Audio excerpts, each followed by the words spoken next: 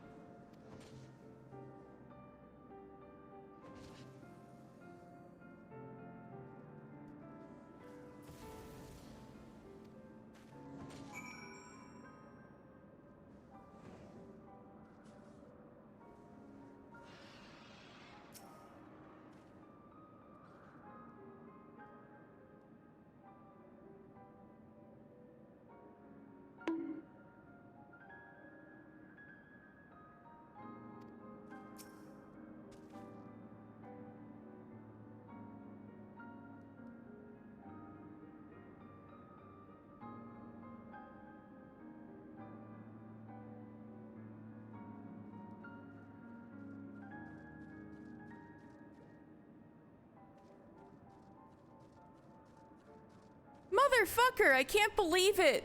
Thank you for telling me, Ichio-san. Shit, I'm so sorry, everybody. Oh my god, what was I saying earlier? I was saying, we're going through the blue window, which is the highest elevation habitable island, and we were helping Vanu Vanu with his rite of passage, and he's kind of a loser, and I think that's all I said. Oh my god, I'm so sorry, everybody. No! I've ruined the first, what is it, 15 minutes of footage? Oh well. At least I didn't do anything too important. Thank you for telling me, Ichio-san.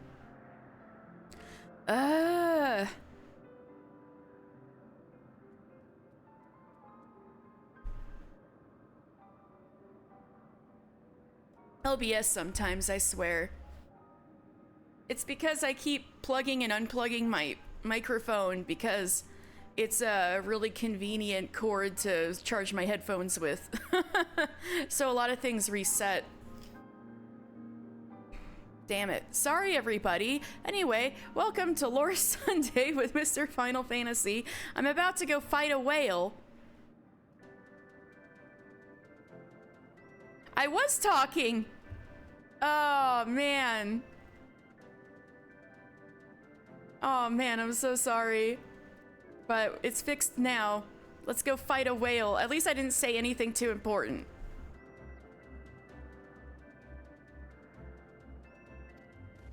All right, Wedge.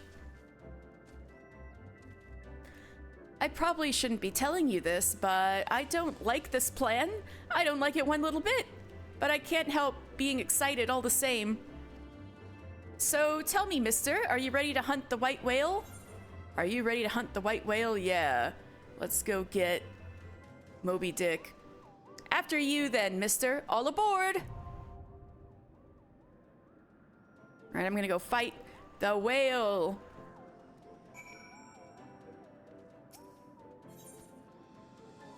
Inspiration often finds us in surprising ways.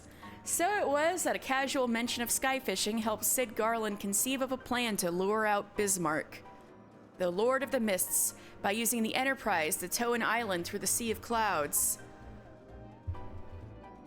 A barbell named Bismarck? Or the white whale? Moby Dick? Oh. Why'd they name the barbell Moby Dick? After binding the beast with chains fired from dragon killers, he hopes you can engage it in the traditional fashion. It's a themed... Yeah, but what's the theme? Literature? Revenge? Whales?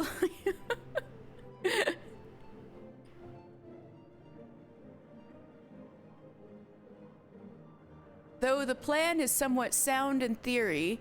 Oh, so white on the bar, gold on the sleeves. Oh, okay, I see. So it's an aesthetic thing. Interesting. They're doing all sorts of things with equipment these days, aren't they? Though the plan is somewhat sound in theory, there is no telling how effective it will be in practice.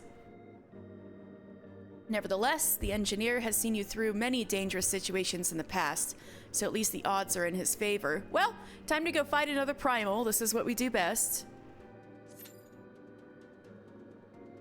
Looks like I have less than 5 minutes to wait.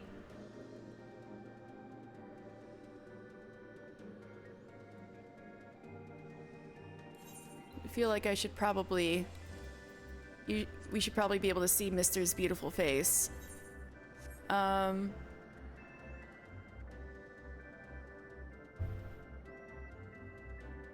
already talked about Bismarck's lore last time. Last week. Oh, hi, Stella. What is it? It's a good 2.5 hours before your feed time. Oh, there goes Karage-kun.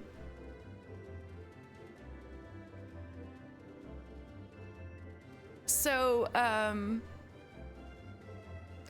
I guess the lore was that, the Vanu Vanu legend is that Bismarck was a whale who was born albino, I guess. A white whale in a pod of you know, regular whales. And, oh! He was cruelly treated, and the gods, took pity on him and brought him back to life, and he ascended to the clouds to make his own home. And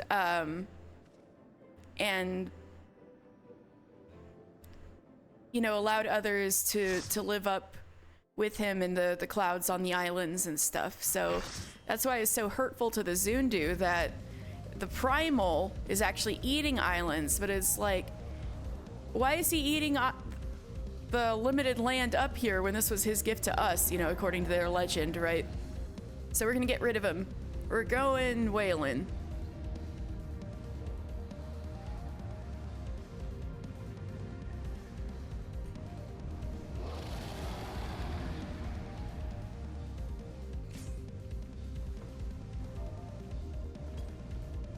Not who. Hi. Oh, crap. No, my portrait!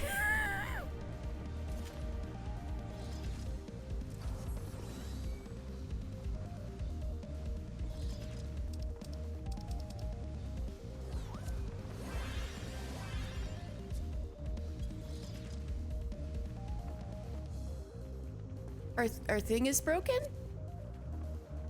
Oh.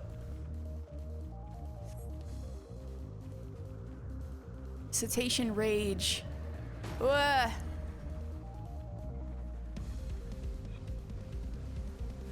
Use the field generator. If the islands goes, so do you.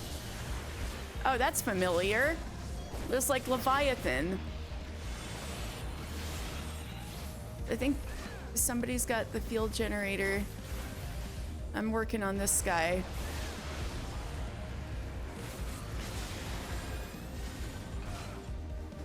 Yeah!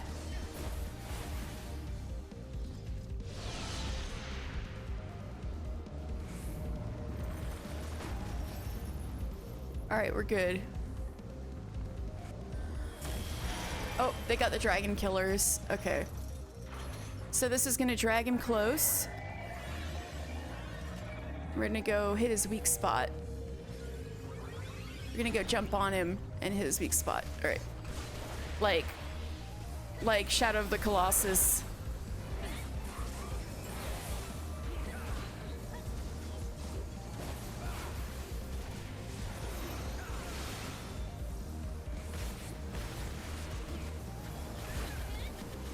Oh, we almost got him, we almost got him. Fuck. Oh, we did get him, we did get him. He's got his little bump exposed. So now he's got, these are Sanua. They're supposed to be pulled apart, right? Or is that just an extreme? Whoa. Uh-oh. Right, I forgot I should be using Battle Litany, fuck. I need more practice.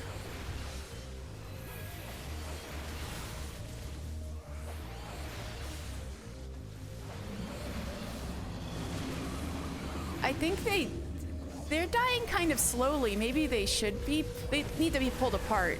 Okay, okay, somebody's saying that. Yeah, pull them apart, pull them apart. Pull them apart! All right.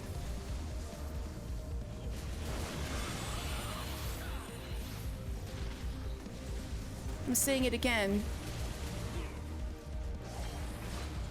Uh-oh. Tanks, please.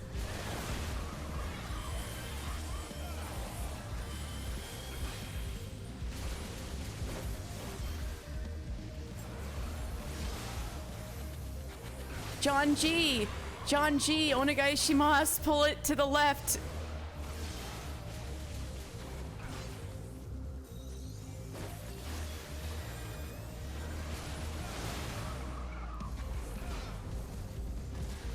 Oh, Jesus.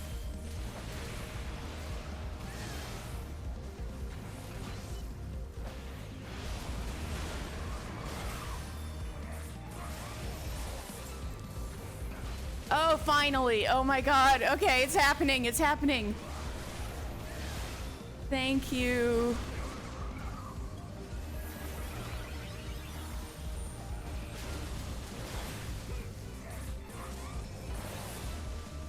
Oh, fuck.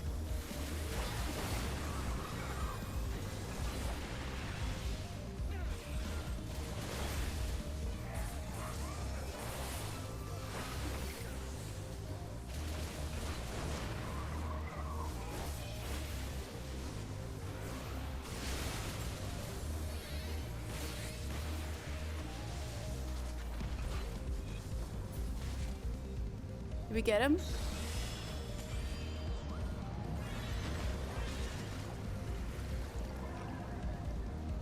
Oh shit. We took too long.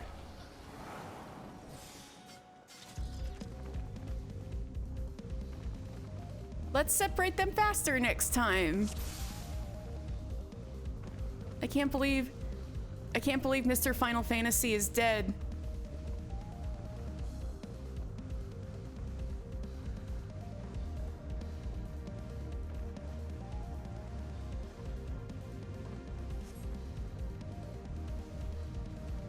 This time with feeling, yeah.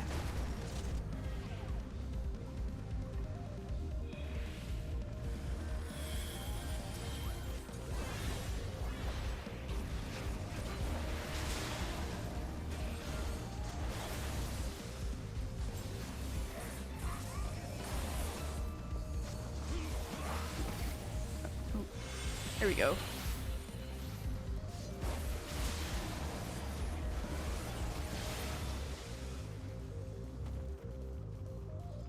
Right, I'll get the dragon killer. Right, yeah, I got the... Okay.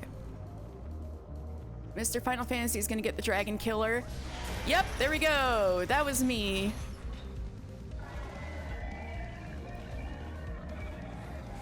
Alright, let's go, let's go.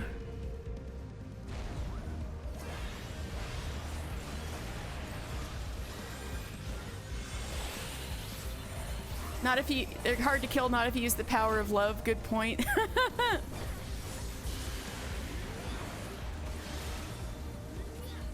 We got it. Now we pull the Sanua apart. Good job. All right.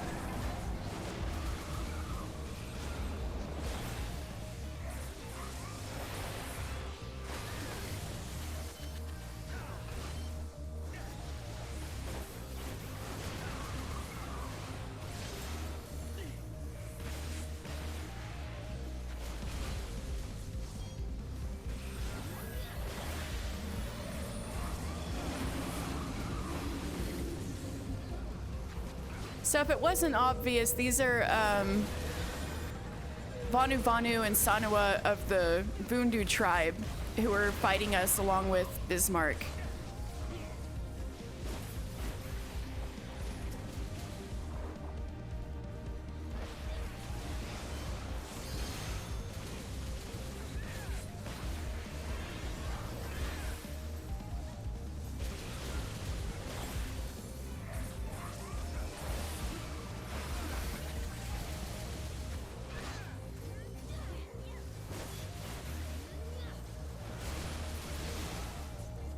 All right, we got him.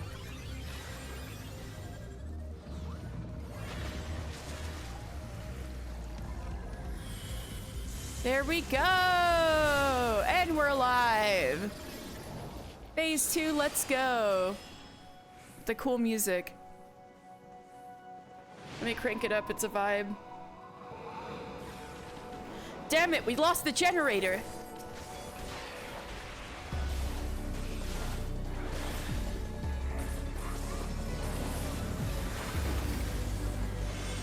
Oh shit, I'm gonna get hit.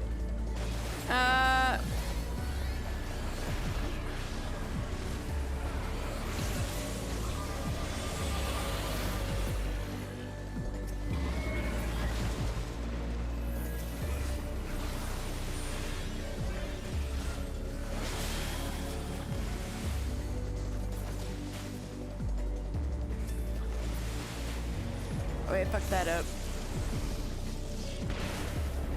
Ow.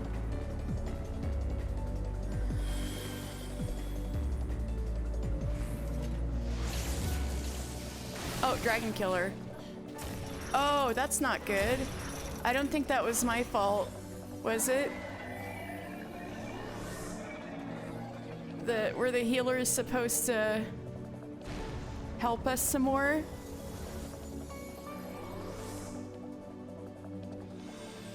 Help?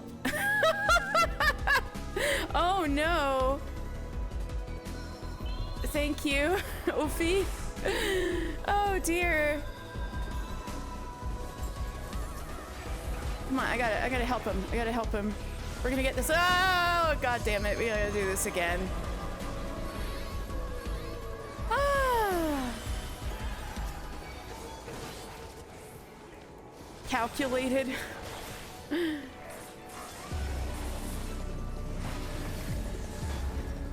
Fucked up that positional. Don't look. Oh no, I'm gonna get hit again. Oh no, I got it. I got it.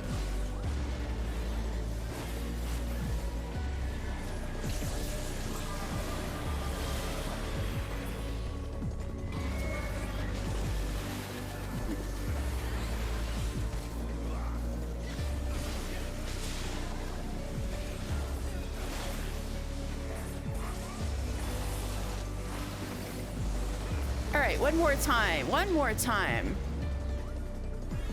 Gotta wait for the dragon killers to be ready. Hopefully I'm not gonna fucking die this time.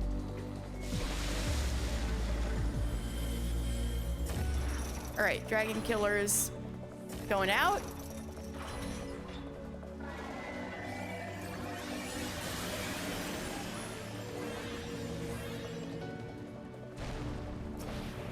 We're gonna get it. We're gonna get it. Woo! And we shadowed the Colossus Bismarck to death.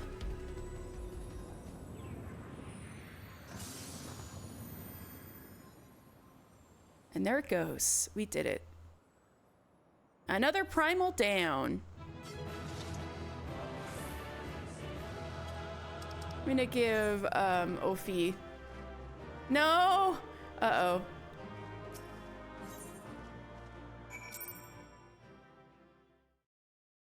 I got a comm from someone.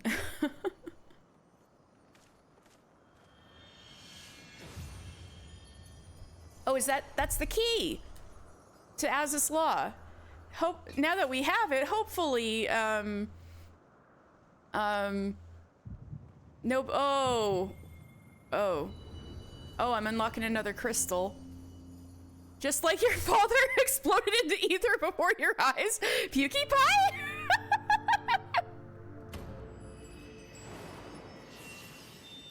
And I've got the water crystal unlocked again.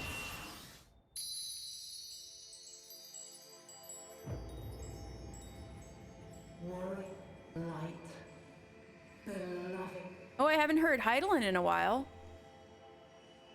Heidelin, all made. Darkness. Or is it Heidelin? Could it be someone else? Hark. Receiver blessing s'more. Think frick the emote works sometimes, yeah. It's a good emote. It's a very Pukey Pie emote.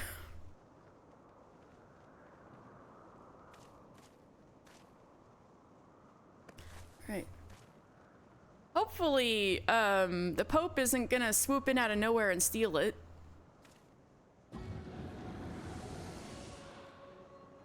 Whoops! So falls the Lord of Mists, as did all others before him. Who do you think trained the flying nuns? So this is Ikeyorm. How many times does this make, warrior of light?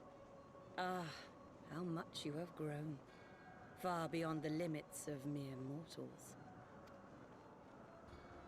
He has what we Lady seek. Asian.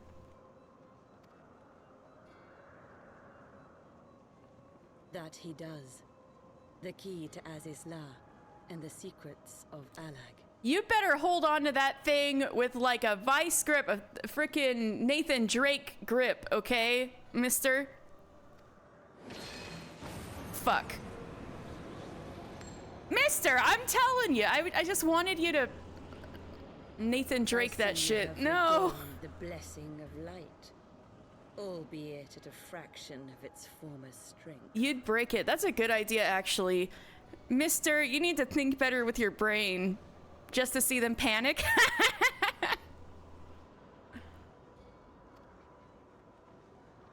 That's Igiorm's symbol. Yeah, see, his back is too bad to go pick it up off the ground. Motherfucker, you had to go darkness me out of nowhere. My thanks to you, Asian. And to you as well, warrior of light, for saving us the effort of slaying Bismarck. Motherfucker.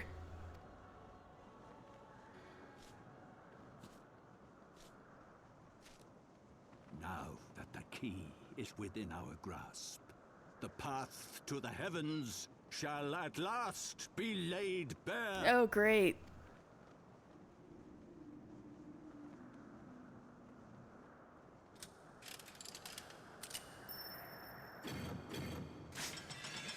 Whoa, fancy.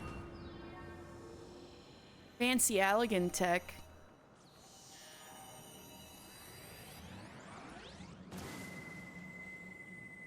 Oh. There's like some castle in the sky shit where it's pointing where Azizla is. No, Thornton's got an evil laugh.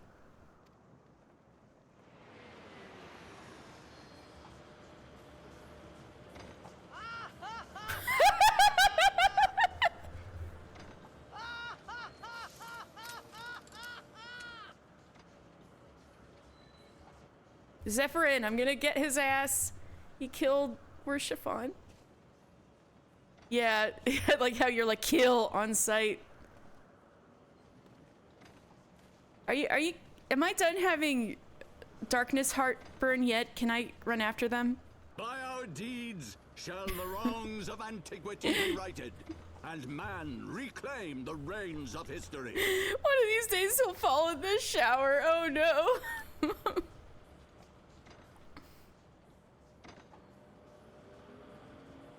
Well, you fumbled that one, Mr. Final Fantasy.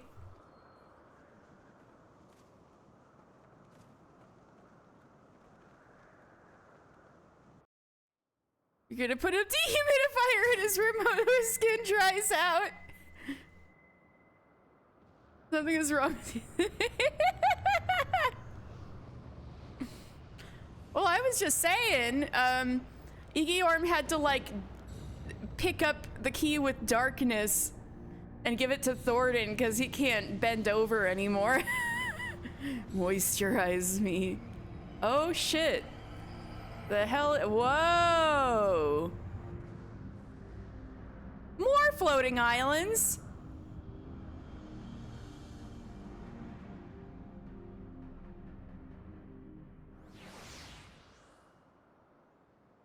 Why does it have LA smog? Because the Asians weren't environmentally friendly, obviously. No, I'm just kidding. Wedge. I didn't know Alphino had been studying Magitech technology. He was a godsend during the fight, the way he helped me tend to the engines. Wow, Alphino, aren't you talented? The Asians got stinky butts, so that's why they're called Asians, right? I'm just glad we're all still here to tell the tale. Yeah, that, I died once, actually, but... in retrospect, we probably should have seen that coming. Still, you fought well, mister. Better than that, in fact. Chin up, eh? Oh, well, thanks. I guess it is my job to kill primals. Forgive me, mister. Had I known what was happening, mayhap I could have done something to stop them. Alas, Wedge and I were still sealed within the engine room and heard naught of the struggle until it was over. Aw, nuts. And now, for all our efforts, the Archbishop holds the very thing we sought to keep from him. But all is not lost, for we yet live, and we know their destination. Let us give chase and bring an end to their machinations.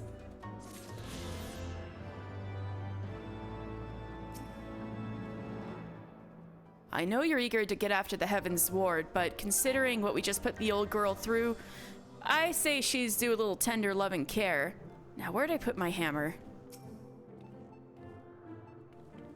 The force generated by the beam was enough to displace the ship, and after comparing the data recorded by our fore and aft gyroscopes, to cut a long story short, I think I've almost determined its heading. All right, good, Wedge. Find out where we're going. As you'd expect, they flew off in the direction that beam was pointing. Bastards.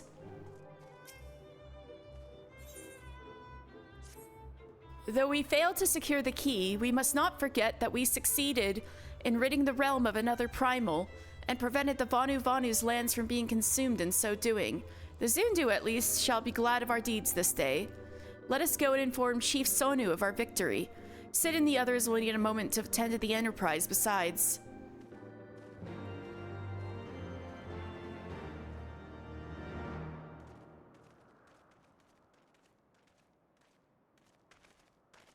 Wait, something is amiss.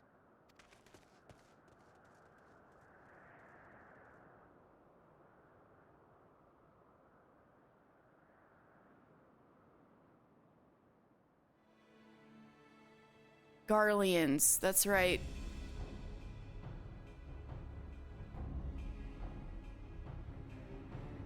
Imperial troops. And they have already secured the area.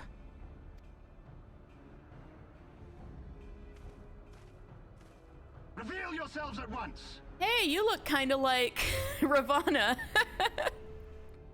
Regula Van Hydrus.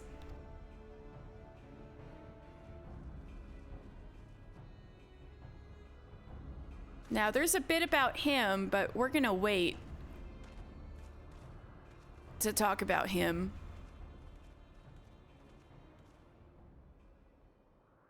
And there I was, expecting more beastmen. Who are you? I thought Ishgardians responsible for the disappearance of What? our scouts, but I see now that I was mistaken. Veras Zos Galvis? Up here?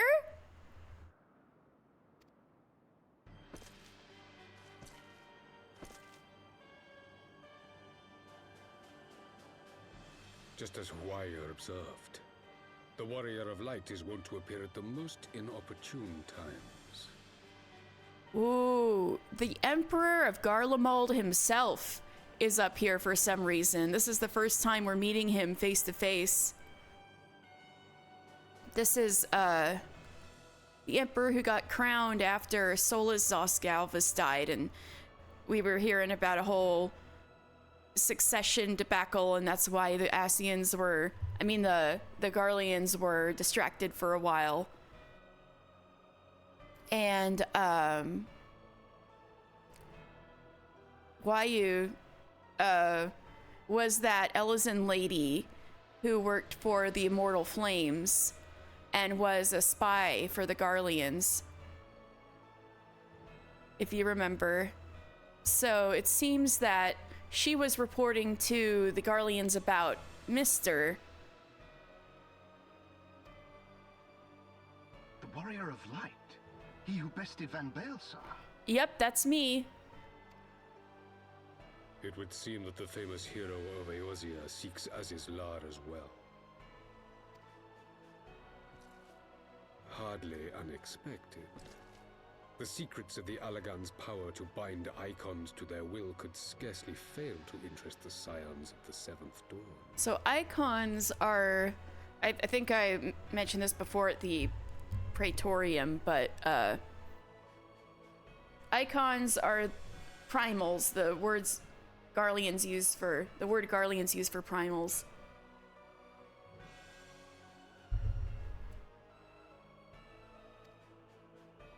You know as well as we what will ensue should these insatiable creatures be allowed to roam free. That their very existence threatens the life of this star. We but disagree on the solution to the problem. Genocide has ever been the Empire's favored recourse. And that is why we will continue to oppose your every attempt to claim Eorzea. You tell him, Alphino. You do not hesitate to speak your mind, even when your every word could be your last. Oh, so you are threatening us. I thought you were being rather conversational and jovial for the Emperor of Garlemald. Emperor Bulldog Jowls. Poor Varys. The fate of Eorzea and its inhabitants is of little concern next to the fate of the world.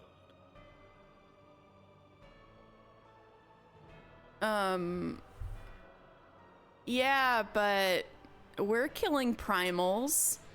You don't need to butt in. Tis my solemn charge as Emperor to bring the Icons to here. If this requires the extermination of certain elements, then so be it. I was doing a great job without you exterminating the Icons. Maybe you should find another hobby. I assume he's in a good mood if he's not moping on the throne. I know, right? Varys just needs to get out and get some fresh air.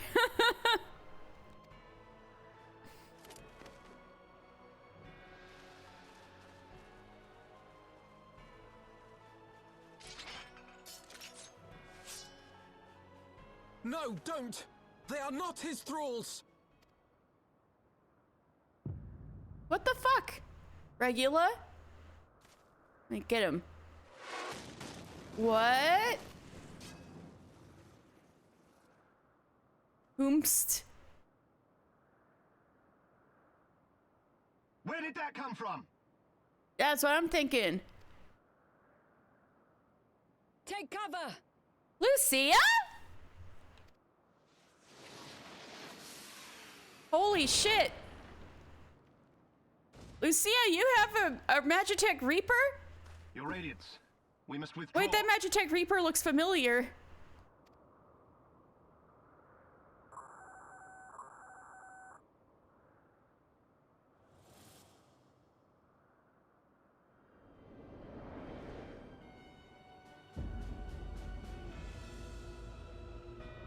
Ooh, that is a big ass ship.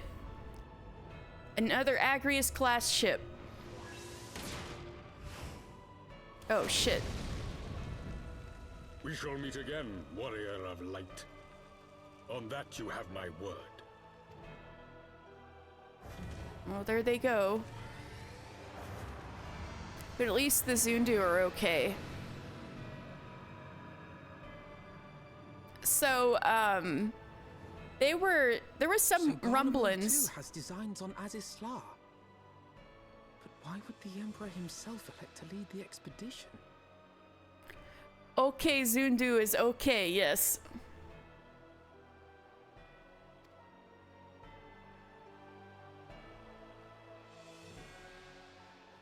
Now everybody and their mom is freaking racing for Azisla. All right, well, a lot happened there.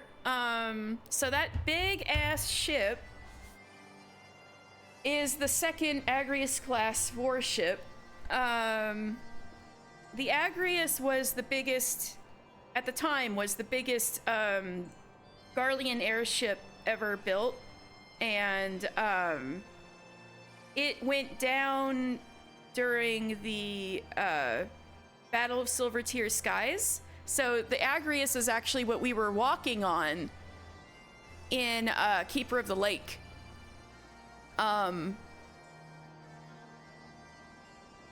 Midgardstormer brought it down and, you know, died in so doing, but anyway, this ship is called, trying to get to the right page.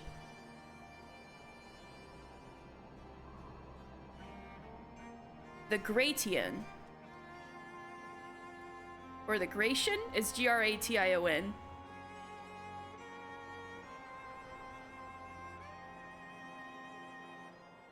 Yeah, so this is the second Agrius class warship. and was given to the 6th Legion to set out to find Azislaw.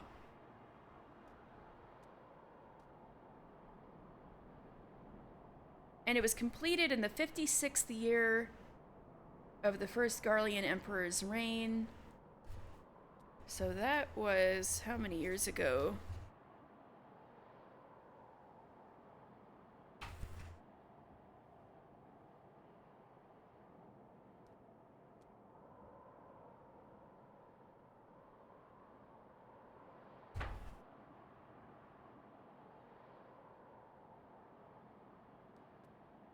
$1522 plus 56 is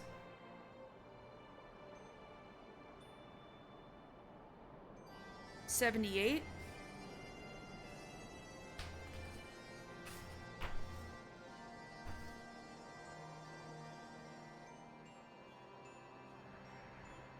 So like just now, just earlier this year, like right before he died. So I guess before Varys became emperor, but like basically it was completed this year. Anyway. Lucia. Ah, the armor? I had it sent here as a precautionary measure. Yeah, but where'd you get it, and why does it look like Livia's armor?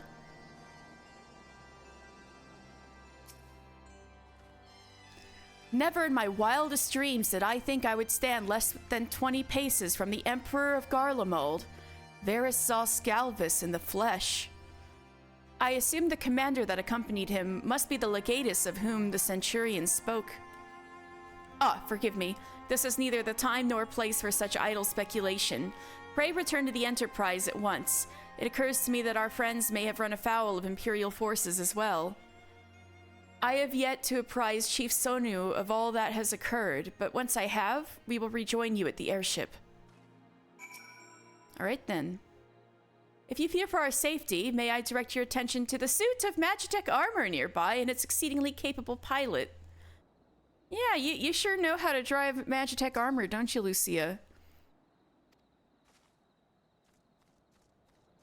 All right, so all the Zundu are okay. Let's check on the chief.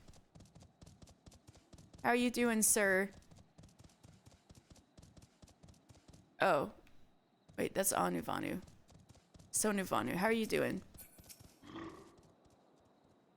As saplings bask in the warmth of the sun, so too may netherlings partake of our hospitality. So we're all good, good.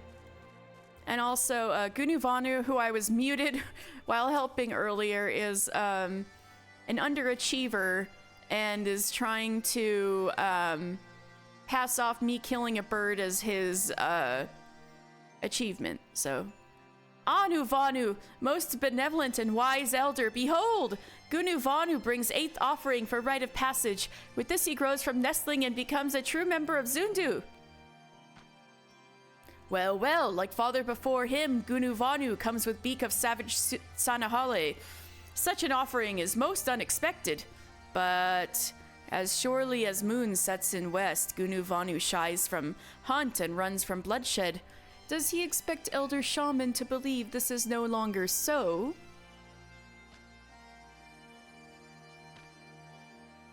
Do not lie to Anu Vanu. Gunu Vanu not become warrior overnight. Does he receive help from another? Gunu Vanu knows rules. Help from others is forbidden. Whoopsie! He knows if he dares break, consequences most grave.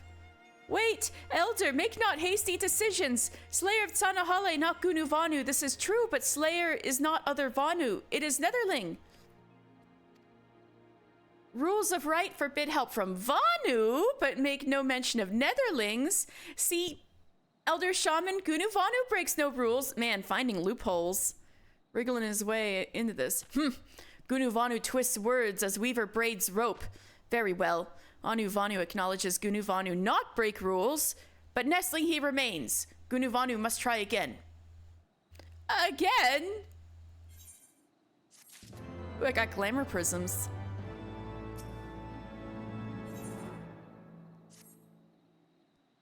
Gunu Vanu must try again, but knows not what satisfies Elder Shaman. Maybe... Yes, Netherling, Gunuvanu knows. Yes, Netherling, Gunuvanu knows. Gunuvanu follows in Father's path and fails, but we'll next try Mother's path. Mother offers vegetables unlike any other in Mokzundu, quells Elder Shaman's thunderous hunger. Every moon since Mother's offering, Elder Shaman asks if she grows more. Gunuvanu brings vegetables as offering and grows from nestling to adult. Gunuvanu and Netherling face one problem. Vegetable season is moons away. Plant seeds now and stalks grow slender as new moon. Luckily, Gunuvanu plans ahead. First, Netherling must dance in front of Elder and show him your culture. Oh no, they really want me to do the white boy dance. Oh my god, it turned out so good. Right? The details are like spot on. Yeah, the light is so cool. Yeah. Great job. I'm so excited with that tablet. Yeah, it looks great. Awesome. Oh, my roommate was showing me this awesome art she just did. She just got a cool new drawing tablet for her birthday, and this is her first big thing she did with it.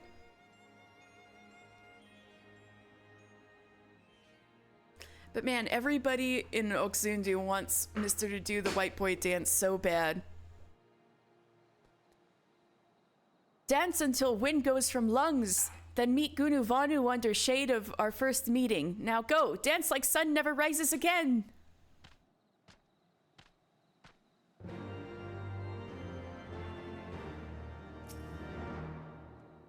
Gunuvanu up to old tricks again.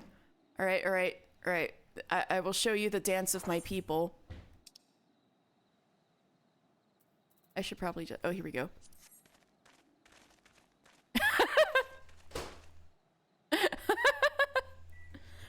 Anuvanu busy with ceremony preparations. No time for Netherlings.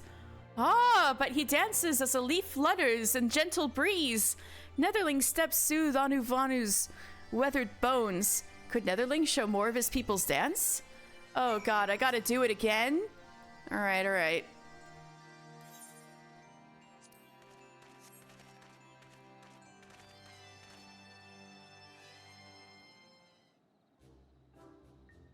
Ah ha ha! Netherling's delicate and airy steps make Anuvanu's heart race like summer's squall. Oh no, they like the white boy dance. Almost worthy of Vanu initiation he is. Dance of Okzundu is tribe's pride, brings all closer to heavens. Since Netherling dances for Anuvanu, Anuvanu dances for Netherling. Anuvanu's dance riles Netherling's imagination. Look well, and behold the thunderous dance of Okzundu. See, I think that's better than what I did. No need to ask Netherling's opinion. Expression tells all. Ah, dance reminds Anuvanu of nestling days. Why, when Anuvanu nestling... Oh, where's Gunuvanu?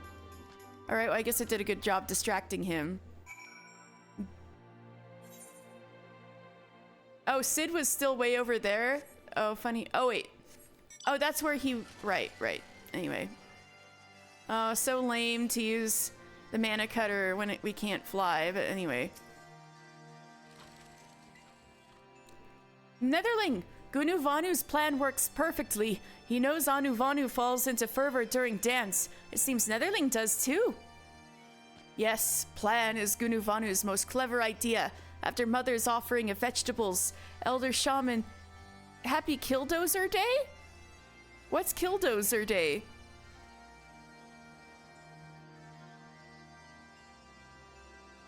Elder Shaman grows own crop. All Gunuvanu does is sneak silent as midnight moon into Elder's hut, and you're gonna steal? Marvin Heemeyer.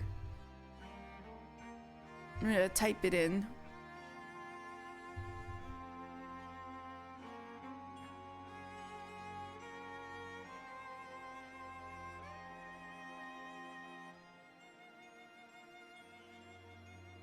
Huh.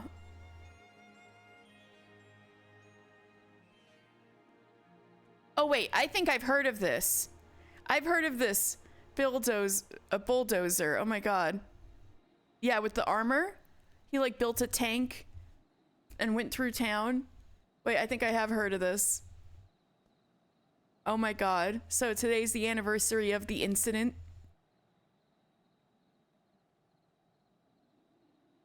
Feast and glory, Netherling. Vegetables grow plump and fresh. Prove Gunuvanu too good for nestlings now. Gunuvanu no longer laughingstock of tribe. Gunuvanu, that's called stealing.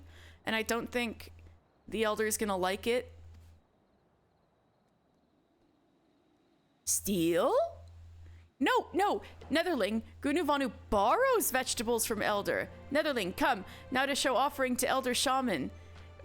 Dude, no, that's not gonna go well.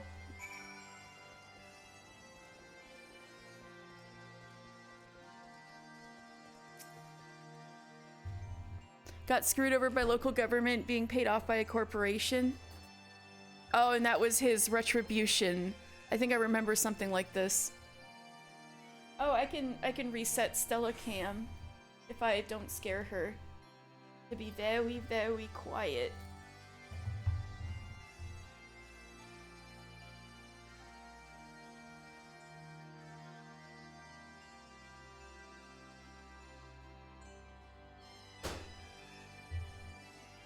Okay. There she is. Freaking destroys all the offices of the people involved in the corruption. It's pretty metal. Respectful and benevolent elder, Gunuvanu returns at last. Even waxing moon envies fullness of today's offering. Well, Gunuvanu finally makes splendid offering. Vegetables plump and ripe like first rain cloud of new season. Such treasures rare in Oxundu. But something about these vegetables familiar. Ah, yes, same as Gunuvanu's mother brings. And Anuvanu knows they grow not for many moons. If Gunuvanu lies again, he accepts failure for trial. Ah, but vegetables come from Elder Shaman's secret supply. Gunuvanu thinks Elder's wife might also want to know where such ample feast comes from. Wait. How does Gunuvanu know about secret supply? What secret supply, Elder? Well, since Gunuvanu fails trial again, then he must return vegetables to Elder's wife. Wait, Gunuvanu! Oh my god, he's trying to blackmail himself into a rite of passage. If you help keep secret from wife, then failure of trial washes away like tears in rain. Anuvanu lets him make one more offering. Elder's kindness is vast as boundless sky. Well, Gunuvanu, you're real good at being sneaky, so... Oh, Stella. Why aren't you staying... Oh. She just simply changed her napping spot to a place inconvenient for the camera. Let's see. But yeah, this might be the only Stella Cam lore Sunday, because I realized this probably distracts from the story, but apparently it's Hug Your Cat Day, so... Here we go. It's Hug Your Cat Day, so here we go.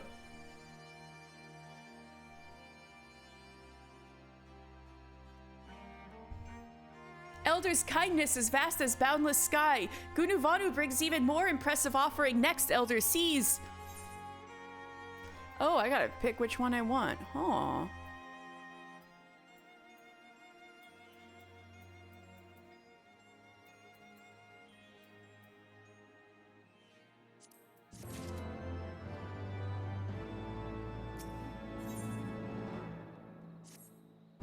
Gunuvanu knows not what to offer Elder next. Only one idea can Gunuvanu think of, but fills heart with fear darker than blackest storm cloud. Netherling remembers Gunuvanu's brother. Yes, the one who first gave me this mission. Brother completes rite of passage by soaring on wings of Sanuwa, mounts which Vanu ride to traverse wind currents. Yeah, we just needed the tanks to pull them apart, I remember. Now... no other choices left to Gunuvanu. He must do as brother does. But Gunuvanu raises not his own Sanuwa, and to tame wild Sanuwa more difficult than to quell summer monsoon. And Gunuvanu can do neither. But Netherling's strength can lay low the white himself. I did lay low the white himself, actually. Netherling helps capture Sanua, and Gunuvanu mounts it to show he too holds sway over the forces of nature.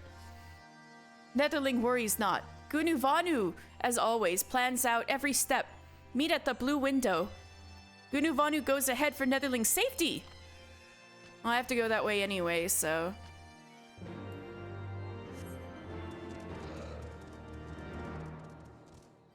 Where am I at, by the way, with the,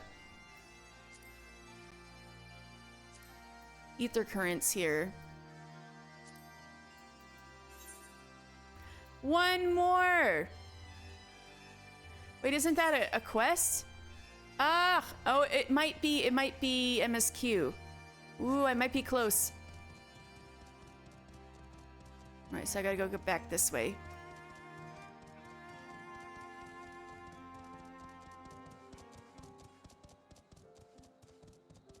Hey, those same puffs grow here too that are in the churning mists.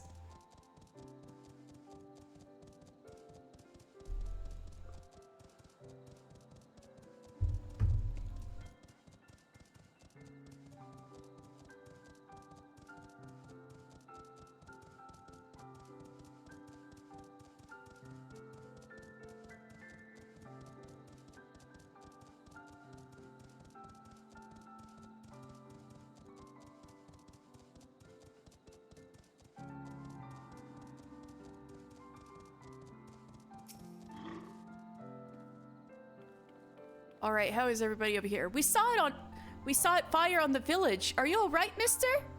Yeah, nobody was hurt, thankfully. Bugger me, did you see the size of that Imperial battleship? Yeah, that was large.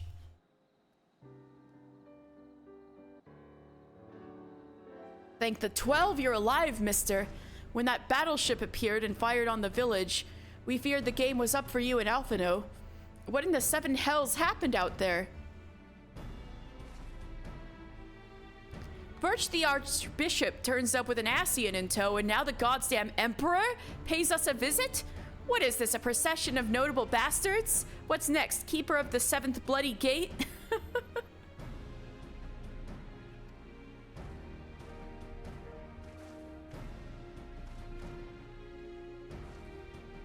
No one's so notable, Master Garland. Yeah, quite dramatic. I am happy to report that the Zundu were overjoyed to learn of Bismarck's demise. Chief Sonu sends his warmest regards, mister. There was much talk of westerly winds. Understandable. Also thanks. Miraculously, none suffered lasting harm during the raid. It would seem that the Zundu were taken entirely unawares, and wisely chose to offer no resistance. Good. I sense they have no more to fear from the Empire, for the present, at least.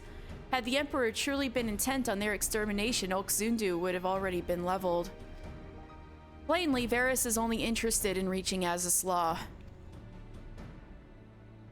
Speaking of which, if you're all ready to continue the chase, the Enterprise is as well, shall we? Yeah!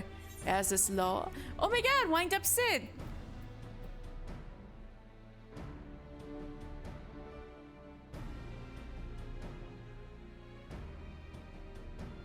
What?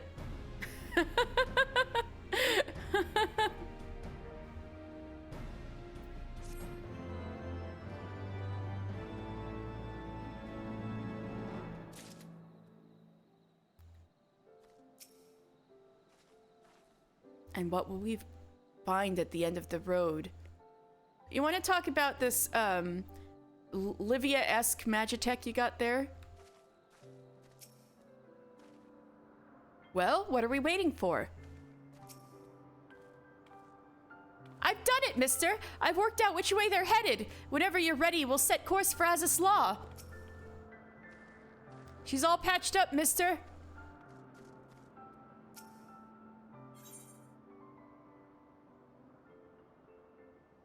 Judging from Sid's expression, he has news which he believes will please you.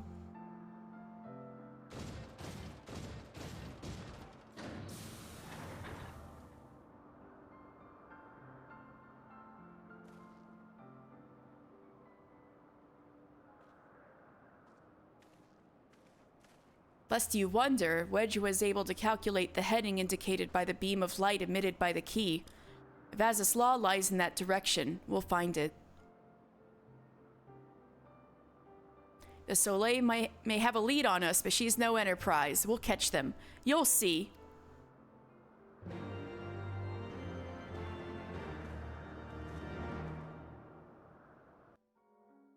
We're going to Azys Law. It's been a while since we had an airship scene. Or like a cutscene on an airship, I mean.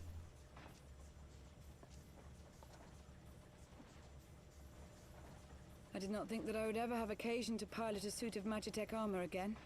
Least of all under these circumstances. Again?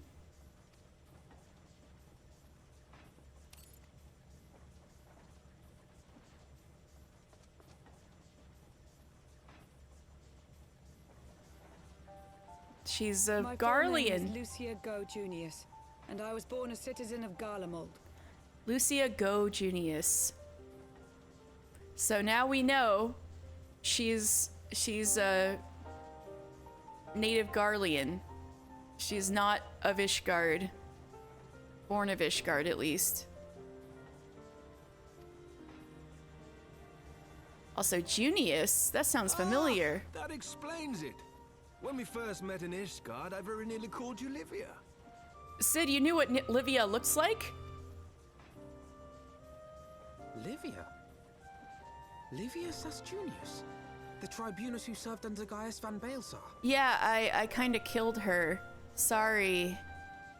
Wait, Junius? Aye, she was my sister, though we spent little time together. After our parents were killed in an uprising, we were sent to live in different households, setting us on separate paths. So, you forgot they were related? I never forgot. So yeah. Livia is Lucia's sister. And when you fight Livia, she says, that everything was taken from her once before, not again. And because she thought you were a threat to Gaius. So that's what she means. She lost her parents and I guess her sister in a way when she was young. So that's what she meant by she lost everything before. And then she was actually taken into Gaius's household, but she, as you know, was a bit more wild. Lucia seems to have grown up with a better head on her shoulders. Livia felt at home on the battlefield and chose to become a soldier, while I underwent training to become a spy. A spy? Then, Ishgard was... My mission. It was believed that Allagan relics of great worth were stored in the vault, and I was sent to investigate. Though I was given little information at the time, I now suspect I was searching for the key we but recently lost. And then I met Sir Emmerich. Oh. So it was all about Azys Law. She was sent to try to find the key to Azys Law.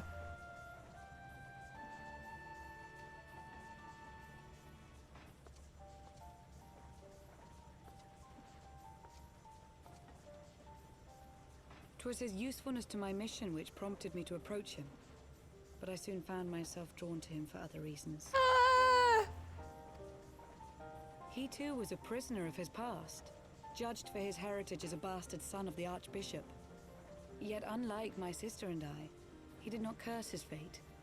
He simply rose above it. Oh, man.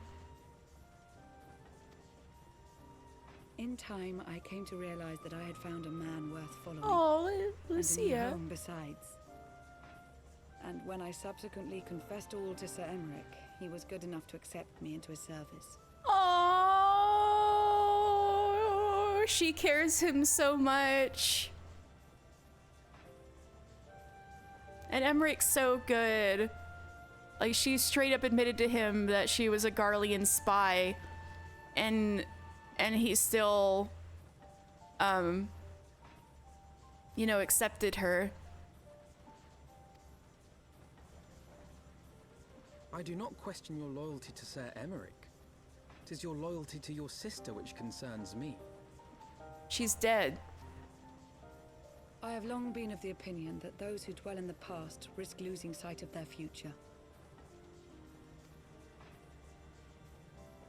My Oh! sister fought for her convictions and for those she held dear.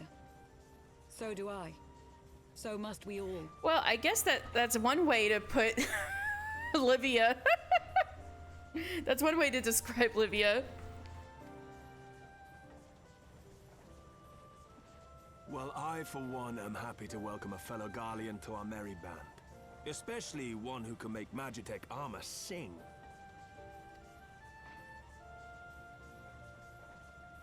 Aw. We're all friends! Chief, we should be getting close. We're all friends, we're all buddies. We got to learn something about Lucia. Once we break through those clouds, we'll be right where the light was pointing. Right where Azizlar should be. Hold on, everyone! So apparently Livia looked a lot like Lucia, enough so that Sid almost mistook one for the other.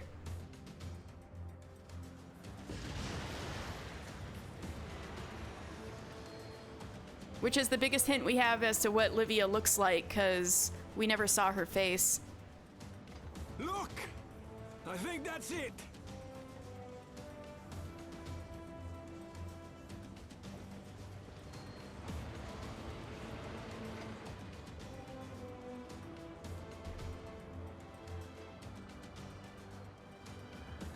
Chief, is that Allegan? Aye. There's no mistaking their handiwork. Man, I thought the coils was enough Allegan shit. Look at this.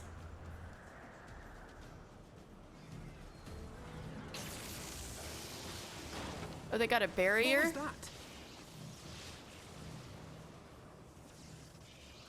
Some sort of barrier.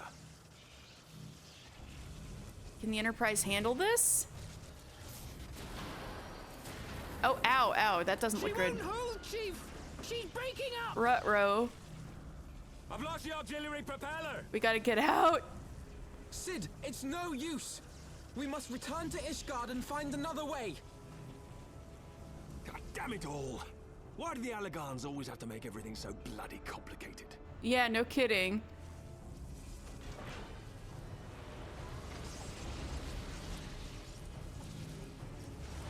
Nuts.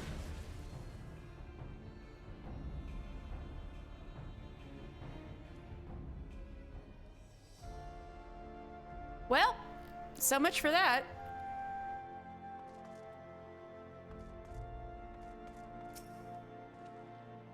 Gods, just thinking about all the repairs we'll have to make is giving me a bleeding headache. I wonder, does she have a name? The Magic Tech. Alphino. Sid's piloting under pressure was a marvel to behold, and may I never have the opportunity to do so again. Stella, what? Hey, baby. You're off camera. She ran as soon as she saw me moving the camera. What a scaredy cat.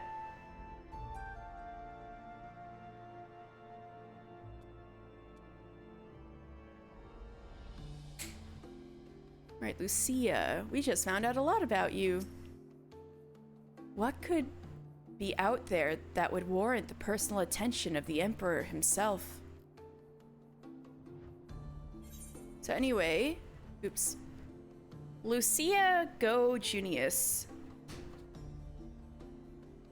Go is, the social hierarchy is quite low, actually. And tends to, fall under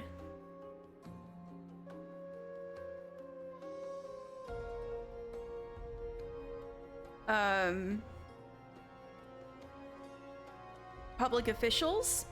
So it sounds like if she so Go encompasses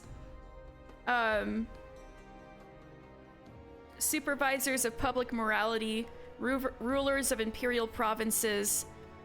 So actually quite high up in society, but quite low in military hierarchy. Because the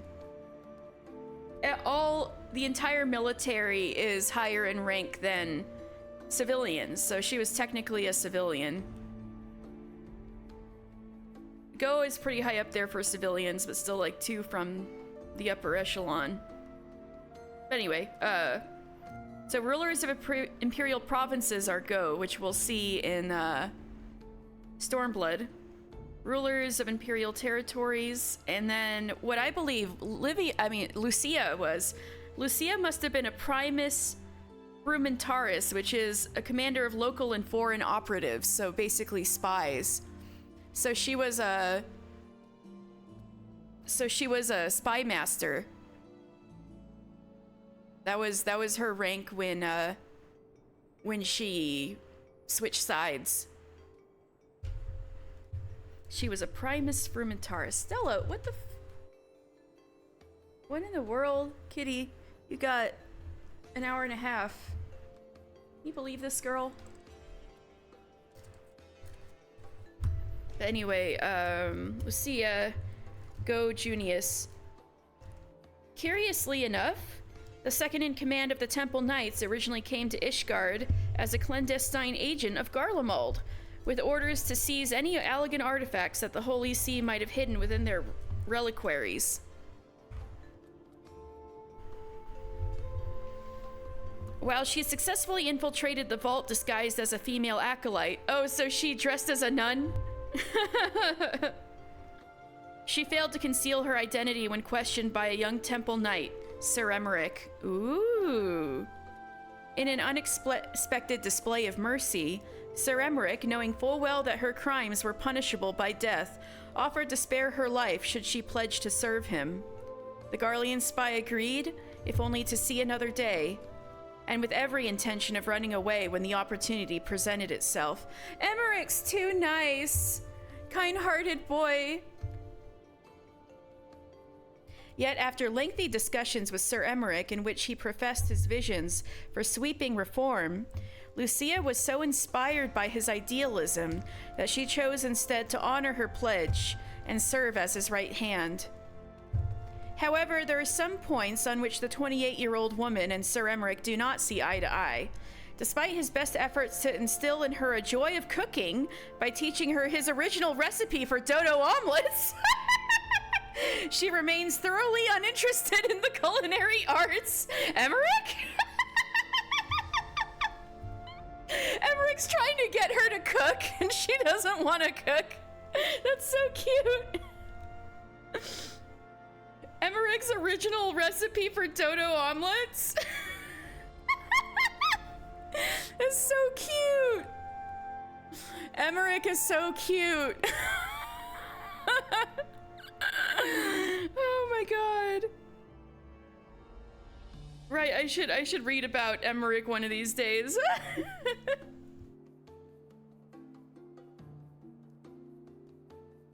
Alright, anyway, Sid. Ah! And we'd barely finished repairing the damage that incurred during our skyfishing trip. On the other hand, any landing you can walk away from, as they say. I can only presume the Soleil passed through the barrier unscathed. It would certainly explain why the Vanu called it a key.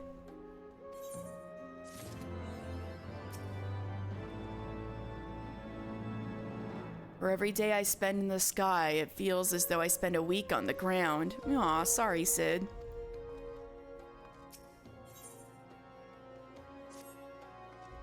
Assuming Sid is correct, and I have no reason to think that he is not, the Vanu's key is required to pass through the barrier protecting Azys Law. But even without it, we must find a way to reach the Isle. I shall have everyone convene at the seat of the Lord Commander that we might discuss how best to proceed. As before, make yourself known to the guardsman when you arrive and he will show you in. All right, then.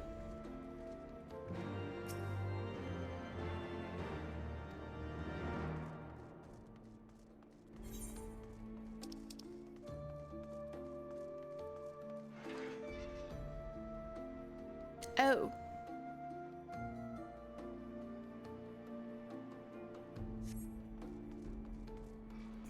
Well, since we're in the area, I can pick up the next astrologian quest. Even though I still look like shit. Don't look.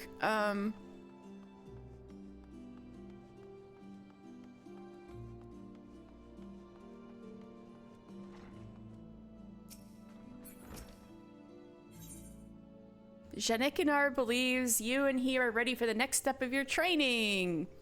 Greetings, mister. The stars tell me you have been rigorously following Leveva's training regimen.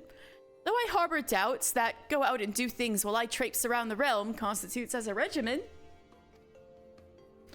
Still, she is all we have, so I suppose we have to make do.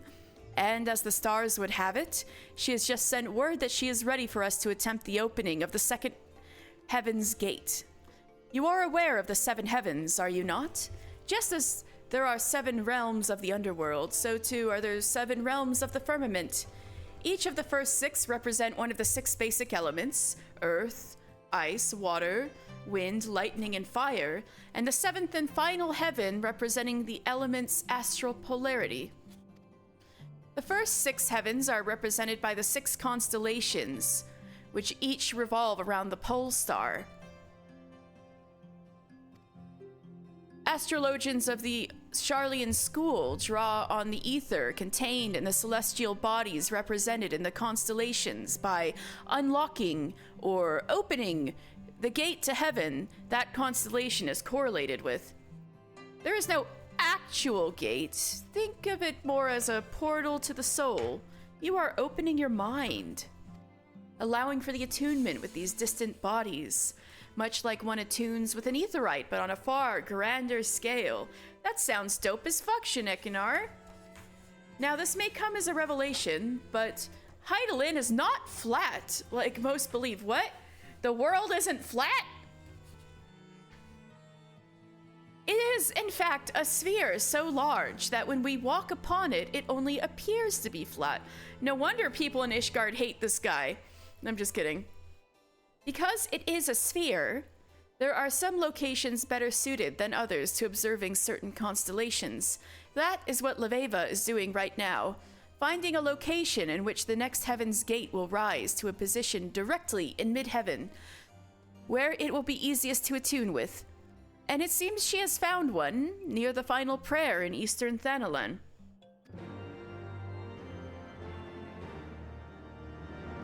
So,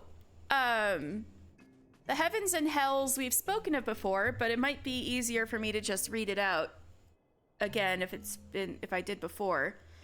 So you know how people say 7 hells and stuff? There's also 7 heavens, like he was just explaining. And it's all associated with the 12. So when we unlocked the bowl, when we first became an astrologian, that was the heaven of earth associated with Nofika and Althic. So anyway, hells and heavens. Every god and goddess of the 12 is associated with one of the 6 controlling elements. When the deities deemed their work on Eorzea complete, they proceeded to create the firmament, the result being 6 astrally aligned heavens, aspected to each of the 6 elements, and a final 7th heaven to rule them all. However, a residual product of these heavens were 6 similarly aspected hells, ruled by an all-encompassing, umbrally aligned 7th hell. The 6 lower heavens are represented in the sky by 6 constellations, star formations which astrologians also perceive as gates that, when opened, can allow a person to become attuned with the heavens and manipulate their ether. These constellations revolve around the pole star, which is believed to be a gate to the 7th and final heaven. While some sects of the 12 worship have different views of the afterlife, most believe that the righteous are promised a place in the heavens, while sinners are doomed to an eternity of punishing trials in the hells. A belief made popular by a famous theologian and playwright of the Sixth Astral Era states that upon an evil man's death, he will fall to a hell that corresponds to the sins committed in his lifetime. Once suffering an eternity in payment for these sins, he must journey through the remaining 5 upper hells and witness the sins of his brothers before finally arriving at the gate of the 7th hell, where his heart will be weighed. If it is heavy with sorrow and repentance for what he has done, he will be sent to the heavens, but if it remains light, he will be admitted to the 7th hell, where he will suffer forevermore.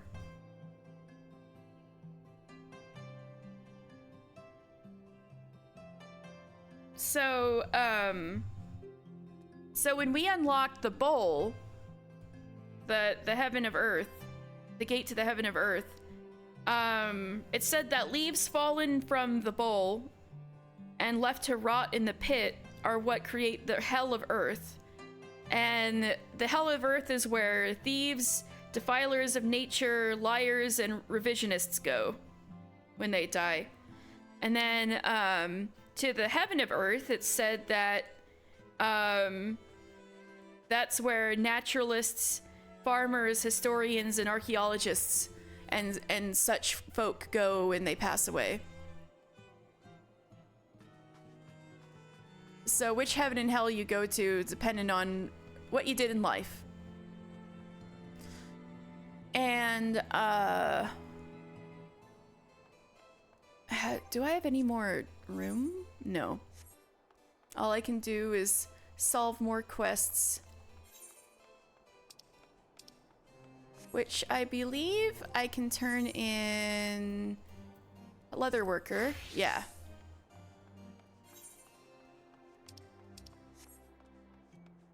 So let's free up our slots a little bit.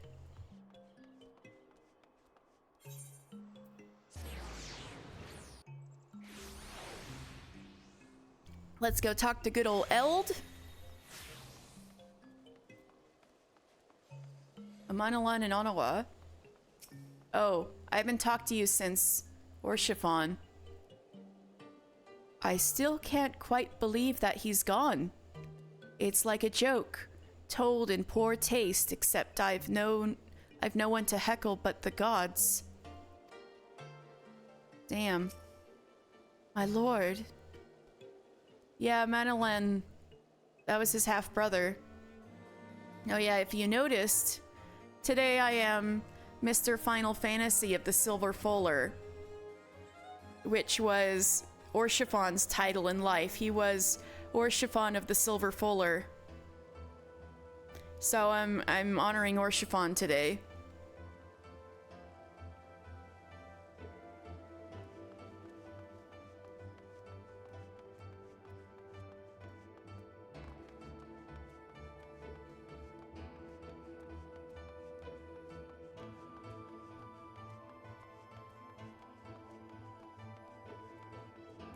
Anyway, hi Eld. Truth be told, mister, I've never seen a dragon skin choker. I'm quite looking forward to beholding yours. Here you go.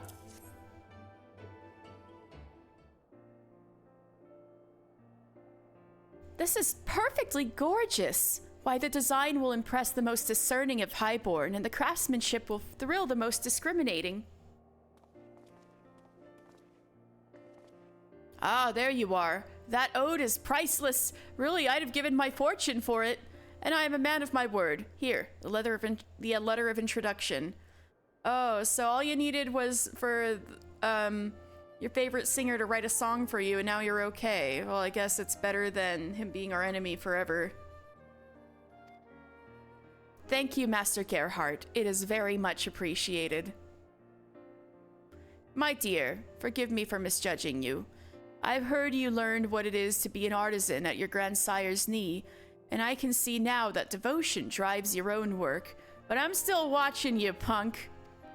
Too few have the same spark these days, and it would be my honor to help keep it alight. I've had a word with Elise, and she is likewise willing to support your enterprise. even with coin from the Mercantile Guild's own coffers if necessary. Now, I have a number of storerooms around the city. They are yours to use should you need the space. I hardly know what to say. Thank you, Gerhard.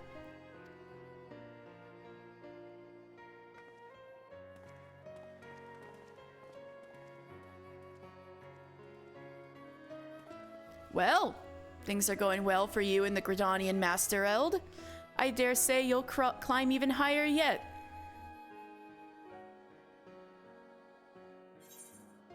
All right.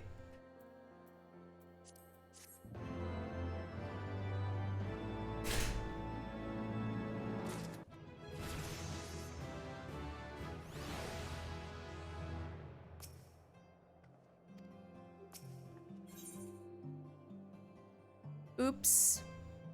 Well, I can learn the recipes off stream. Mister, my business is on the cusp of great growth. I can feel it. Eld, your business is threefold larger than when we met. How could you possibly expand it more than you already have? With a commission of great size, armor for the Temple Knights.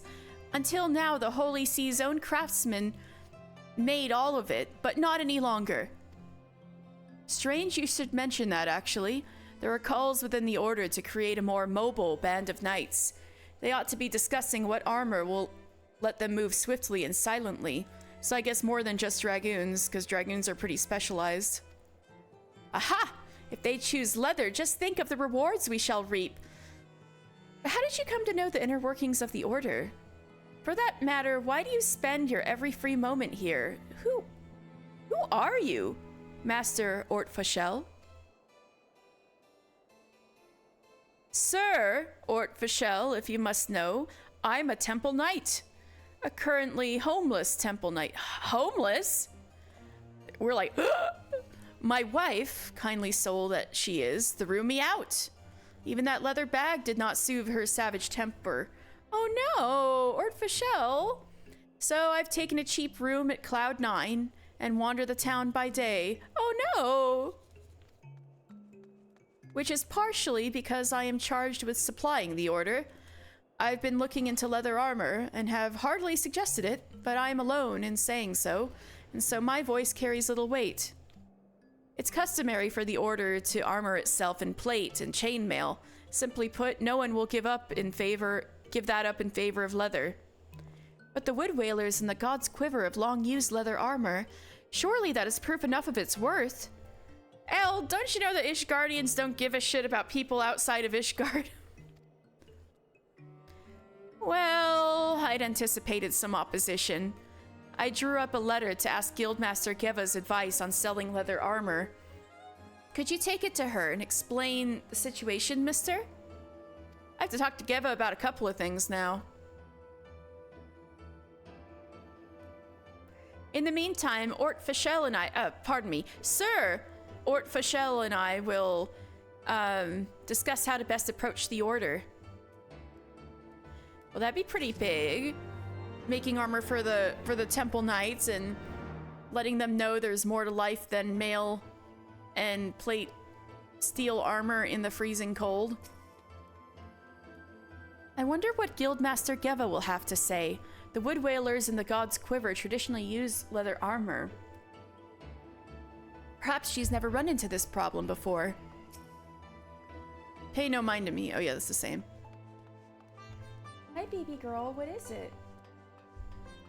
You have an hour until your feed time, baby girl.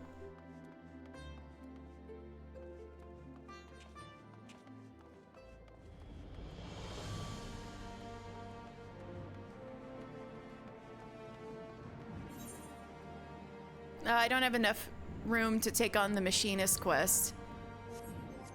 Wait, actually, let me check. No, all right.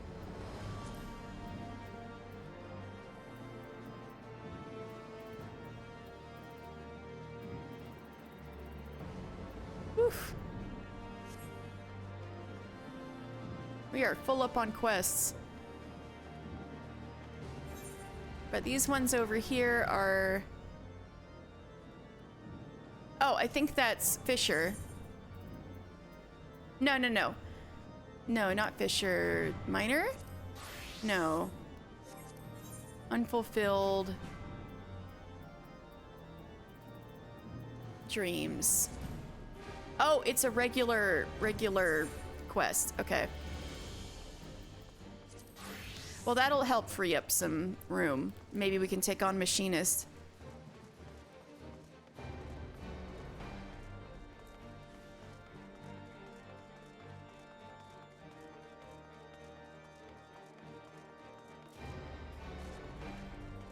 We gotta report to Bricked. Right, because that little girl who was the thief froze to death, and we brought her belongings to the Sea of Clouds so she could be where she wanted to go.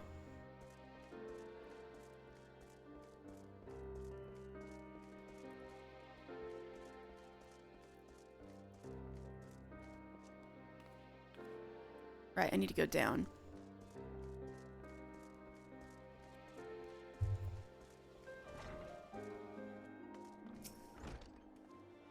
Thank you, friend. Though her life was filled with hardships, perhaps now she will find peace in the hereafter. But no child should have to pay such a high price to know peace, and I believe there will come a day when the dawn rises on an Ishgard free of war. Oh, I hope so.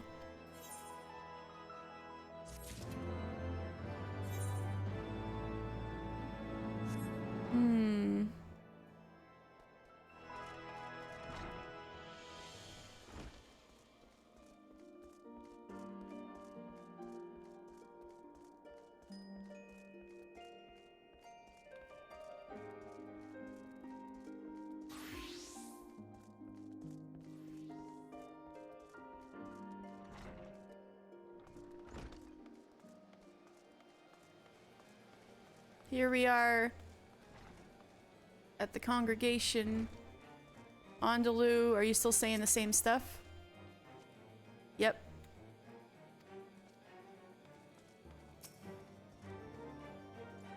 Ah, you are returned. Sir Emmerich and the others await you within.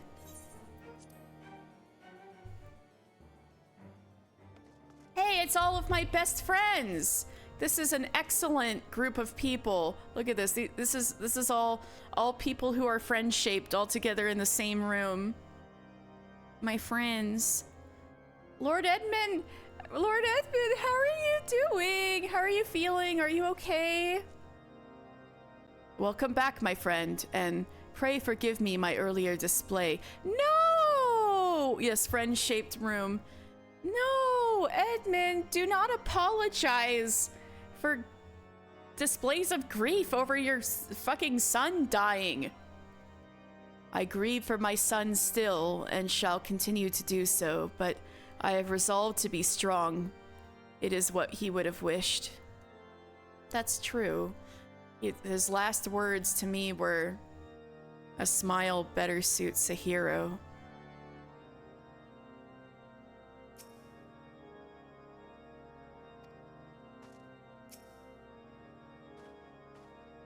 Though we know little and less of Azys law, one thing is plain.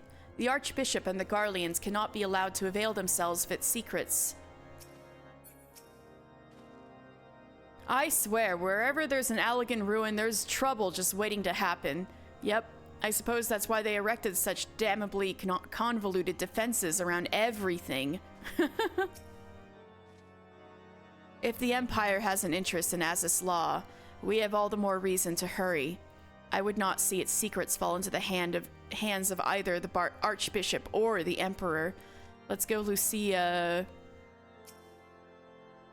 Hi, Emmerich! I found out that you have a recipe for dodo omelets. I want to try it sometime. In summary, the Isle owes its lofty position to the industry of the Allegans. And we can be all but certain that the Archbishop and his cronies are enjoying the view from its top. I see. If we are to join them, we will first need to pass through the Isle's etheric barrier, which is, alas, more powerful than most. Powerful enough to make a mess of a perfectly good airship at any rate. As far as I can gather, the barrier mechanism draws ether from the surrounding environment and polarizes its elemental aspect to produce what is, in effect, a wall of lightning. Damn.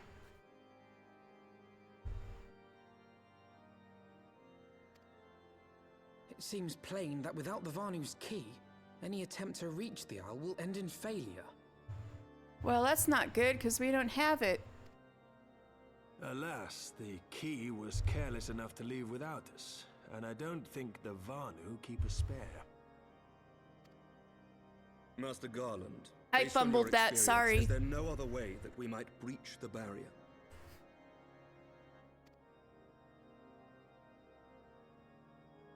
Well, in the past, we've beaten similar barriers by nullifying them with elemental converters. Like Garuda! The one we're up against this time dwarfs aught we've encountered before. The Enterprise simply isn't large enough to bear the requisite amount of crystals.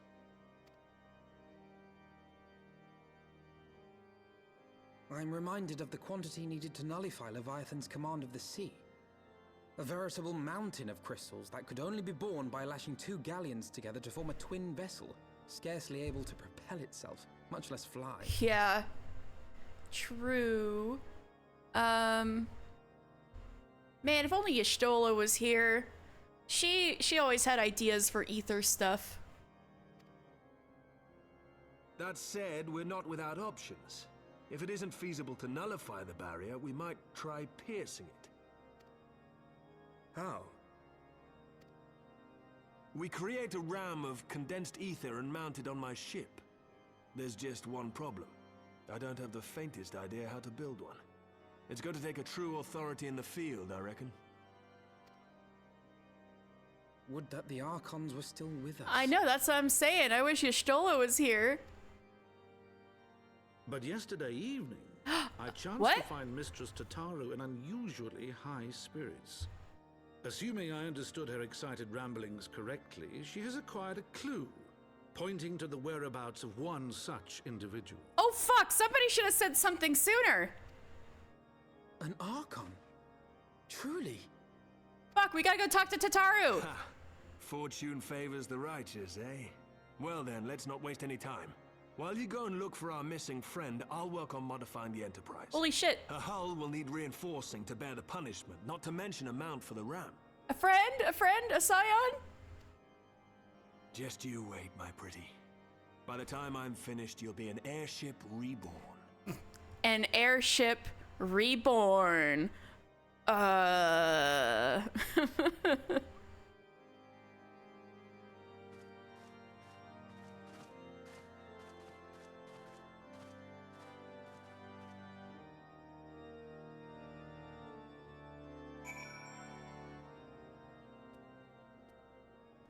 All right, Tataru! Tataru! Tataru, you have news about a friend? Tataru!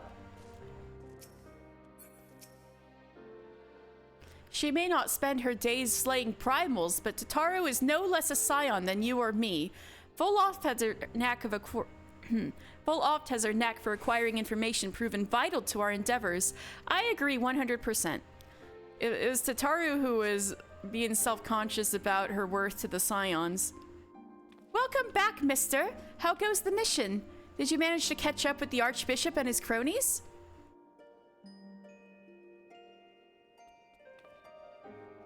So you finally arrived at Azys Law, only to find your way barred by some sort of barrier. Typical. But it's not all bad news. I've made progress in the search for our friends. Don't worry, mister. We'll get to Azys Law yet.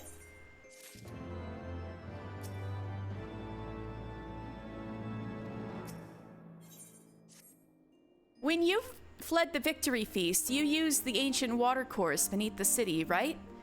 Yeah. The Sildin Waterway. Well, shortly after things went back to normal in Ul'dah, I asked Marshal Tarupin to have the tunnels searched. A logical place to look. It was there that you lost contact with Minfilia, Thancred, and Y'shtola, was it not? Yeah. Dare I ask what the Marshal found? What did Pippin find? I don't actually know. Pippin's message just said that there had been a discovery and that we were to come to the Hall of Flames at our earliest convenience. Oh, okay. Let's go see Pippin. I dare not think what it might be. We shall depart at once. Tataru, let Urianger know to join us in Ul'dah. He will wish to be present as well. Urianger! Yes, sir. We're going to Ul'dah, I guess.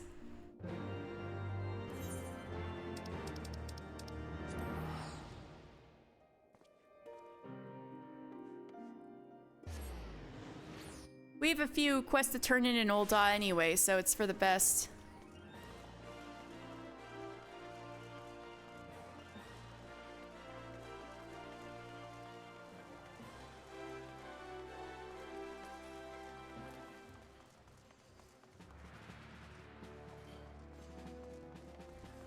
Pippin! Ryuji! Oh my god, look at these absolute lads. Wait, I'm going the wrong way. I love them. Look at my boys. You summoned a goblin dog and it turns out everyone who isn't a goblin is allergic and can get goblin pox if it gets too close, including the giant skeleton we're fighting. Wait, is this Pathfinder? Is that what you're doing right now? Oh, gotcha. Urianger, how are you doing? As thou art returned to us, wherefore might our comrades not be the same? Never shall I concede them lost till I have seen proof of their passing. Oh, all right. So, Urianger translation. If you came back, why can't our friends come back too? Why isn't it the same for you? So, I'm never gonna give up on them until I see the bodies. Is what Urianger is saying. He's like, I think they're alive. You're alive, so why can't they be alive? Yeah.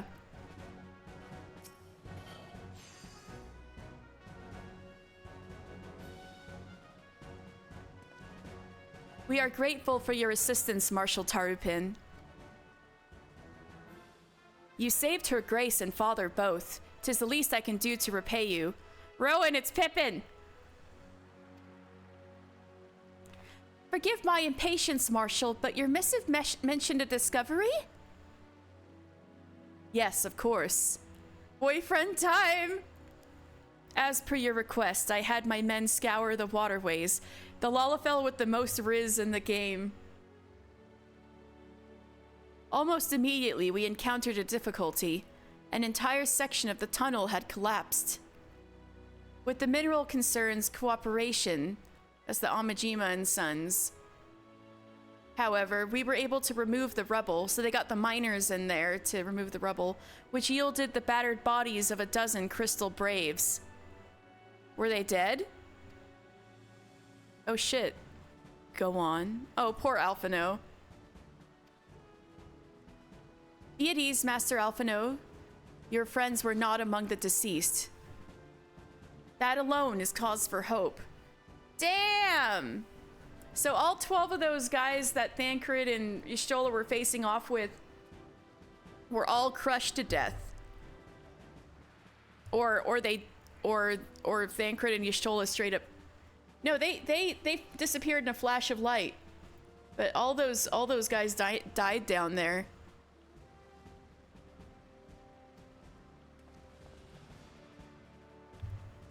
Y'shtola's wand! I had assumed as much. It looks huge with Pippin holding it. If I may, Marshal.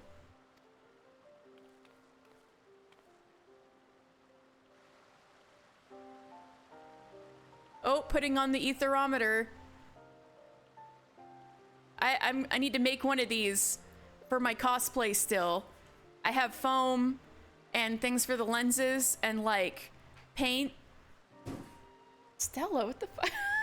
All right, I need to point this at Stella. She's playing. It might be a little far, but hopefully you see her messing around and oh, and then she runs into the hallway, of course. 'Tis as I did surmise, judging by the etheric imprint that lingereth yet upon this wand. It hath assuredly been employed in the casting of a most uncommon magic. That's understandable, right? I'll go on. Namely,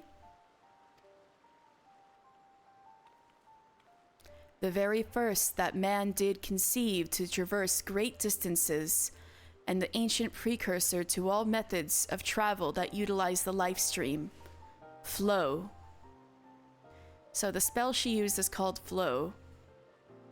So he's saying that before Aetherites, people teleported using the spell called Flow. The spell entaileth the reduction of the corporeal form into its constituent ether, that the caster might enter the life stream and ride its currents thereby. Unlike the teleportation magics of modern times, it requireth not a lengthy incantation. That Y'shtola would choose to employ such a spell bespeaketh the need for haste, of which suggests she managed to escape. Would that it were so simple. Know that the scholars of Sharlayan forbade the use of this spell, and with good reason. It got banned in Sharlayan. Y'shtola out here using forbidden magic. That's very Y'shtola of her. The caster hath but limited control over its course. For every mage who came safe unto his destination, another would be set adrift in the life stream, never to emerge. Oh. So, it's very dangerous and you could very well die. And she brought Thancred with her. That's kind of... well, I guess they would have died or been captured anyway. What? No! No, you can't mean... Be not downcast, my friends, for there is yet hope. 'Tis like that Y'shtola's passage hath left traces in the life stream. Could we but follow these from the point at which the magic was invoked, we may yet find her. To the Sil D excavation site, then. Our thanks for your aid, Marshal. Do not mention it. I pray for Lady Y'shtola's safe return. We're gonna go find Y'shtola and Thancred? Question mark? I like how Urianger just keeps the goggles on as he leaves. I love him. The perfect man. Would that I could be of more assistance, but our nation's resources are stretched thin. Be that as it may, do not hesitate to contact me if there is aught I can do. Alright, Pippin.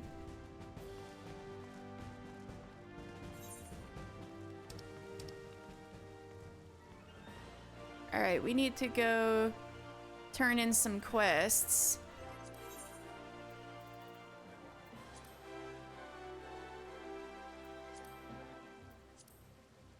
Or more like a quest, right? Anything else?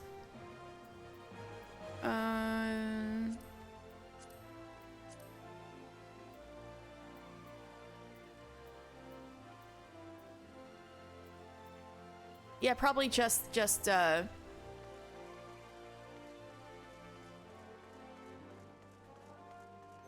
wait, let me double check. Let me double check Alchemist. Yeah, that one's Revenant's Toll. All right, so we only have one, which is Goldsmith. So I need to change to Goldsmith.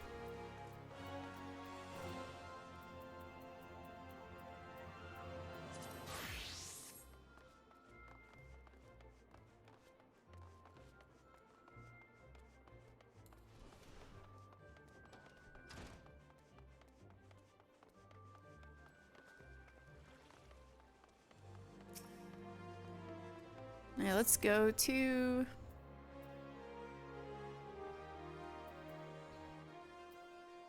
Goldsmith's Guild? We need to talk to Marcel at Esteim's.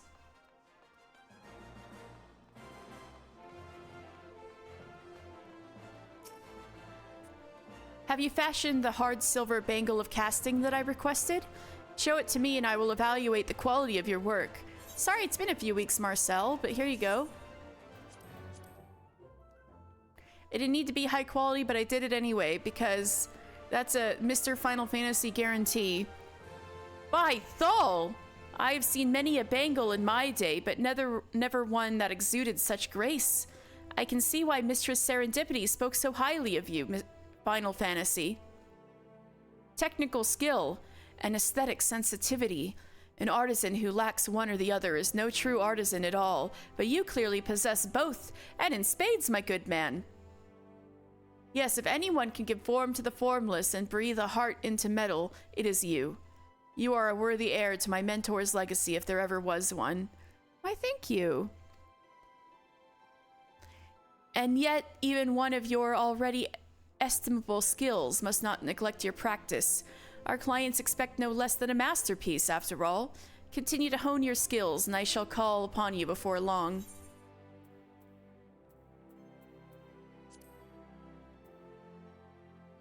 Yeah, this is outdated. Yay!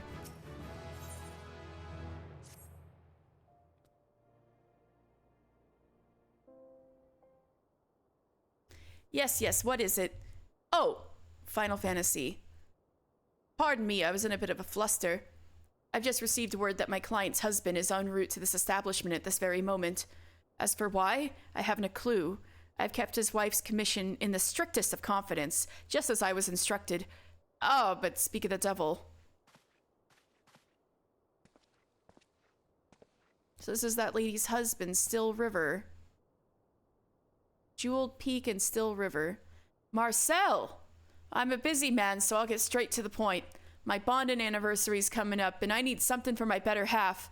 Don't worry, I've already thought up the perfect present. A music box of solid gold. Motherfucker, that we just look at each other. Because that's exactly what the wife asked for him. Never heard of anything so inspired, have you? You don't have to say it. I can see it in your dumbstruck faces. And it doesn't end there. I've even picked out the perfect song. The timeless melody that made the songstress of Ul'dah a household name the realm over. Oh shit, that's what she wanted on it. I remember it like it was yesterday.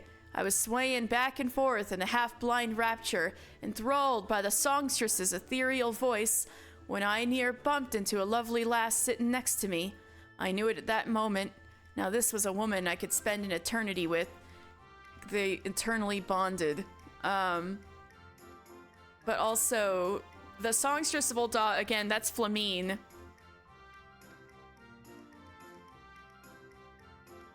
You once had two friends that got you the same Lego set for your birthday? Aww. Oh no, what did you do with the other set then? You see what I'm getting at, Marcel? On our anniversary day, I want to make Jeweled Peak as happy as she's made me. And a music box from Esteim's is gonna be the golden ticket. You made both? Oh, good. I've had people give me presents of things that I already bought for myself, but I've never had, we both got the same gift for each other with another person.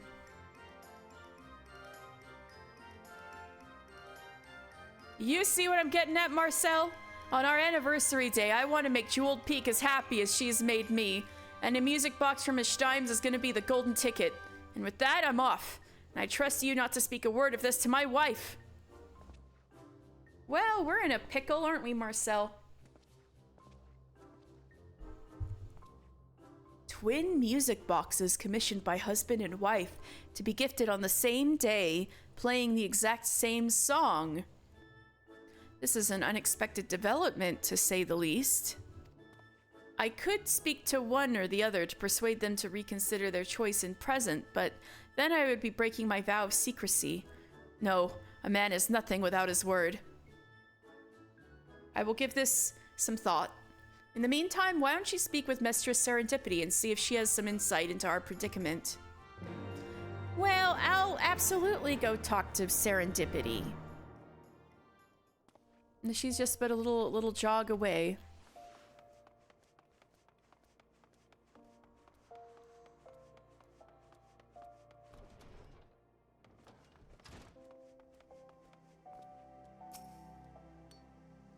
Oh dear. You and Marcel have gotten yourselves in quite the pickle, haven't you? Hey, that's what I said! And I don't mean a sea pickle, which can be right tasty in light vinegar sauce, if what I hear is to be believed, but where were we? Oh yes, the 2 music boxes. Marcel is right not to betray his vow of secrecy. Yet at the same time, simply crafting 2 identical music boxes would be a recipe for disaster. At times like these, I think back to the words of my master. When faced with a dilemma, he would say, the true artisan seeks answers in the pursuit of the infinite possibilities of his art. A music box affords plenty of possibilities, does it not? There are plenty of ways to incorporate variety, both in its physical appearance and in the melody it plays. Speaking of which, what song is it that you would have your creation play? Oh, why, yes, I remember the piece quite well. You'd be hard-pressed to find anyone in the Sultanate who doesn't harbor a fondness for the ballads of the songstress of Ul'dah. Oh, people still like you in here, Flamine. Why, believe it or not, the composer of the piece, Pierre Yvon is his name, is a personal acquaintance of mine. Huh? He's quite the genius, and not shy about telling others just that. If anyone would know how to lend a special touch to your work, it would be him. But don't just take my word for it. Why don't you go speak to him yourself? That said, it may prove quite the trek. He left the Sultanate years ago, and now serves as the personal musician and performer for House Einart, or Eilenart, in Ishgard. Have you been to Ishgard, mister? Yes, recently I've been there a lot. It's ever so cold, but those snowy vistas are oh so beautiful, if I do say so myself. Oh, but what are we standing around here chatting for? Here! It's a personal letter of introduction from yours truly that should suffice for getting you through the doors of Eilenart Manor. And do send Master Pierre Yvon my regards.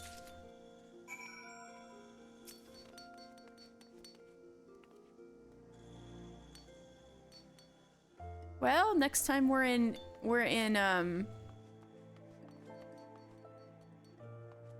Ishgard then. I gotta go talk to Urianger. Yay.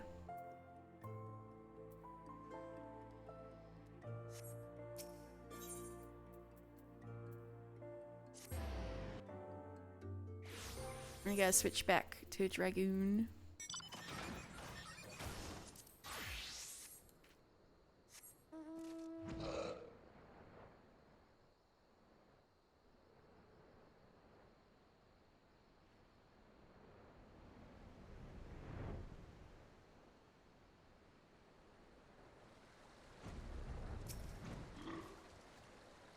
If our friends weren't in the tunnel, that must mean they're somewhere else.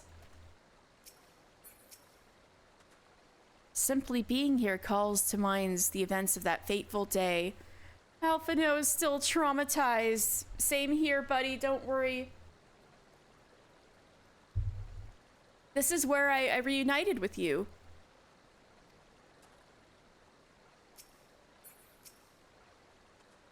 Evidence of Y'shtola's passage will have been made faint by time, but mayhaps some few scant traces yet remain to guide our steps. Ooh. Can we find where they went?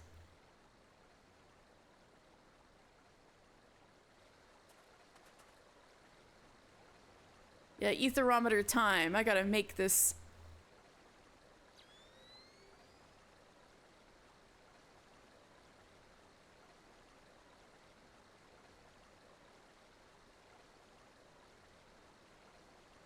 It's like a dog picking up a scent. You see this ether and that ether. Do you see anything?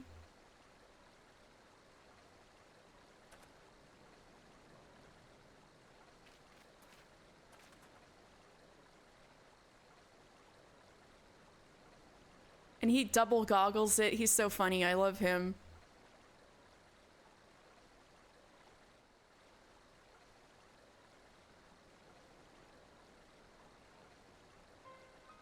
The trail leadeth to the north and east, unto the bosom of the Twelves wood. Oh. And the Black Shroud, eh? Are you certain? Aye, there is no mistake. Thither hath Y'shtola journeyed. And yet the Gridanians have reported no sightings. We must take this to mean she is still adrift. Ah, shit. If it be so, I do fear for our dear friend. Contrary to its name, the life stream is more akin to a raging torrent. Linger overlong in the midst of this maelstrom, and the ether that formeth one's soul shall surely be scattered, ne'er to be reformed. What? You can lose your soul in there?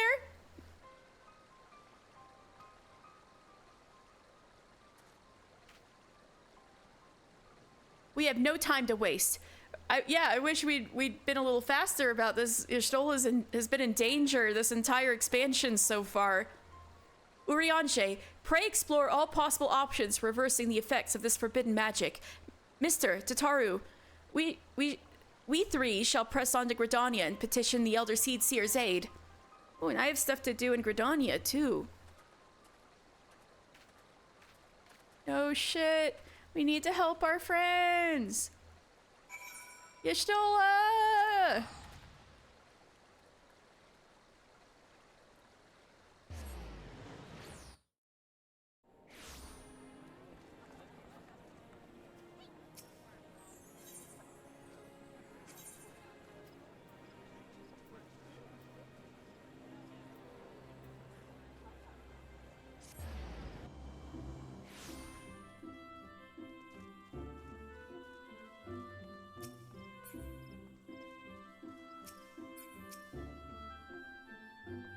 Hold on, Y'shtola.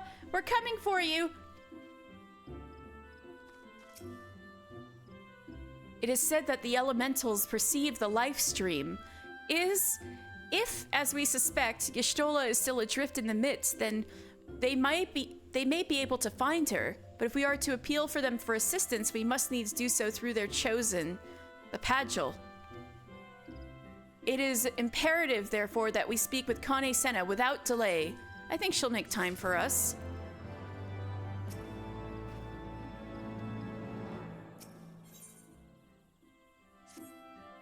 I have already requested an audience with the Elder Seed Seer. She will receive us in the Lotus Stand presently. We need but speak with the conjurer yonder to be admitted.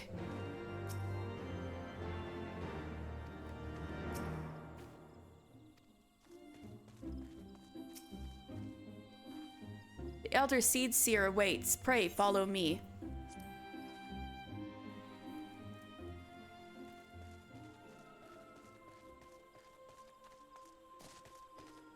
Oh, the sky's pretty tonight. Lotus Stand is pretty tonight. Hi! Oh my god, it's bonjour and howdy, Rowan. We named the two male Keeper of the Entwined Servants. There's also this one, but these two show up more often. These two, this guy and this guy, I think she came too. Sorry, Connie's like following me everywhere. Accompanied her to the Churning Mists earlier. How do you get the... It's a new feature in patch 6.4 PewDiePie. You go to character configuration and you go to display name settings, and all of this stuff's in general. Now you can display, you have two different options, and you can even, if you're in a party, you can have your party have blue names if they're tank, green names if they're a healer, and red names if they're DPS. It's a brand new feature. The one on the left do look like a bonjour. And so I've said this a million times, but howdy, no, that's not his name. We don't know what his name is, but he was a former Garlean conscript that Kane Senna saved in the aftermath of Cartano, and so he like pledged his service to her.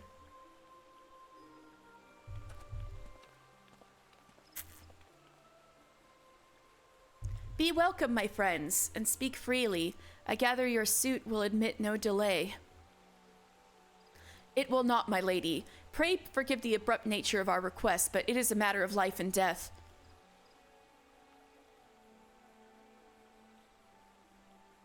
We need to make up for lost time. We've been having dragon jaunts and road trips and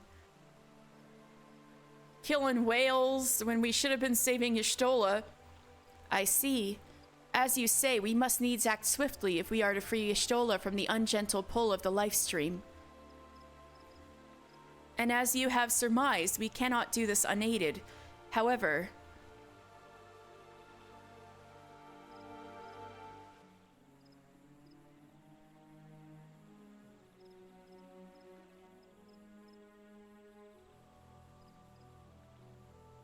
in requesting the Elemental's assistance to find Y'shtola, you must needs be aware of one difficulty. A difficulty born of the fundamental difference between man and Elemental. That being?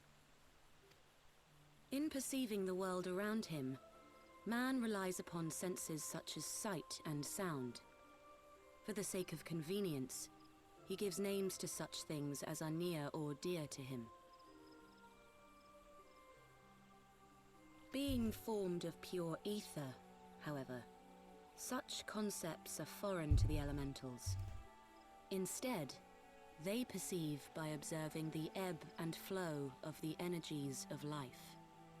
So profound a division cannot be bridged with simple discourse. The elementals' voices stir not the air, and thus reach not our ears, while our words are but wind to them. Though we seers can commune with them through feelings, naught that we can impart will serve to aid them in identifying Y'shtola. Nay, they must needs be presented with ether which is akin to hers. If you could but find a family member... Oh, Ymitra! I know one! Oh! I know just the person! Tataru, you know Mitra? Y'shtola has a sister who came to live in Gridania. She told me about her once. I know her! Oh, that is most fortunate indeed. Pray, seek this sister out then, and bring her to Evershade. Oh my god! Mitra! Mitra, we need you! We shall petition the Great One's aid in finding your lost companion.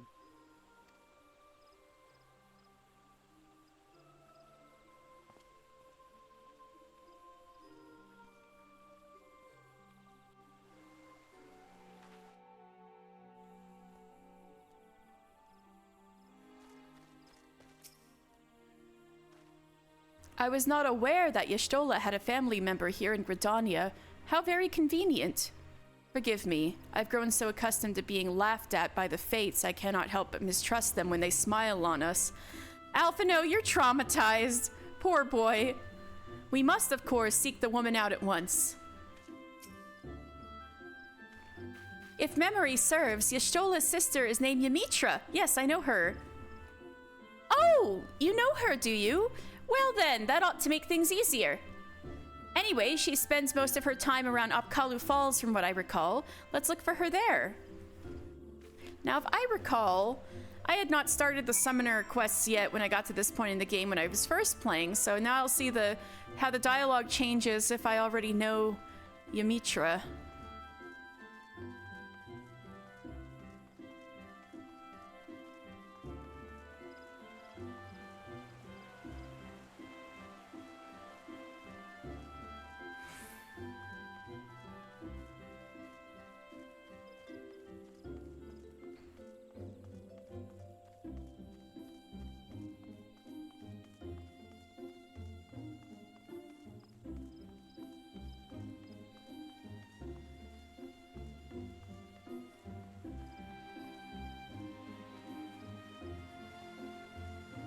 Mitra.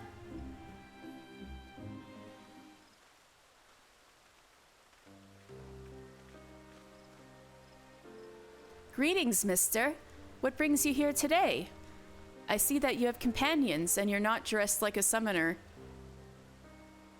Lady Ymitra, it is an honor to meet you. My name is Alphino Levieur, and this is Tataru Taru.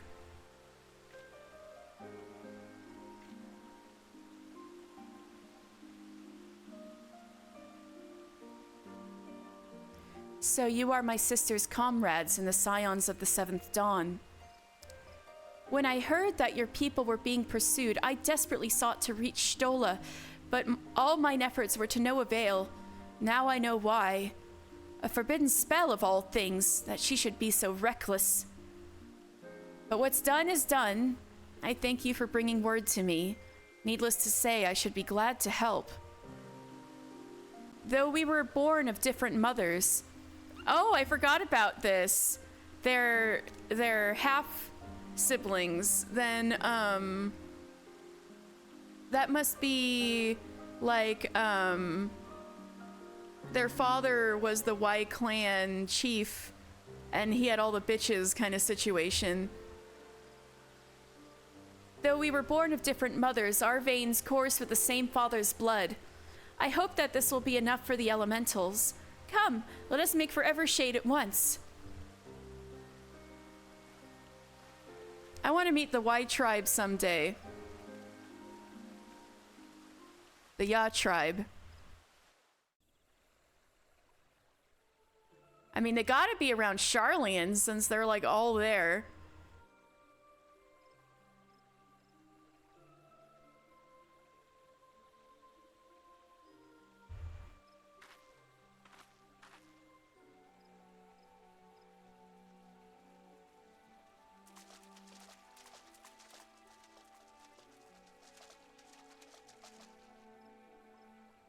Can't believe we're gonna have Blenchtola in the dead of night.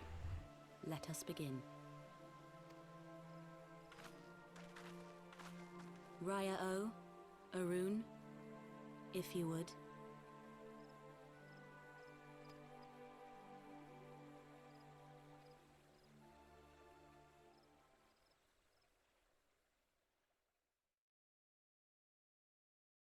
My buddies. Kane's siblings. Hearken to me, O great ones. Pray give yourselves to the life stream, a drifting soul to find.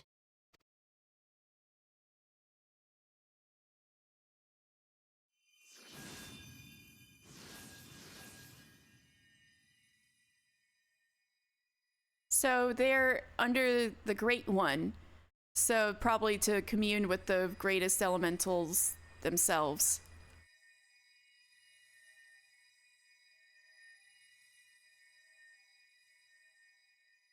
Please, Y'shtola.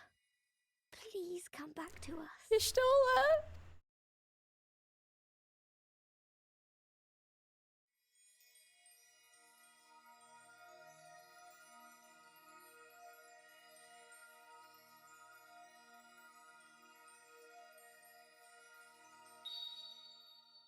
There.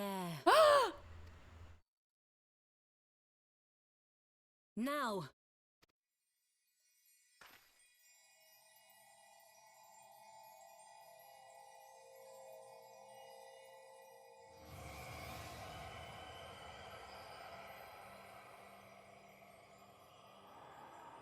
Oh my god! Y'shtola!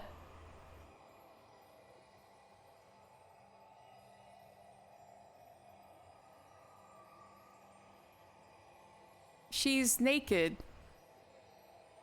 I guess her clothes aren't ether or didn't go with her soul, which makes perfect sense.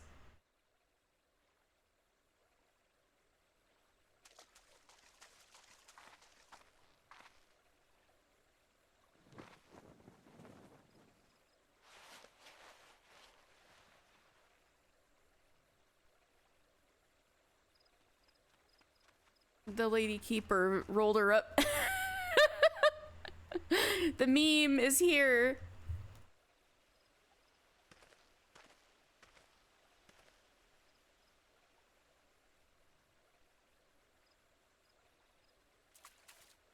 The Blenchtola.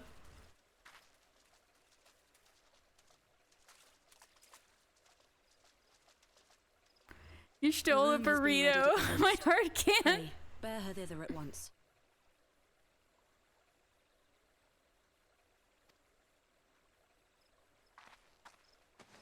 Oh, Ymitra. Ymitra, you did it. You helped her.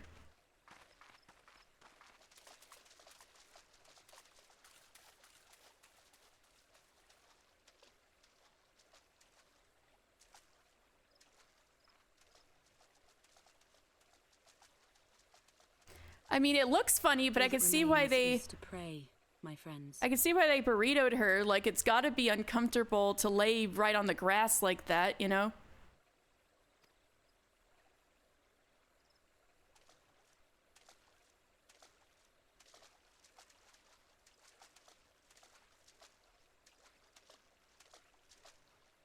Also, Arun is a professional. He does not give a shit that he saw her naked.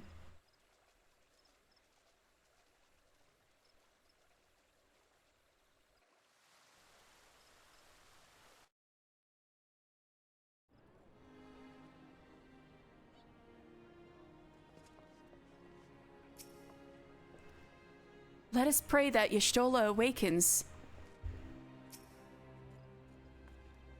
Oh, Y'shtola! Me!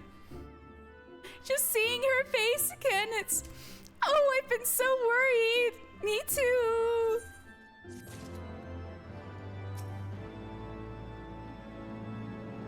Without the Seed Seer's aid, Y'shtola may have been forever lost to us. I shall go to the Lotus Stand to offer them my heartfelt thanks. Y'shtola is resting within an inn room. Though she's still unconscious, the signs are positive. The conjurers say she's in sound health and should awaken before long. Isn't that wonderful? Now, while we wait for Y'shtola to wake up, I thought I'd take the opportunity to finish my little surprise for her. A surprise? It's something I've been working on for a while now, in the hope that she'd one day return to us. It wants for just a couple more items before it's ready. I've already placed the orders for these items. Could I ask you to retrieve them for me? One is with the Leathers Workers Guild, and the other is with the Conjurers Guild. Oh my god, I have to talk to Geva about 3 different things now. She's gonna be so sick and tired of me. Speak with Mistress Geva and Brother Esumiyan, and they ought to take care of you.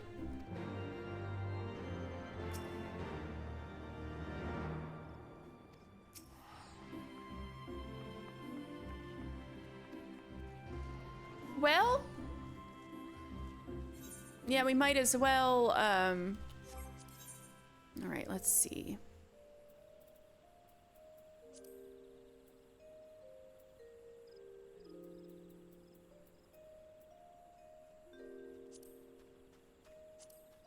We have this one, this one,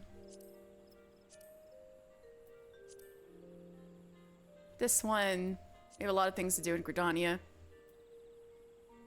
Oh shit, we should have done this one in Old Daw. Fuck.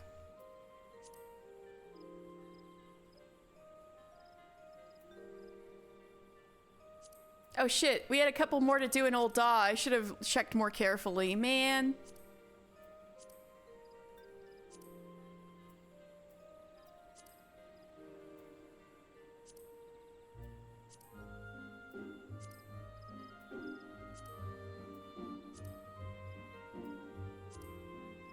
Here, I knew it.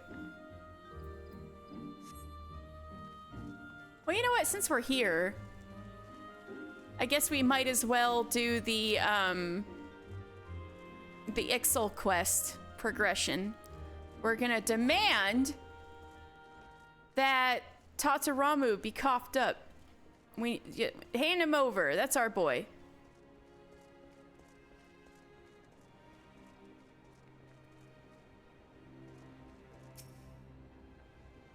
I'm sorry, were you addressing me? If you've a business proposal or seek employment, then I must ask that you first make an appointment through the official company You wish to know Tataramu's whereabouts? I assume you're referring to Master Tataramu. Forgive me, but I must inquire as to your relationship with the chairman's son. I fail to see how someone of your apparent... Do I look poor? Ah! It's you! You were in that filthy Exali camp! Oh my god, are all of you assholes? You're the one who conspired with those Batalon savages to kidnap Master Tataramu. Well, I'm certainly not about to share any information with a disreputable ruffian such as you. Shoo! Be gone! Jesus Christ. Oh, now I shall be late in boarding the chairman's flight to Kurthus. He has a very important meeting at the observatorium with very important people. Oh, well, interesting you should say that. So I'll pick that up at the observatorium later. Stella, you've got 20 minutes, okay, baby?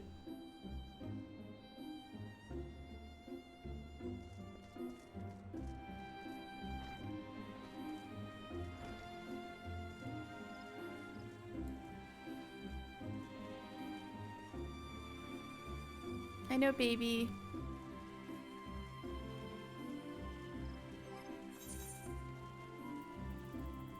I need to be... carpenter. Hey, Bayaton, it's been a hot minute. How you doing, buddy? A snare for a dragon. That Ishgardian spear has led you to unexpected places, it seems. They're Gridanians, of course they're assholes. True, Dwarven Crafts. Hi, it's been a while. How are you doing? Well, I can tell you a greenwood best suits your needs. The dragon's ire will destroy aught less pliable. New cut timber can freeze, however. You needs find a type resistant to cold climes. Nothing readily jumps to mind, but I do know a botanist who works in the cold of Kurthus. He goes by the name of Rotwallon. I've talked to that guy so many times. We're like best buds now. And you'll find him at Skyfire Locks. He is an expert of sorts, and I suggest you consult with him. So I need to go to Kurthus for a couple of things now. Right. I also need to talk to Bayaton for Armorer. Alright, I'm here for something else. A metal helm? I thought I detected the stench of the forge about you, mister. See, I must admit to feeling somewhat betrayed. Oh, Bayaton, I still love you, don't worry. But I shall not be so petty as to not deny you answers, child. As you well know... Child! Bayaton, you're 30? As you well know, before one even puts saw to wood, one must first consider which variety of lumber best suits the properties of the piece one wishes to craft. Oh, you ever lose a USB stick and go mad trying to find it? Yeah. I don't use them all that often though, so it's more like back in the old days when I used a lot of them for school. It was maddening.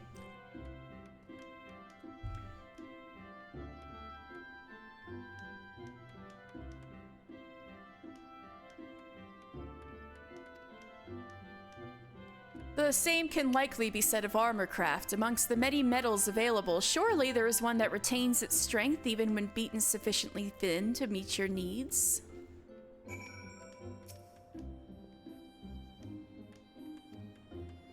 Okay.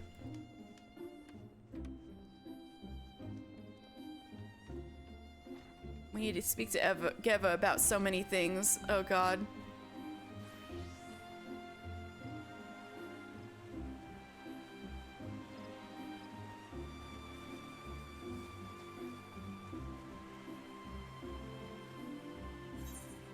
I think both of those are about extremes, so...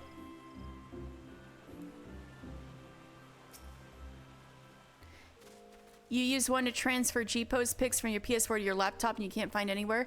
That's genius. I upload them to Twitter and then save them onto my phone and delete the tweet as fast as I can.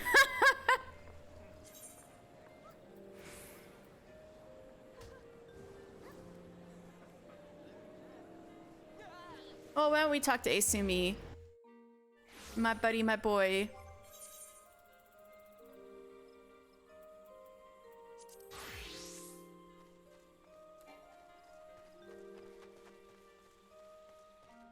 was inside your chair! Well, I'm glad you found it.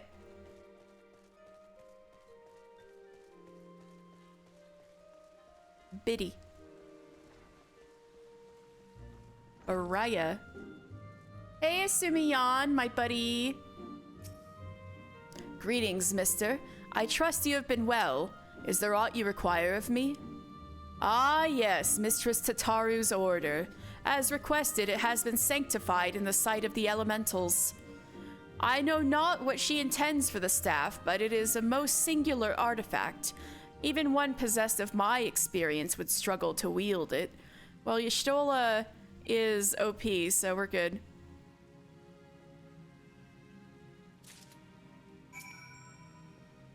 I know not. Oh, okay, that's the same.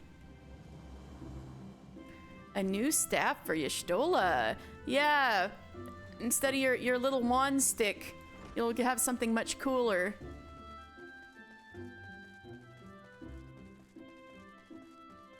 You used to do that until one of them got a single like, and then you had to delete your account. Ah! I'd probably do the same.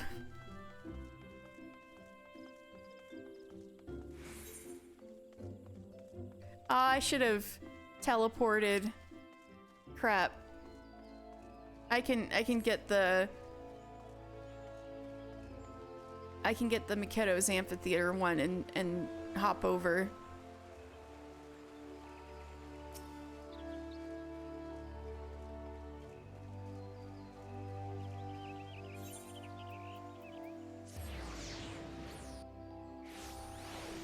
Geva, I have so many things to talk to you about.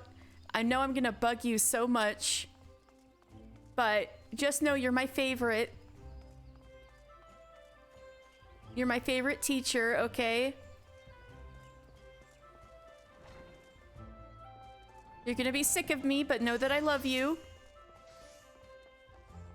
Well, if it isn't Mister, looking for some hides to tan, mayhaps? Here to retrieve an order for Mistress Tataru, you say? You come at a good time. I finished it but moments ago. It was no small coup working it to her specifications, but I did it nonetheless. Payment has already been settled. However did that girl come by chimerical hide anyway? You need either balls of steel or a bottomless coin purse, and it seems to me she had neither. Tataru finds a way. We do not question her methods. She finds a way.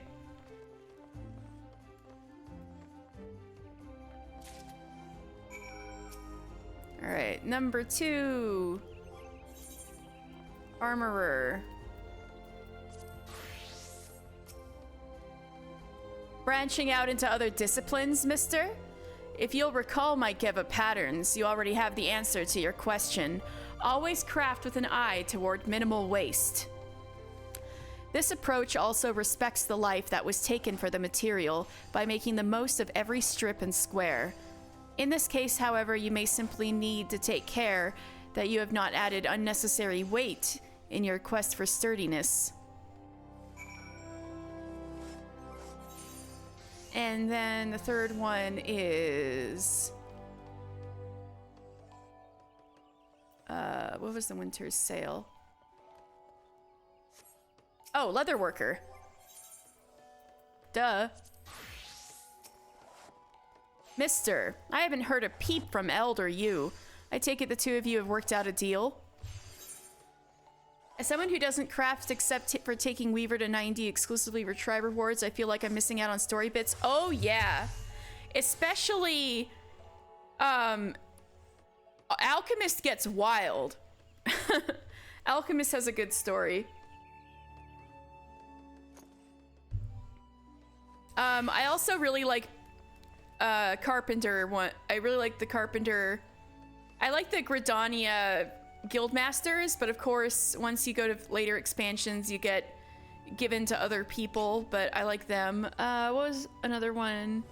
I haven't completed all of them either. But on the other hand, the quests only go up to 70, and from then on you have the stories are taken over by the Crystarium what's it called? Like on the upper level, there's like all these crafter ones, and there's different stories for different categories of crafters and gatherers. I still need to do those too. I did complete the equivalent in Endwalker with the Studium, and the one I did was really good. The one I did as leather worker in the Studium was really, really good. Good story, I mean. But yeah, there's some stuff in there. But Alchemist is probably the most worthwhile for story. And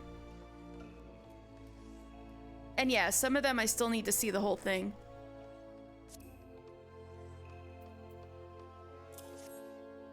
Well, it sounds as if you've used your time well enough, and getting a commission from the Temple Knights would be a feather in Eld's cap. However, I don't see why you need my help selling this idea. You know leather armor is light and flexible. The Knights likewise know plate mail is heavy and stiff. That should be enough. If the Order is choosing metal because they think it protects them better, then you provide them proof to the contrary. Simple, no? So I need to make something good. Ah, and should they want precedence, tell them of Cicero Pondifo.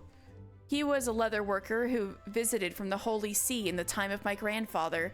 Ooh, okay, they'll probably like this. Cicero, though talented in his own right, needed Gridanian expertise to craft armor impervious to pincers, stingers, claws, and fangs. With the Guildmaster's help, he succeeded. To this day, no one has devised a better leather hardening technique. It's used in every suit of armor for the Wood Whalers and the God's Quiver. Ooh, you have inherited it as a pupil of mine, in fact. Ooh, so the way I make hard leather is from him. Ooh. You want to strangle Redolent Rose with an infinity scarf, but that's just resentment for him being the authority on fashion despite wanting me to dress like a crazy person. Oh, for the fashion report? Yeah.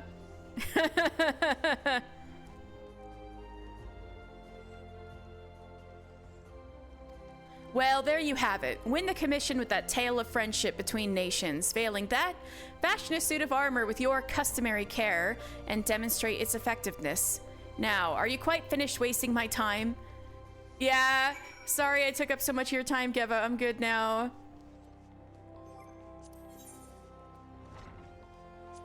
So that's for Limsa. That's for Earthis. Okay.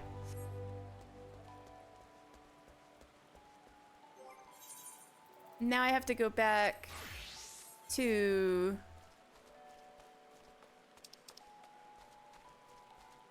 Oh, wait.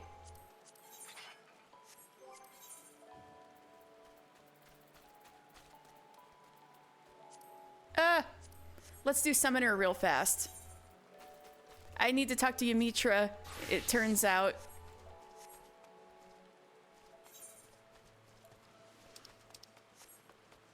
Hey, good thing we just saved your sister, but I have business to discuss.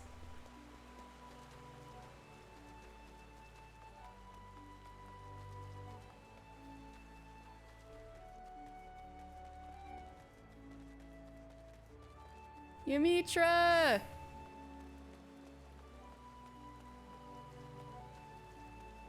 Alright, hi! Hello, mister. I scoured my research notes for a hint as to why the summoning failed, but there were no revelations to be found. I am forced to conclude that the cause might lie outside our current understanding of the art. Thus shall I begin studying the tombstones we received from Rambrews and hope they contain some heretofore unknown wisdom.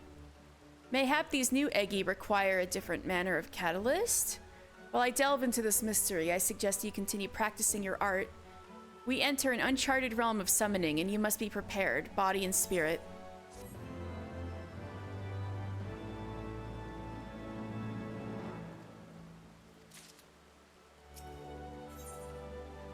Evie Schmeggy. Eggy Schmeggy.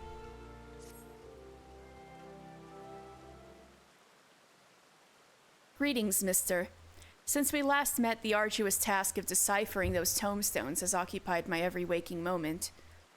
I've made significant progress, but the cause of my ritual's failure yet eludes me. I am somewhat heartened, however, by my discovery of a number of new incantations. In fact, there is one spell which I believe you could soon master with a minimum of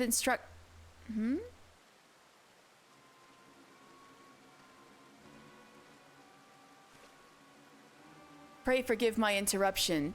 You are the leaders of the research effort on summoning magics, yes? Dancing Wolf. I am Captain Dancing Wolf of the Immortal Flames. A flame captain. I'm one of those on my other character. Or I was. I keep switching around. I'm captain in everything. It is fortunate that I find you together, as I have questions for you both. And what would the Immortal Flames want with us, Captain Wolf? Does Ul'dah's military have some vested interest in the activities of summoners? Just one summoner in particular, madam. We seek a man by the name of Tristan. Oh, that guy. Then you do know him. I've read reports that you had been in pursuit of our former soldier, but I always like to have confirmation on our intelligence. The Immortal Flames has its own reasons for wanting Tristan found. If you have any idea of his whereabouts, then I must know what you know. You know, Dancing Wolf's not that bad looking. So, Tristan matched his summoning magics against yours and was ultimately consumed in fire. And are you certain he perished? Have we given you reason to suspect otherwise?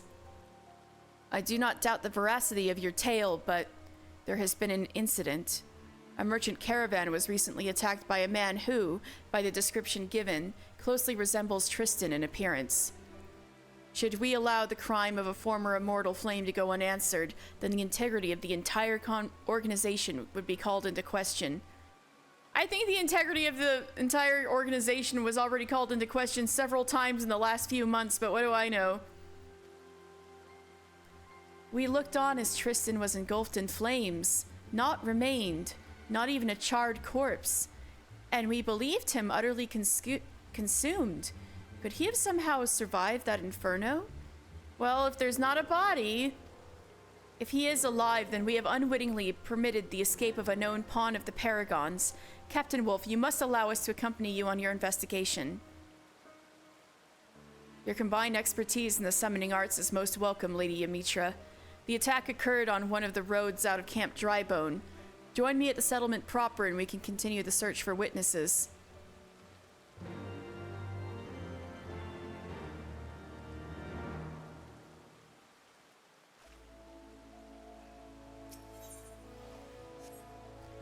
Alright, well, later. We need to go see Y'shtola wake up.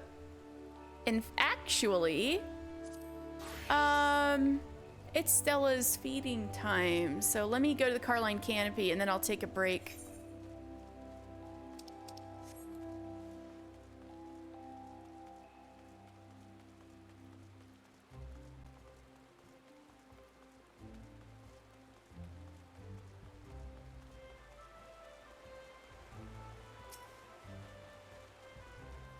Alright, let's go to...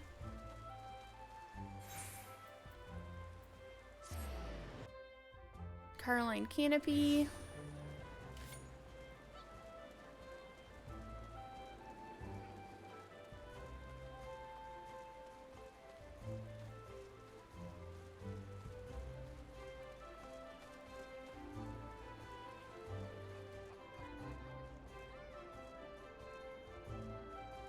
Tataru! Alright. I'll be right back. I'm gonna go feed the cat and feed myself. I'm really hungry, actually. Oh, shit. She was laying right under my feet. I'm sorry, kitty. I'm sorry. It's time for food. All right, so I'll be right back, you guys. If you guys need to drink some water or get some food yourself, consider this your reminder, and I'll be right back.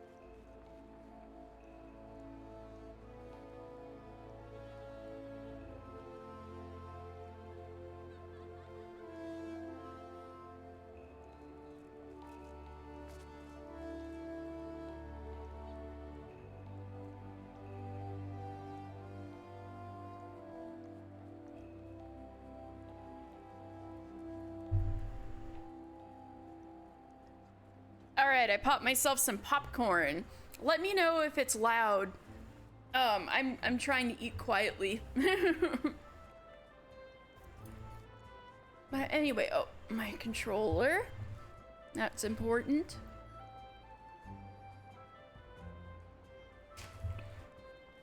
Okay. So Alpino, the Seed Seers are gracious souls. It gives me heart to know that they are our allies. Yeah, they really helped us out this time. The elementals did one good thing, but it was because we had Kane beg them. Oh, you're back. You have the items, I hope?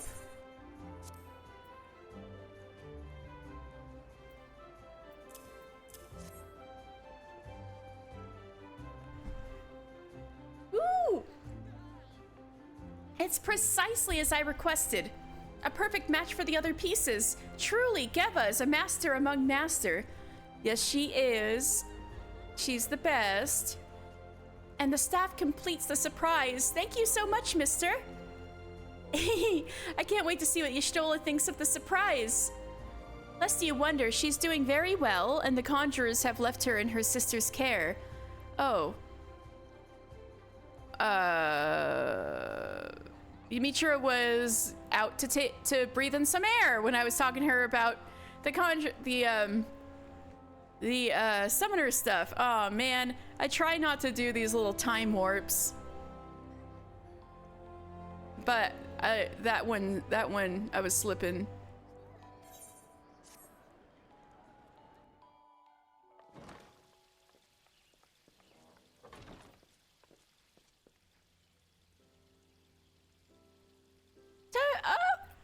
Wait, your eyes!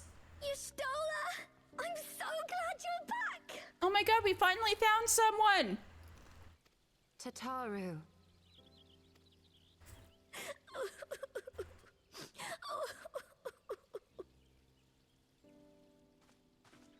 Head pat.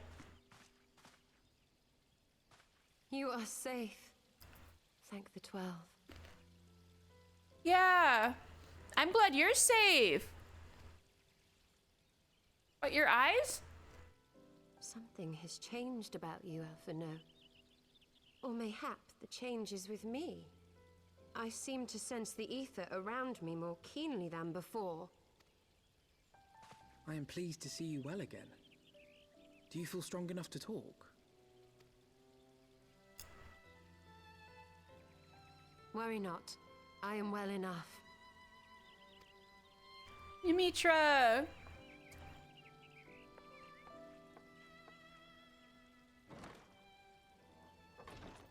Tell us then, what befell you after you fled the feast? We were told that there had been a tunnel collapse. That was my doing. I brought the tunnel down that you and Minfidia might escape. Y'shtola murdered all those people. At the last moment, I invoked a teleportation magic, in hopes of spiriting Thancred away at least. Needless to say, it did not go quite as planned, and I found myself adrift in the life stream. The others? Where are they? Did they not escape? You're the first one we found. They remain unaccounted for. You were the only one we have been able to find. I am truly sorry. It was the Crystal Braves who pursued you that day. My hubris that led to our undoing. Oh god, Alphino. No apologies are necessary, Alphino. You are not to blame for what occurred. Know that were our comrades here, they would commend you for keeping the light of hope alive. Oh, true. Don't worry. The others are alive and well, I'm sure of it. We just need to find them. Indeed, Tataru. Let us find our friends and rebuild the Scions. Yeah! Ha! There is the Alphino I remember. And I feel much the better for his return. 'Tis time I arose. Alright, Y'shtola. Get to your feet.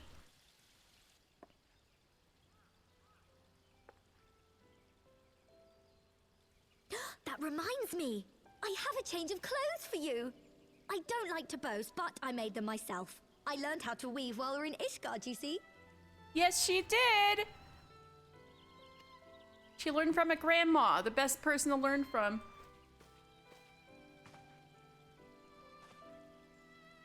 Yeah, we gotta get out of here.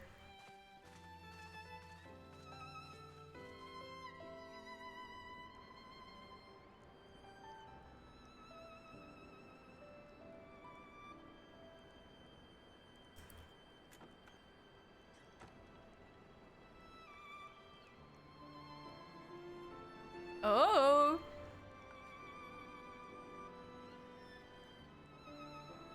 Tataru's like looking over her work, like, yes, this is my masterpiece. Honestly baffling that the only one person in Scions or the Greater Oresian Alliance saw the most obvious betrayal since the Ides of March coming. No self-preservation, just vibes. Took place in the aftermath Yeah. of the assassination plot. It would seem I have been away for some while. Riol is cool like that.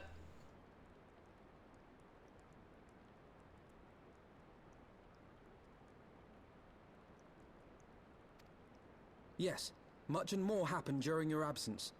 At present, we seek to follow the Archbishop to Azisla.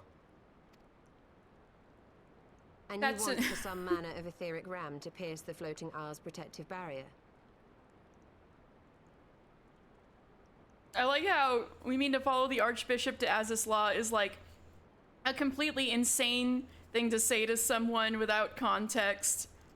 If the last thing they knew was y'all were celebrating defending the steps of faith at a dinner in Ul'dah.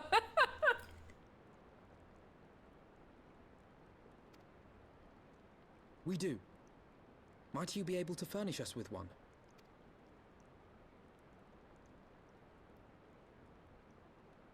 A means to prise open a hole in an Allagan barrier.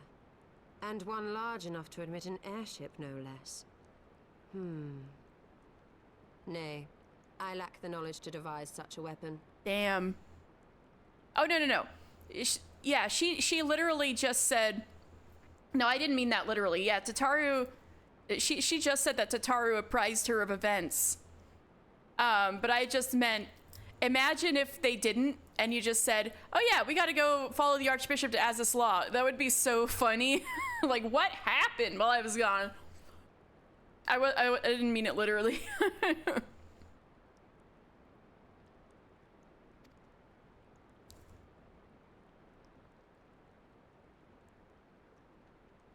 What? Yeah, what the fuck is Azisla?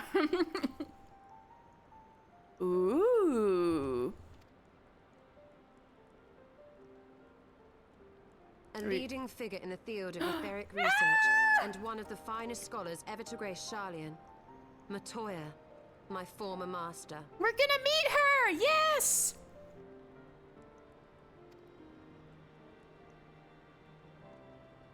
Let's go!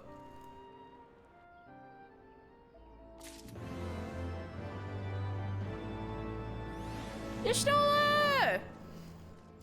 I like how we're not gonna discuss how your eyes are different, but...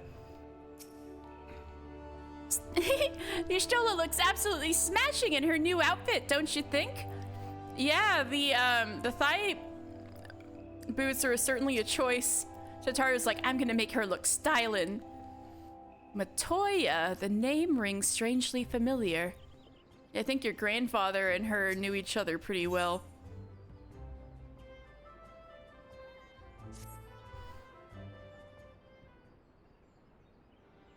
In my youth, I had the honor of studying under Matoya. In the field of etheric research, she was without rival. I have no doubt that her knowledge will be of aid to our cause. The question is, will she share it with us? My master has ever been willful. The gods forbid anyone disagrees with her. When the Garlean Empire first marched upon Eorzea some 15 years ago, the denizens of Sharlayan were summoned back to the motherland. However, Matoya refused to join the exodus. To this day, she lives a hermit's life on the fringes of the abandoned city. So, it is to the Dravanian hinterlands that we must go, to the place of my birth. So there we go. There was some confusion later. This is where Alphinaud was born. Though Alizé and I were born in Charlie and our days there were short, we remained only until the Exodus, and I have not returned since. So they probably don't remember. They were little babies when they were there. So maybe when he was like, this is where I was born and raised, when they go to the old Charlian. I mean, that's where he was raised. So that's home to him, but he was technically born in the hinterlands. Oh, so it's to be a homecoming then. As fine a reason as any to go to Charlian, and it would afford us the opportunity to pay my master a visit. I believe you have mistaken our primary objective, Y'shtola. At any rate, the journey will take us through largely unknown territory. Let us first return to Ishgard to make our preparations. Tataru saw Y'shtola wearing the Eorzean version of a hoodie and leggings and said, not on my watch. Exactly, exactly.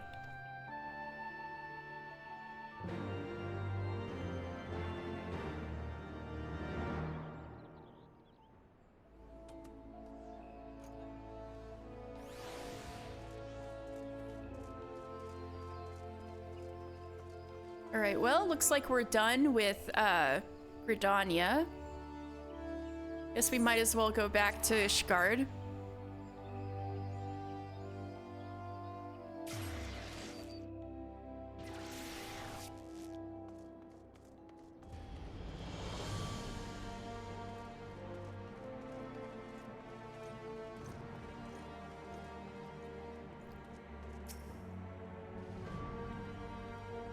We managed to find Y'shtola! Given time, I'm sure we'll be reunited with the others as well. So this is the Holy See. I should like to linger a while and take in the sights. Y'shtola, you don't have to hide from us. But it must wait till after our mission. You smashed the side of your shin really hard, and it won't stop burning. Someone come put me down. No! Puyuki-pai, no! Put some ice on it, maybe, if it's that bad. Oh no, sorry. Charlian is situated in the Dravanian hinterlands. To get there, we must strike west and traverse the breadth of the Dravanian forelands. Make no mistake, it will be a grueling journey. The only reason it's out there is because on the shore of the northwestern Dravanian hinterlands, it's quite close to the islands where old Charlian is on. The whole leg is throbbing. Oh, if it's, well, keep an eye on it. If it's super serious, you might need to go to quick care. I guess just rest it and ice it. Sorry to hear that.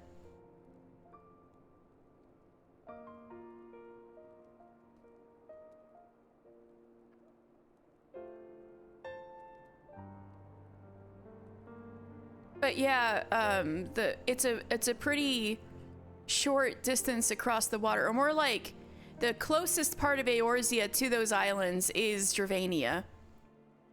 It maybe is a better way to put it. So that's why, even though it seems like way the fuck out in the middle of nowhere to us, it's actually a very convenient place for Charlian to put a colony. For them.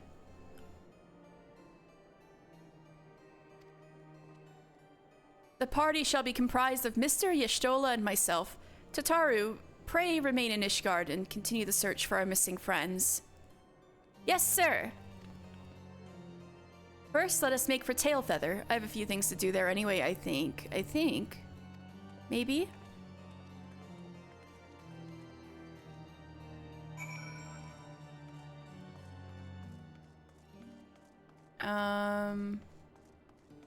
Right, I have a couple of things to do. Ishgard.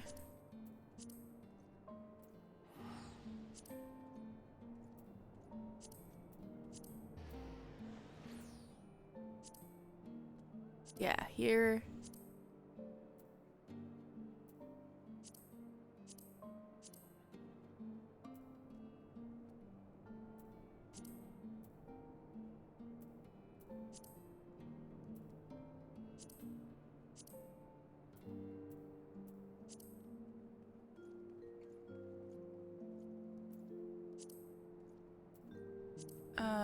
Yep, this one.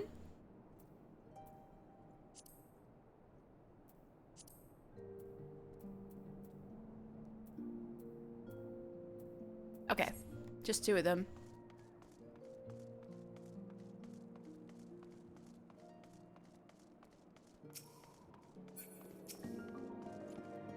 I think those are both in the pillars.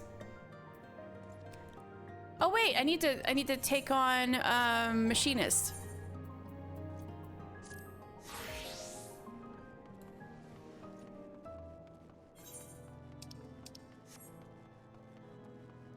Oh, Stephanivian.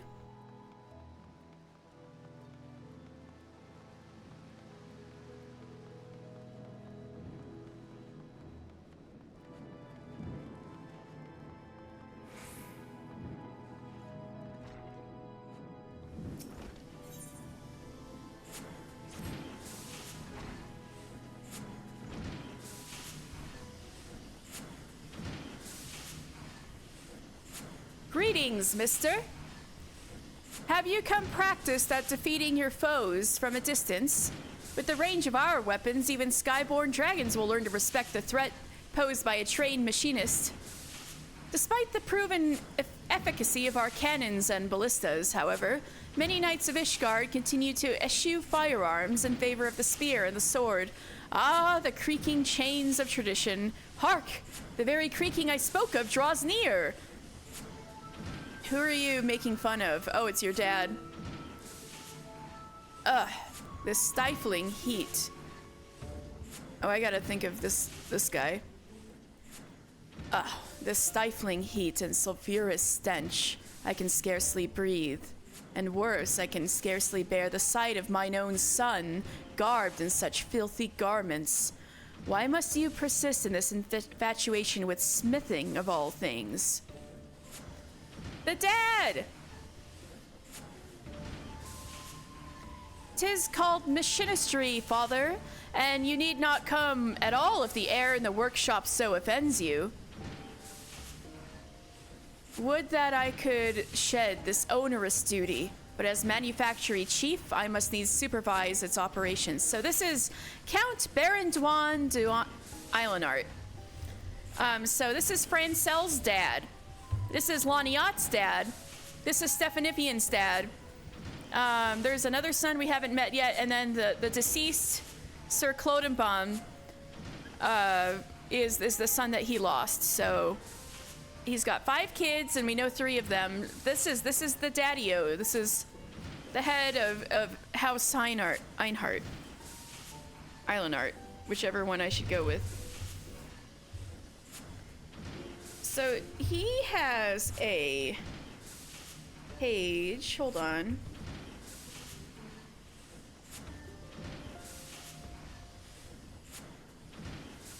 All right. So Count Baron Dwan is 56.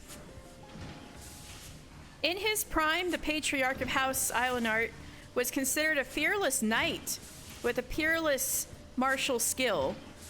Yet, despite claiming many a tournament victory, he was rarely afforded the chance to meet the Dravanian horde in battle. That is, until Nidhogg awoke from his slumber and summoned his brood to battle 20 years ago. To the surprise of many, however, the Count elected to... Oh, that must have been around when Estinian lost his family 20 years ago. To the surprise of many, however, the Count elected to issue orders from the rear, only appearing on the front lines a handful of times. His reserved behavior, as well as the death of his son, Clodenbaum, on the battlefield, were grave blows to the morale of the House Einhart troops. Many point to these events as the beginning of House Einhart's long decline. Oh, man. So his son died, and then even though Count Baron Dwan was a very skilled warrior, he didn't join the front lines.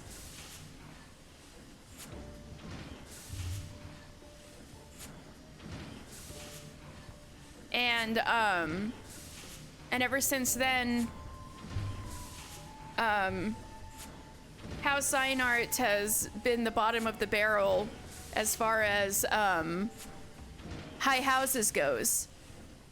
Like, Stefanivian was just saying last time that the coffers of the family weren't exactly large, so they had to pinch some pennies to figure out how to pay everybody.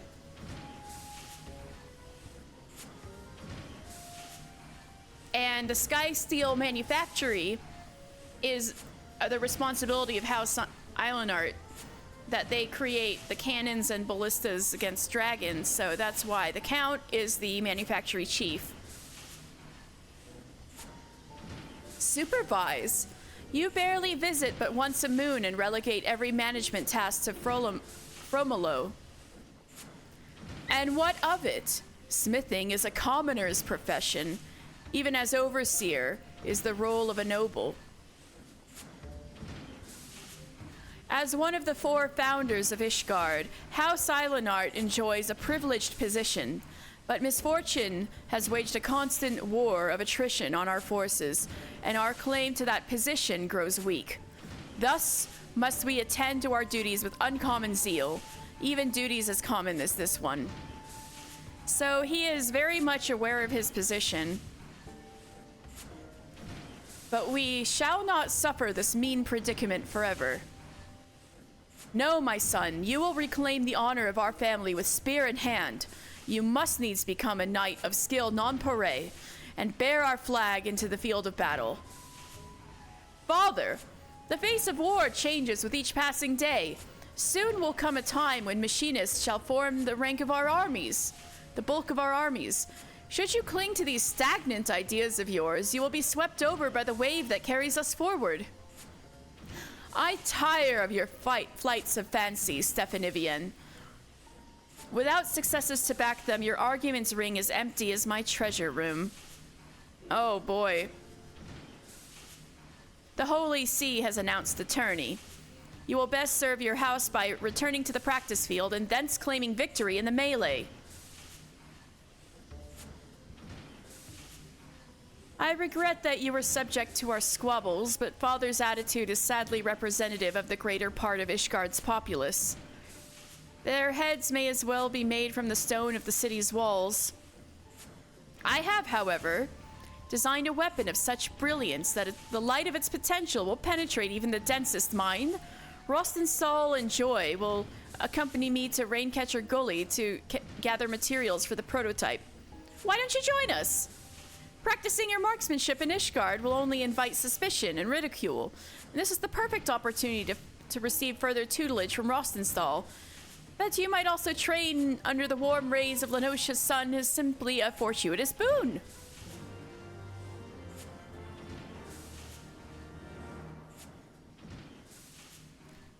So yeah, there's some family tension there, because Stefanivian is in fact the firstborn son of House Einart, and so he is in line to become Count. However, yeah, his passion lies with being a machinist, and he's very good at it, but it is not what's expected of him at all.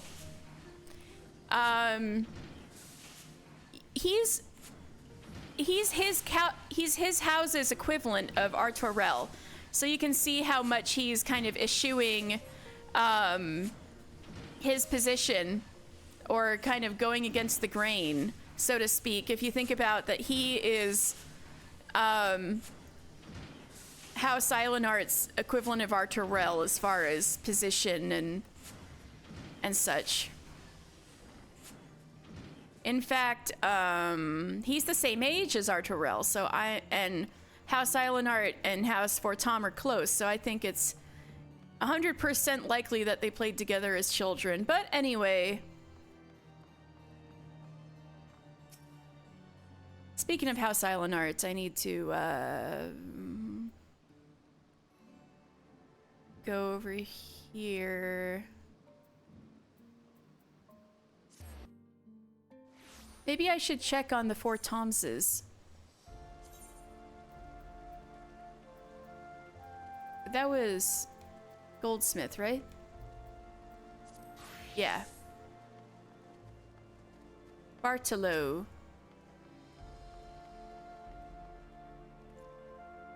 Or Bartolot? What business have you with House Islandart?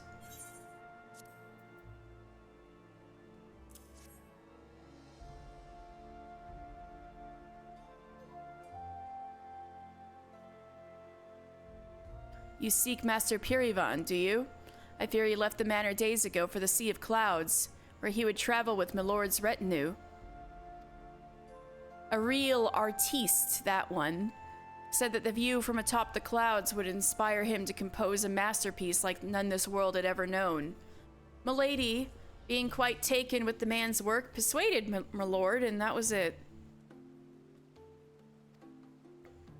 The man can pen a good song, I'll give you that, but if you ask me, there's no place for a glorified minstrel on the field of battle.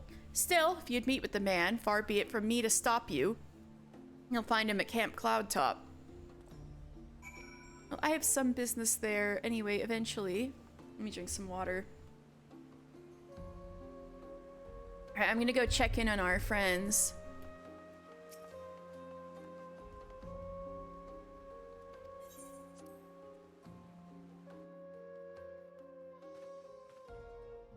Oh, he's not here.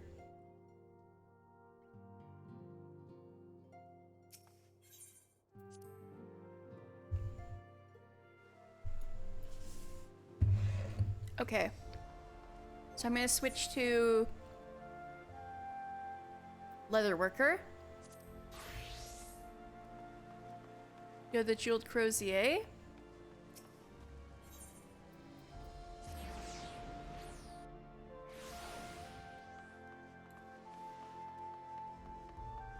And Monolon is still talking about his brother. Yeah. Yeah, Monolon is still talking about his brother. Gerhardt's here. Ah, good. You've arrived just in time for the meeting. Welcome back, mister. We were just about to begin our discussion.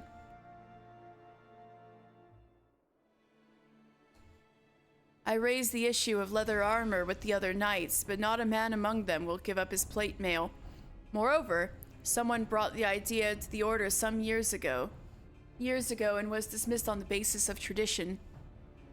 Heavens know I care deeply for tradition, but now isn't the time.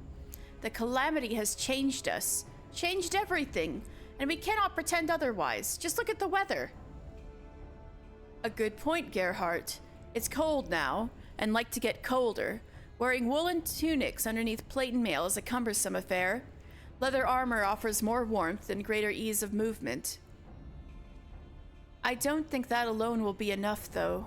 Mister, what did Guildmaster Geva have to say?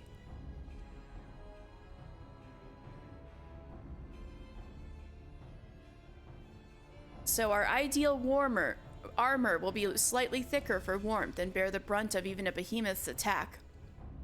But such is possible, yes? An Ishgardian artisan came up with this, eh? Well, to add to the fact that the wood whalers in the God's Quiver use this technique still, and maybe we'll make the sail. Now, this was an Ishgardian technique. Sorry, what did you say the name of the artisan was?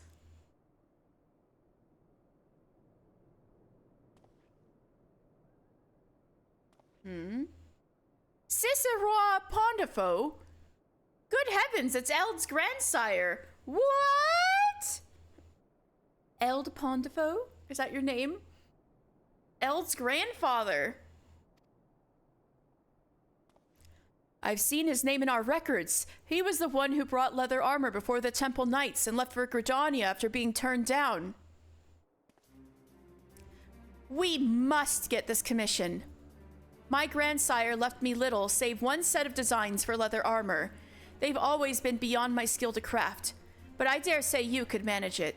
Oh, so that's why this is going to come out of a master recipe, huh? You know the technique he spent his life perfecting, mister. Please, use it to fashion his chivalric long coat of aiming. I have a feeling this will be a sight to see. So I'm gonna make that. I'm gonna make it.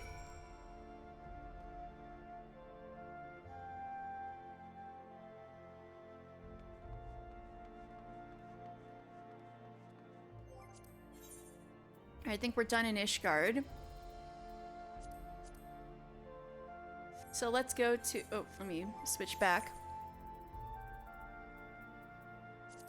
Let's go to Tail Feather.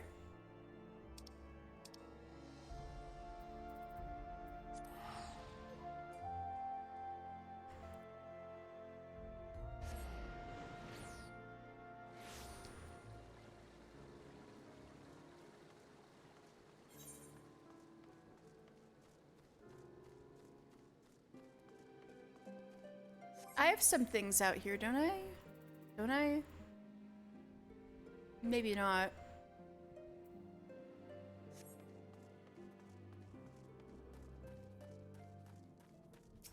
Whoa, something's going on over there. When last we set foot here, Estinian and Azael were with us.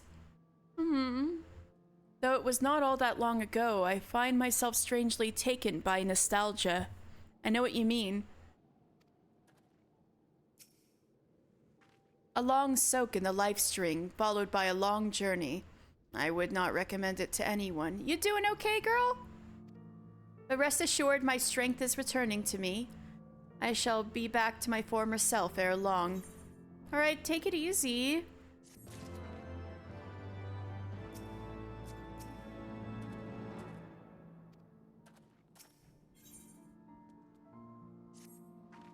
I believe I am sufficiently rested. Let us continue west to Sharlayan. Once we descend the mountain path, we will arrive at the Gervanian hinterlands. From there, it is but a short distance to the city. Be warned that we shall be passing through Nath territory. We must needs be wary of them and the dragons both. Got a journey through here.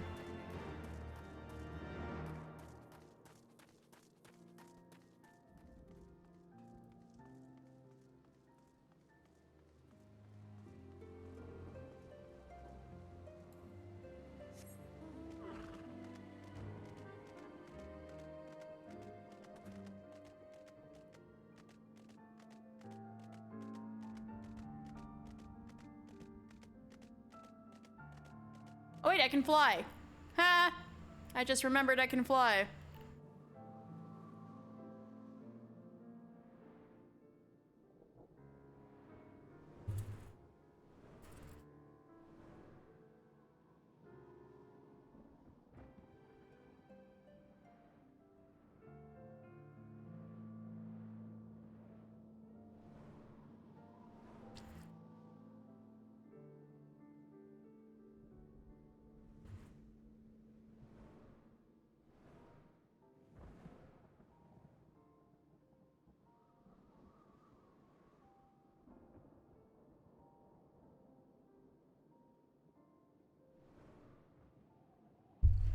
Oops, sorry.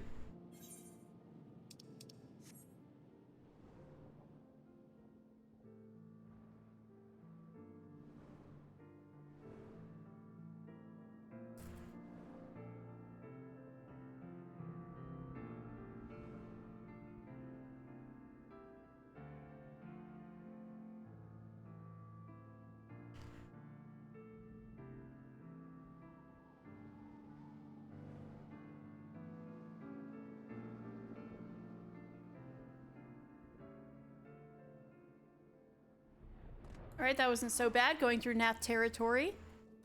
So this is the way, huh?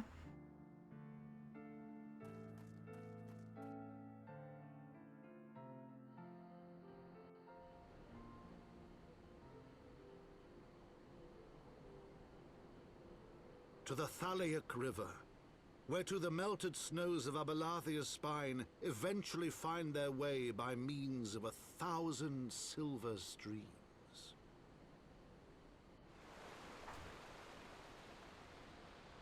whose waters have long nourished the Dravanian hinterlands, and so provided for a settlement of learned souls from across the northern seas. To the city of Sharlayan, that great seat of knowledge now abandoned by her keepers, they came.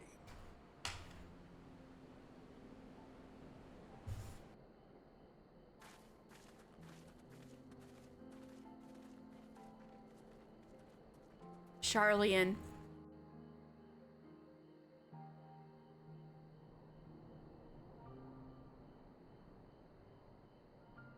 Yuki Pie, are you feeling better? Matoya dwells on the far side of the Thaliak River. Let us search for a crossing.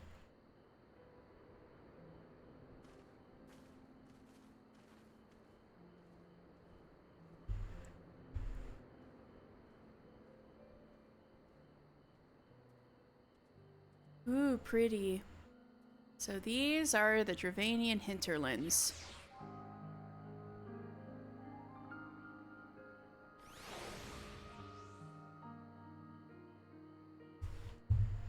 The Dravanian hinterlands sit in the westernmost reaches of Abelathia's spine, blessed with relatively lush vegetation due to the waters carried through the area by the mighty Thaliak River. The region attained some fame as the seat of Sharlayan's colony, but this has faded in the 15 years since the Exodus. The settlement itself now largely stands unoccupied, a remnant of a lost time slowly being reclaimed by the land. And what is that? That's a suspicious looking bubble. I'm sure that'll come into play sometime. And, so the big river, we're gonna come, well, maybe we should get to the river first.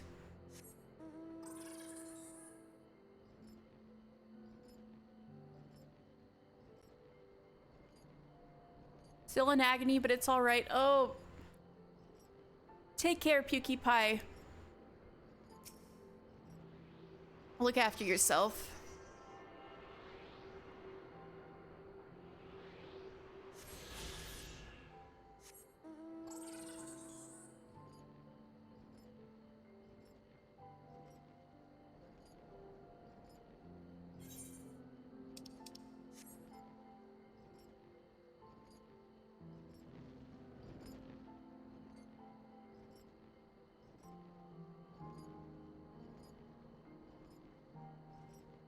Ooh. Magitech Van Goblin. Goblins.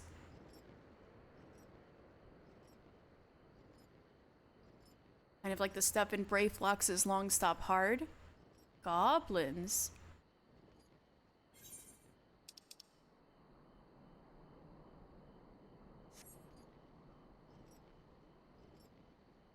So these used to be the city streets. The Architecton. So that's this big round building.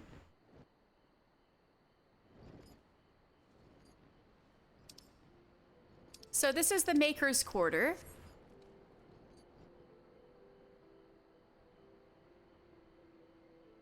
The Maker's Quarter was once the home of artisans, and the sounds of their labor rang out from the diverse workshops that lined the streets. The craftsmen had their pick of the best finds from the collector's quarter and transformed these materials into a fantastic variety of wares. So this big old building is the Architecton.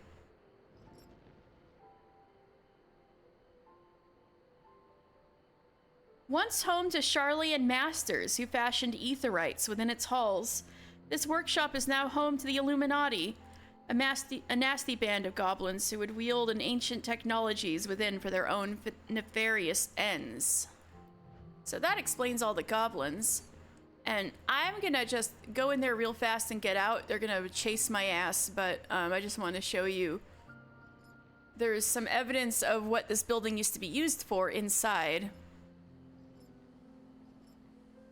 Unless I can sneak past them all, that'd be nice.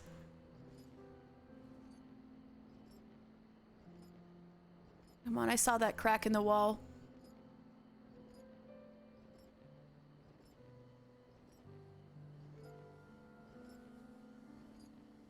So you can see inside there.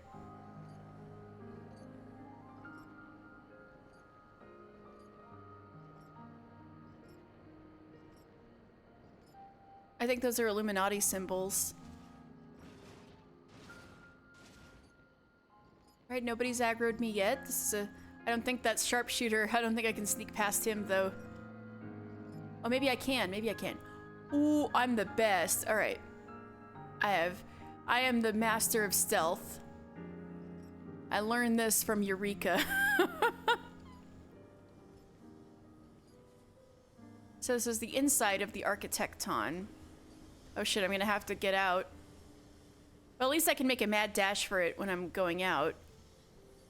So you can see all the stuff that the Illuminati with the metal and the steam applied on top of the old architecture.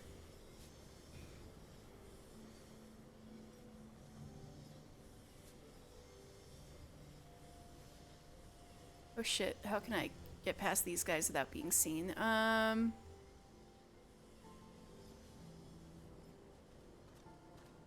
Maybe if I go around back. Nope. Anyway, look at all the aetherites. This is what I wanted to show you. This is what the Architecton used to be used for, was aetherite technology. Anyway, those spirals are the Nautilus symbol of of Charlian, so I'm just gonna run. I'm just gonna run. You guys saw it.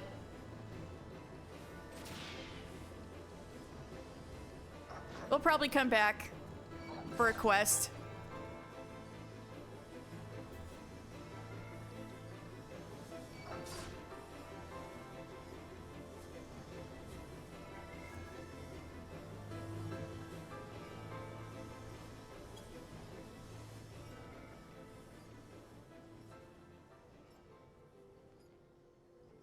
So if they were making aetherites, it would make sense they'd be in the Maker's Quarter.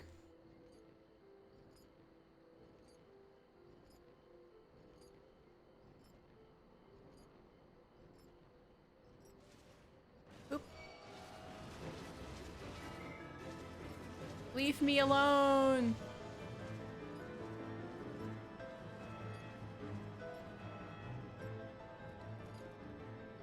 And these were the streets. Charlian. We're exiting the Maker's Quarter. Probably. Oh, we should... I don't know if this is the road I should be on, actually. Anyway. That's weird. Well, it's probably nothing.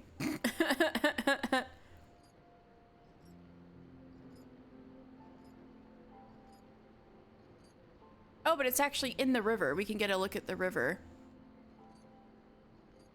It's a huge-ass river.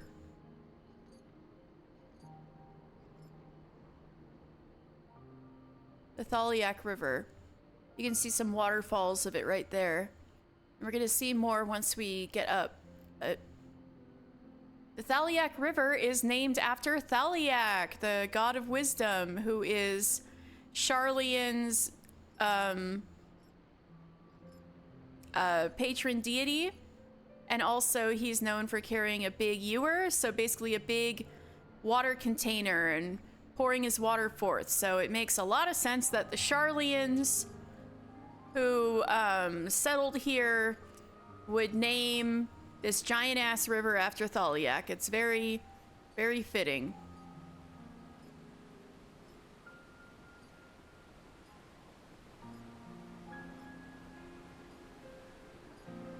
And I really like this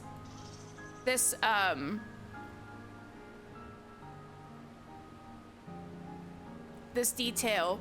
These are broken Ethernet shards. So there once was a Charlian Ethernet, but since this entire place has been defunct, they are no longer operable and destroyed. you can see where they used to float. You know, these would all float, and they all fell over when they were no longer in use. Isn't that interesting?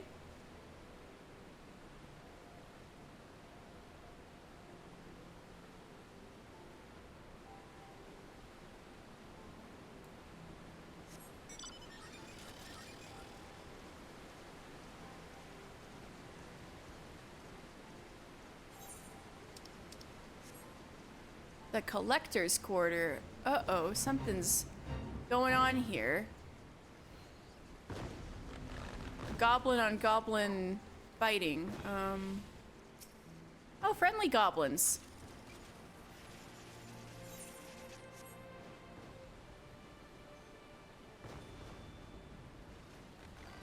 Tap clicks. Shh, go! This is Watchguard Post. It is an important place. We watchguard for nasty monsters and evil Illuminati. Shh, go!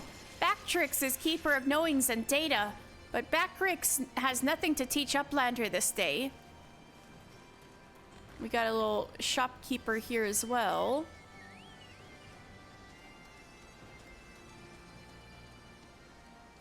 So this is the collector's quarter.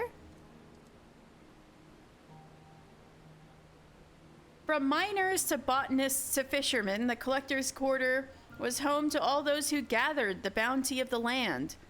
It is said that goods from every corner of the realm stocked its stalls, and that this section of the city was constantly abuzz with customers because of it.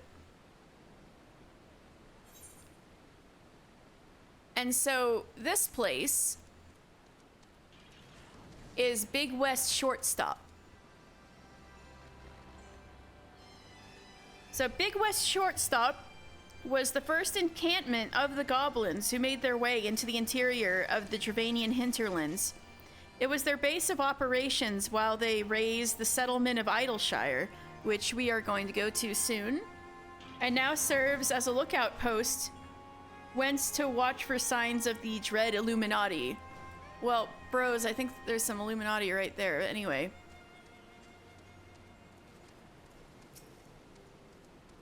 Stola.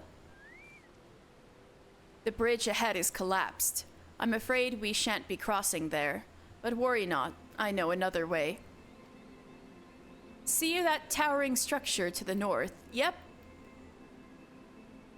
We should be able to cross there.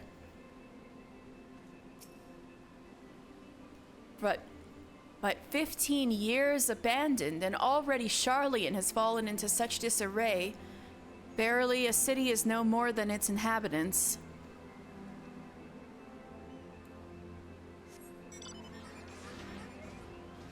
So this is where the gatherers used to live, and I guess they had nice big old shops.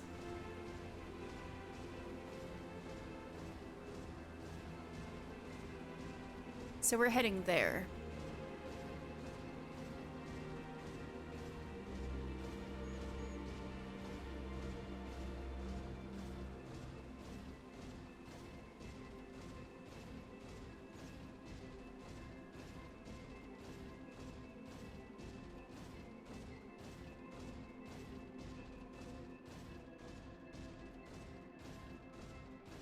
Really spiky mountains around here, huh? Also, the view is gorgeous. Look at those trees, look at the mountains. So that tower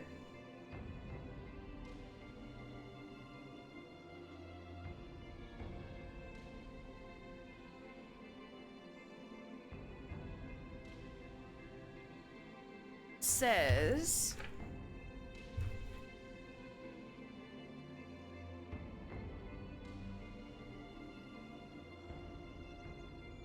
knowledge seeks no man, which was the motto of Charlian.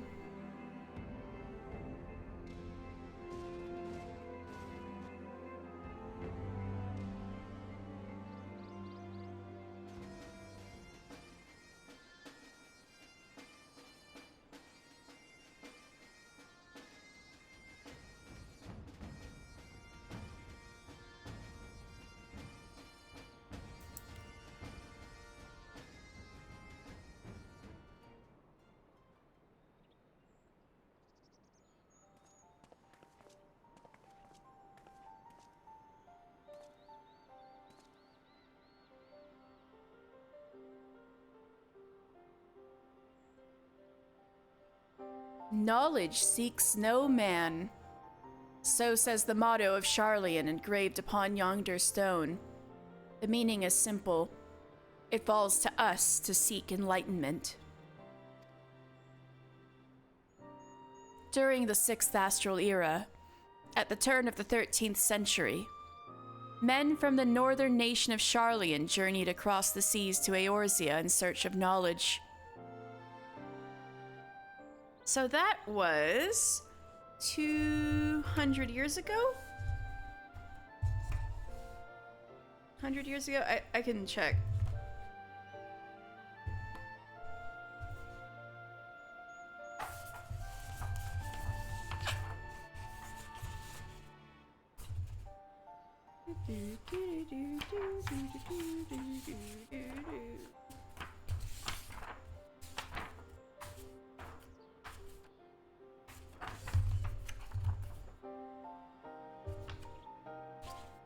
Here we go.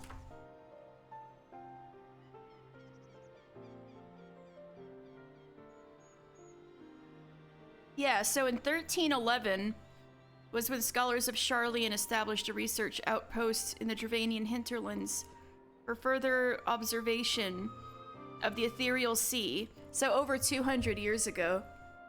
You always like this BGM? Yeah, it's good, huh?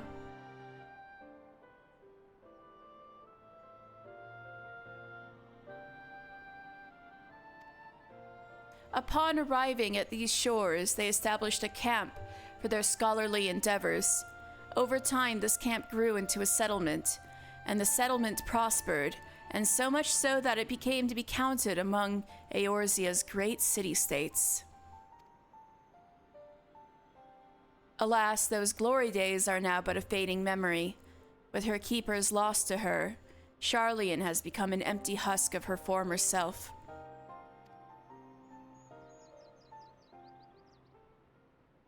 Sko! Uplander is mistaken! Yeah, super big. Sharlayan has new keepers and is on cusp of new age of glory.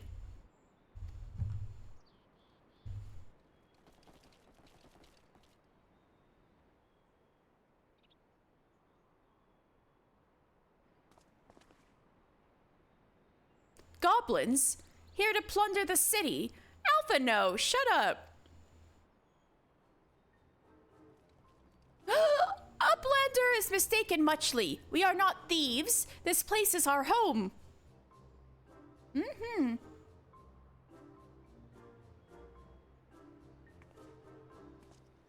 Your home? When last I looked, it was mine and Alphino's. We were born here. So Y'shtola was born here too.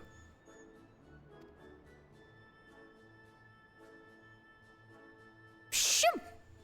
When Uplanders abandoned city, Uplanders gave up claim. Born here or no, Uplanders are trespassers.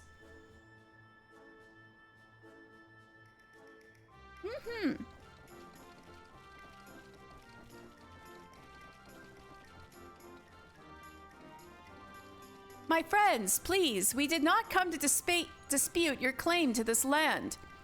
Our purpose here is peaceful. We desire but to cross the river.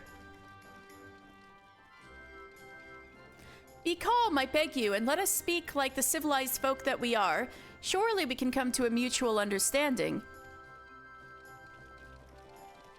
Alizé would have socked him in the face already.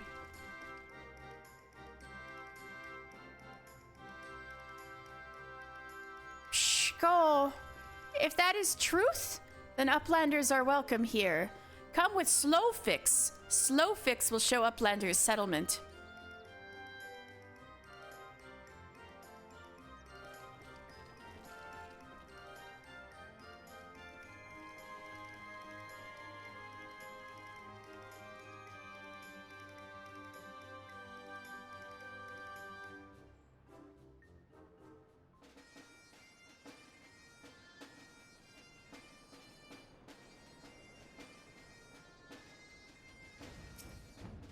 The Cenotaph. That's the big tower.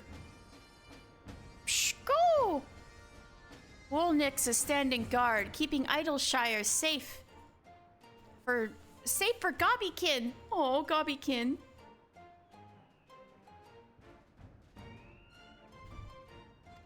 Alright, so the cenotaph. We can't even look up at it. It's so tall. That one that says knowledge seeks no man. A towering monolith.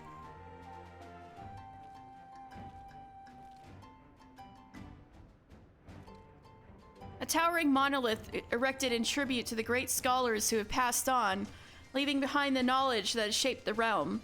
The names of countless men of learning are etched into the mighty stone, along with the motto, "Knowledge seeks no man" on the front, and "Knowledge seeks no woman" on the back, which we can't see from here.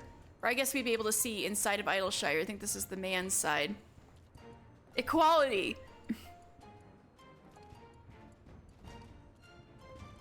So if the cenotaph were a spine of a book, then the gates to the east and west would be the prologue and epilogue, hence the names of the two main egresses of Idleshire.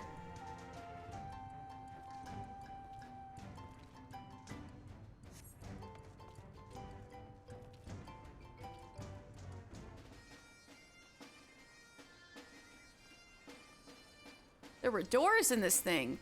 People had to maintain this shit.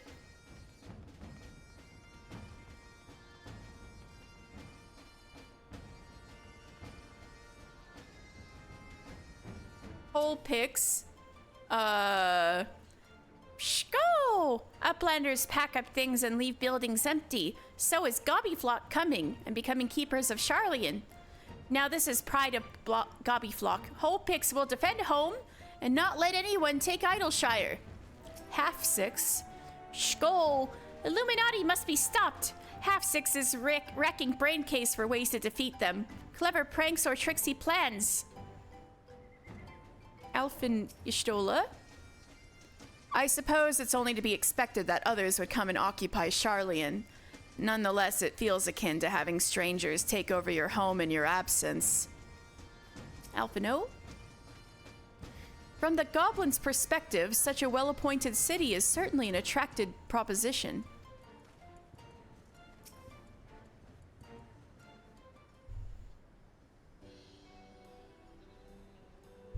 Skoll!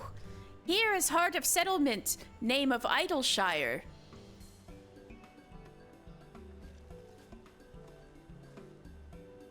What have we got here? Guests? Midnight Dew! Greetings to you. I am Alphino Leveilleur, and may I introduce my companions, Mr. Final Fantasy and Y'shtola. We have journeyed far in search of a friend and seek to cross the river. But finding the main bridge collapse, you went looking for a detour and ended up stumbling into Slowfix and his crew. Is that right? That's the short of it, This place, Idleshire. I came expecting a ghost town. Suffice to say, I'm surprised to find it so alive. Well, with all them precious artifacts lying about, there's only a matter of time before treasure hunters like me moved in. But we weren't the first to arrive, neither. By then, Slowfix and his gobby friends were already settled. Treasure hunters, eh? At first, gobbies and hunters disliked each other, but understanding came, then friendship. Now, gobbies and hunters have joined hands to build great new nation. So that is what happens after we Charlians departed. Oh, so you're locals. No hard feelings, I hope? All these nice buildings, but no one to live in them. Felt like a waste, you know? We've been trying to put the place to rights, and things have been going well for the most part, but it ain't all smooth sailing. Not to sound ungrateful, but the traps your people left lying about are a bloody nuisance. And there's the Illuminati harrying us day and night. Skoll! Slowfix has bright idea. Uplanders desire mutual understanding, yes? Best way to understanding is helping one another. Help citizens of Idleshire, and Uplanders can be citizens too. Citizens are free to cross river. Well, I am not aware of a quicker way to reach our destination. Let us assist Slowfix and his people. Yay!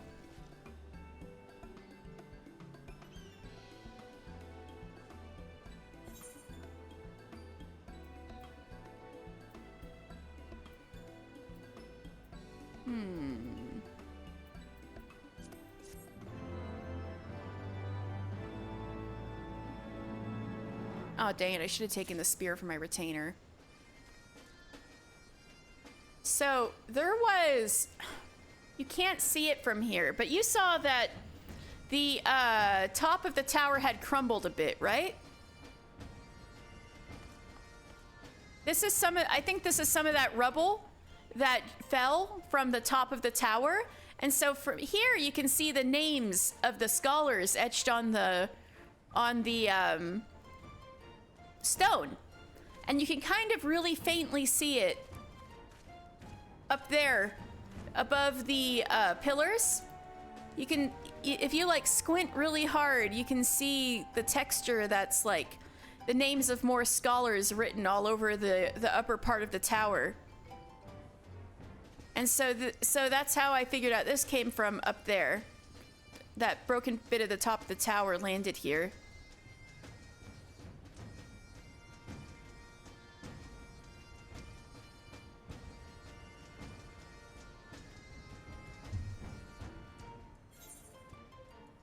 All right.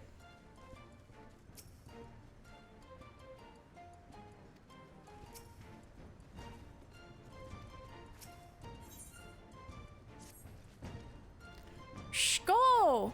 So Uplanders agree to help? Good. Here's what Slowfix wants Uplanders to do.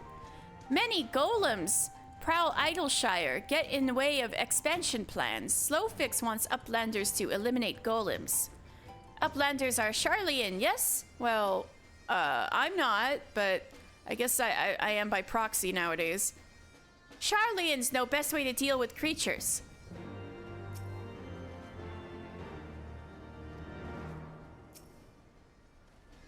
Sentinel golems, I dare say Y'shtola will know how to deal with them. So we are to eliminate the golems. That should be a simple enough affair.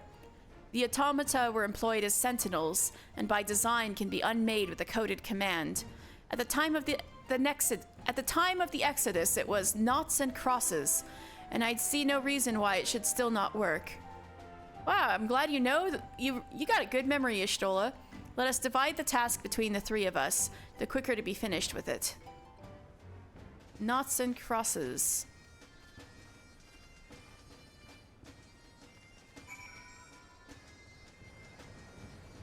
We got Dry Docks over here. Dry Docks is a girl. Shh, go! There are so many fun things here in Charlian. Dry Docks want to find them all. Dry Docks want to unmake them, see how they work. Loud Jocks. Shh, go! If only Illuminati leave us alone. Loud Jocks can eat without always looking over shoulder. So I'm gonna get the Aetheryte. God, there's so much stuff I can do now that I've unlocked Idleshire. Oh, that's a big gobby building. There's, so since our quests are full up, there's actually one we can free up here. But I need to change to a crafter to take care of it.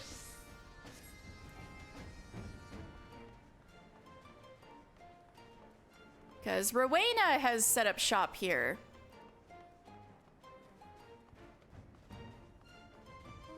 Gaimlona. Begging your pardon, sir. I haven't got the time to chat right now. One of my little sister's suppliers, eh? Well, now that's different. Little sister in Mordona.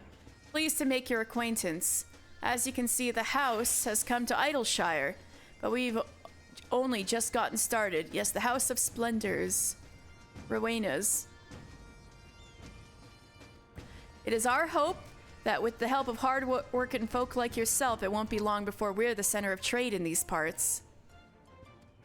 And we'll do it by becoming the premier source of collectibles. Bring us whatever you got and we'll pay you a fair value in scripts.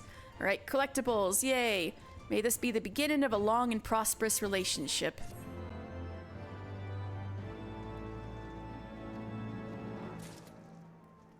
All right, Gaimlona. I think Gaim means gem, right? I'm just seeing if I can remember my Rugadin. Jewel, yeah. So she's a jewel lady.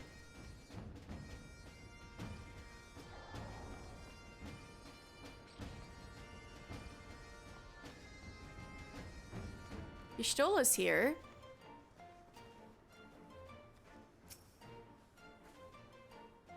Use the coded command, knots and crosses, to unmake the golems. If all goes well, we can accomplish the task without recourse to violence. For once. I need to be careful about which task to take on.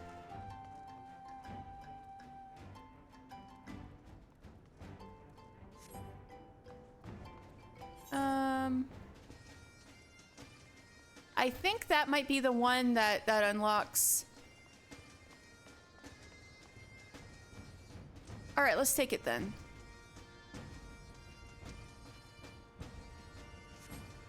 I think this unlocks custom deliveries, which I can definitely get started on. Well, if it ain't one of our most reliable collectors. Got anything good for us today? Actually, hold that thought. Just remember that I've got something for you to change. A favor to ask.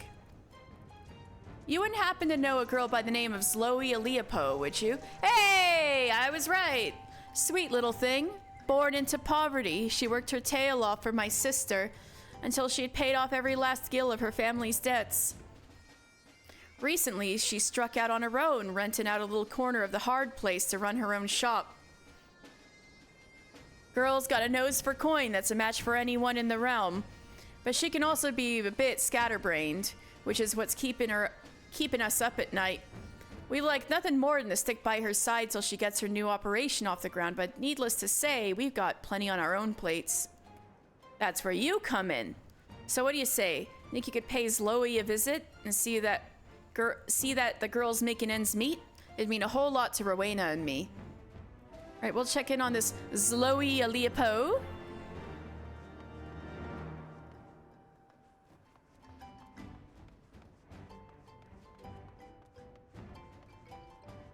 Wait, the hard place is up there, but maybe we should get rid of this golem before we go in. All right, so I need to spell out not.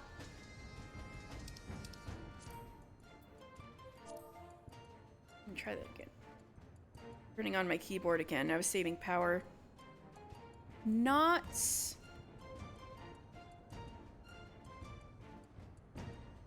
And crosses. There it goes.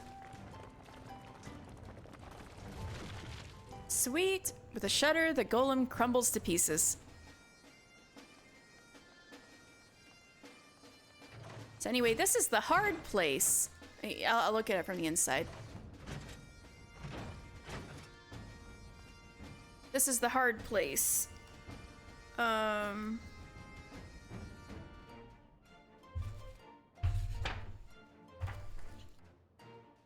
there's gotta be an entry for the hard place.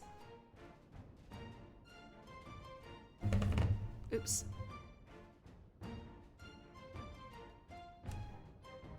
Oh well, they'll explain what it is.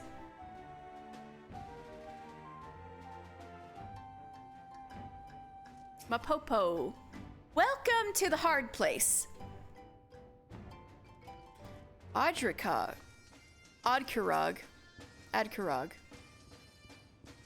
Welcome to the hard place, owned and operated by the illustrious Adkarag. You look interesting, sir. Whether you've come to partake in the finest fare our realm has to offer, or merely take in the opulent ambiance, you've clearly chosen the perfect destination. Your bemused expression does not escape me. Whatever is he wearing on his head? Your mind boggles, and with good reason, for my entrepreneurial genius exists on a plane beyond the comprehension of lesser minds. I ask you, what is more important to a businessman than attracting the eye of his potential customers? I've attracted your eye, have I not? With your golden pig head? I guess so. Consider yourself enlightened. Oh my god. Also, if you look behind this guy, He has an Ora tail. He is a Zayla Ora. We haven't met many of those yet. Miss Loia Leopo. Oh, I need to switch back.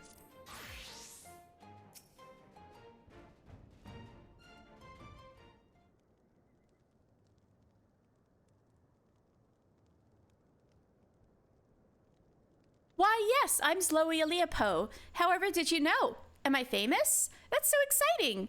And also somewhat terrifying. But most certainly exciting. Oh, but pray tell, whoever might you be?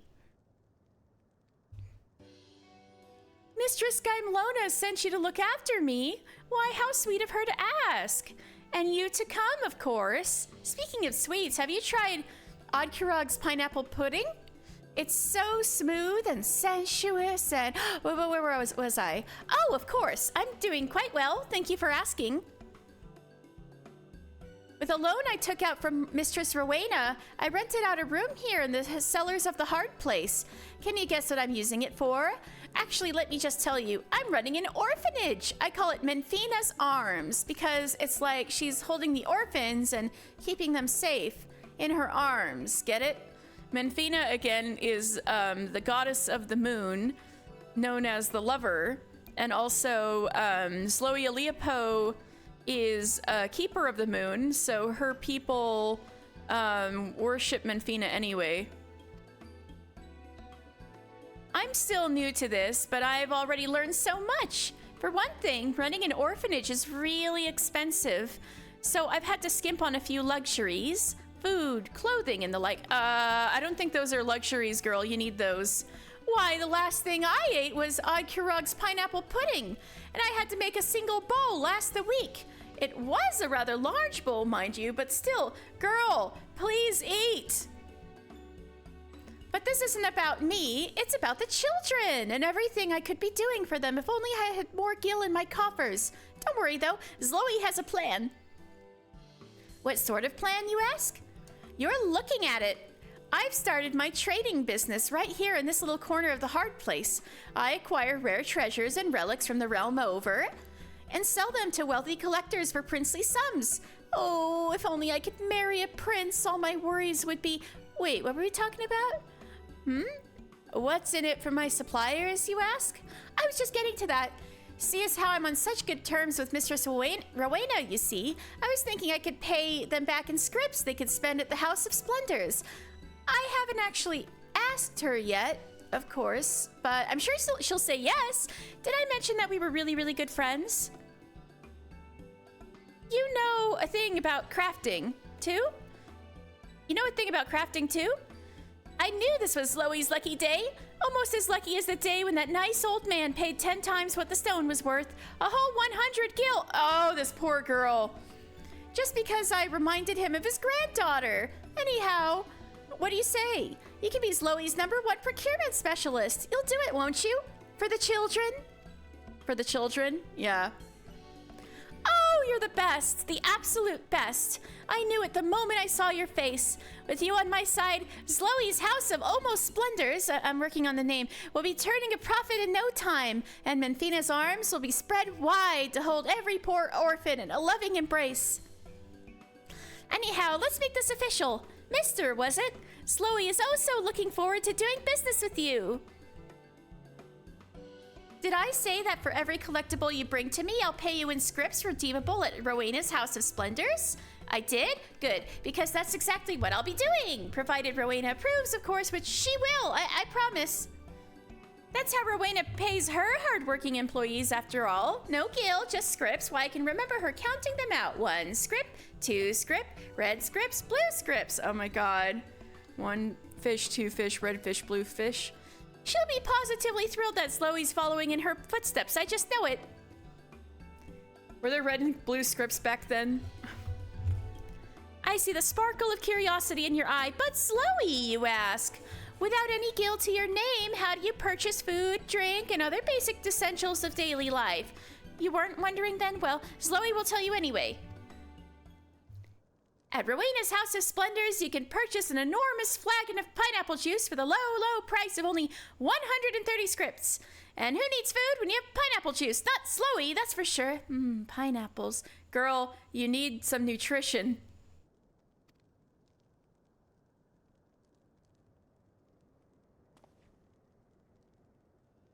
But where were we? Oh, you're probably wondering what sort of treasures I'm looking for. Well, I'd be happy to explain. Slowy has her eyes set on the exotic treasures of Near Eastern make and design. So, like, Razat Han. A little bird told Slowy that Near Eastern culture is all the rage among Ishgardian nobility these days. And who is... I guess there's nothing complete opposite from Ishgard than that. I guess that seems exotic and enticing.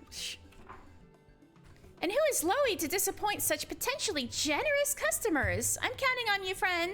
And remember, so are the children.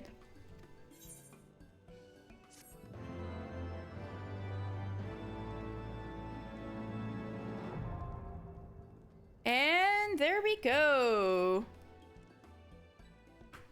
We have unlocked custom deliveries, which I'll be working on off stream. All right, so Slowy Aaliyah Poe, she's in here somewhere.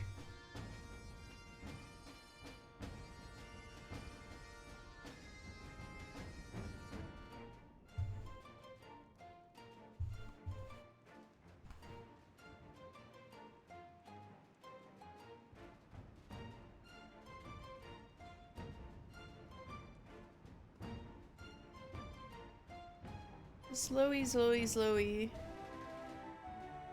Where is she?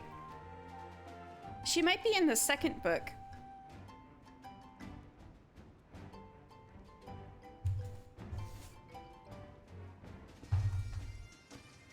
Let me check the second book.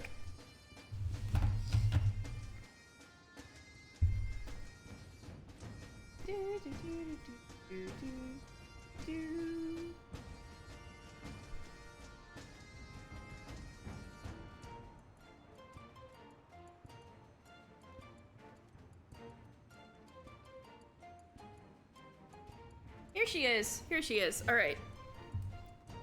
Slowy Aaliyah Poe. This young woman of 21 summers struggled to take care of her sister Chloe after their parents perished in the calamity. Oh no, a calamity orphan. And eventually entered into Rowena's... Well, that makes sense why she wants to open an orphanage, because she's an orphan herself. And eventually entered into Rowena's service to make ends meet. After 5 long years, she struck out on her own and started a new venture, Menfina's Arms, a humble orphanage for others like her and her sister. Through years of hardship, Slowy developed a taste for week-old pineapple pudding. The credits of her habit as the reason for her strong, healthy... And credits her habit for the reason for her strong, healthy teeth. Whether there's any merit to her claims is anyone's guess. So she's 21. That means she started working for Rowena at 16, or 16 is when she lost her parents. And her sister Chloe, I don't think we can accept stuff from her yet, but this is Chloe Aaliyah Poe. This is her little sister. Hello, mister. Welcome to my shop.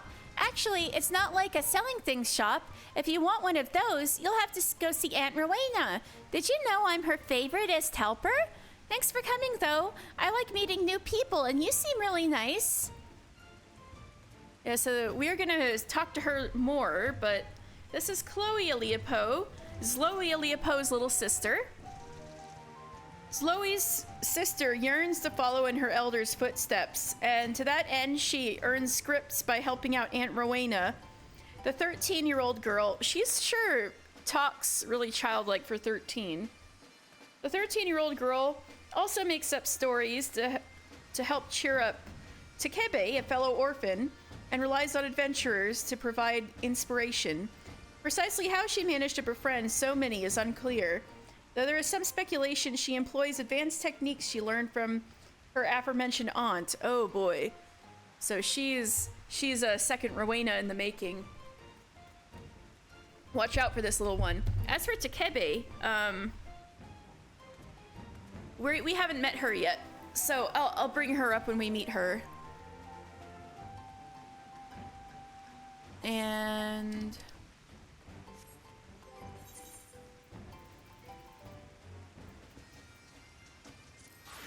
all right, let's go take care of more golems. I hope I have knots and crosses in my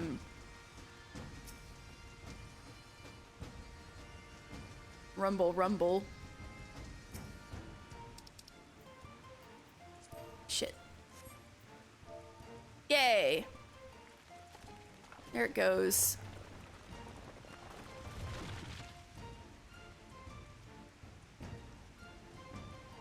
We did it! We did it! Yay! We did it!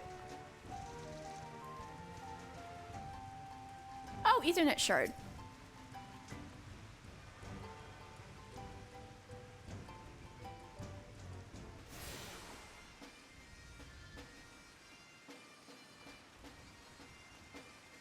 Epilogue gate. See, there's a prologue gate and an epilogue gate.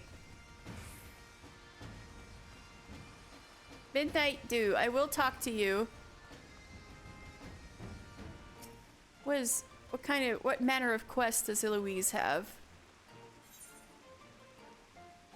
Ooh. Okay, more Centurio ranks. So you're the famous Mister, are you? The clan's all abuzz with talk of the brave young adventurer who's joined our ranks.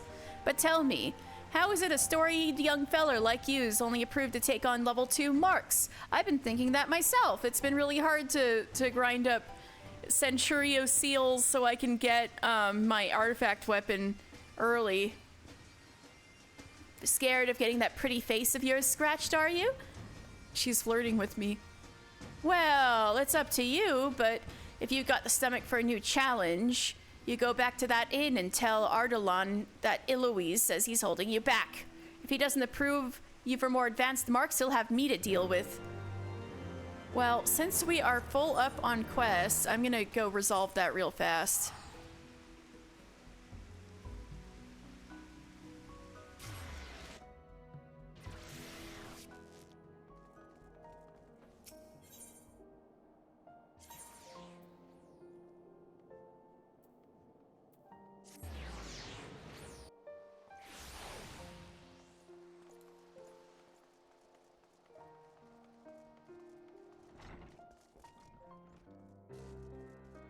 Tataru! Oh my god, she's so cute! Look at her! Look at Tataru! She looks so cute!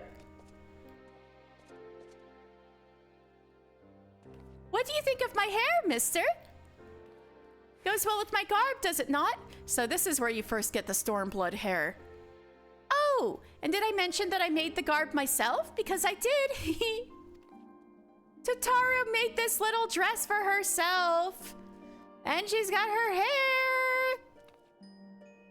Oh my god, she's so talented. She's been unleashed. And yes, if you didn't know, she's actually got very long hair. She's always just got it tucked up in her hat.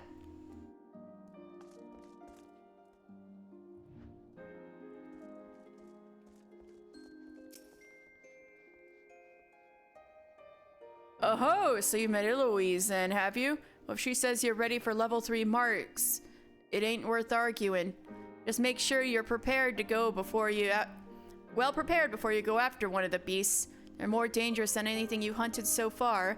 The rewards are bigger too, provided you make it back in one piece. Any road, go have a gander at the clan hunt board. As long as you understand the risks, I'll let you pick any level 3 mark that takes your fancy. Yay!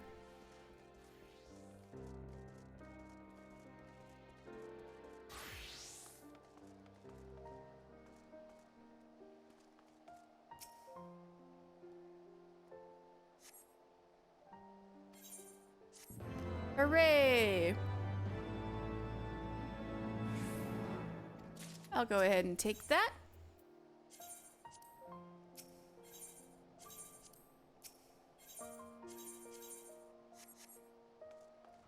All right, now I'm gonna... wait, what's that? What's that? Oh. Might as well finish the elite marks then.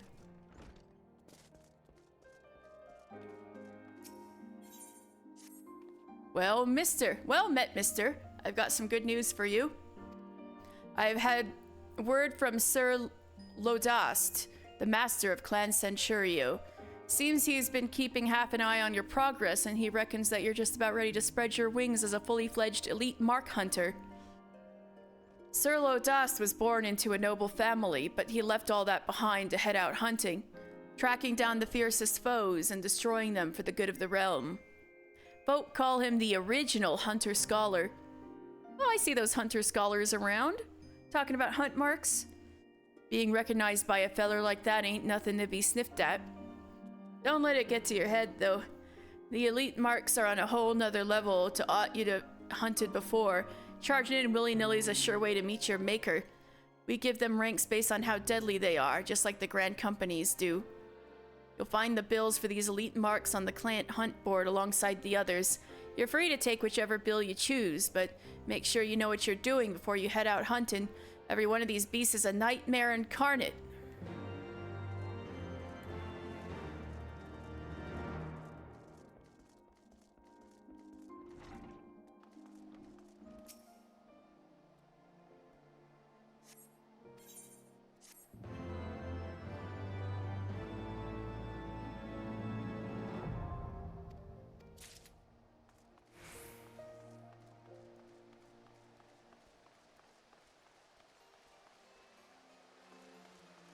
Alright, let's go back to Idleshire.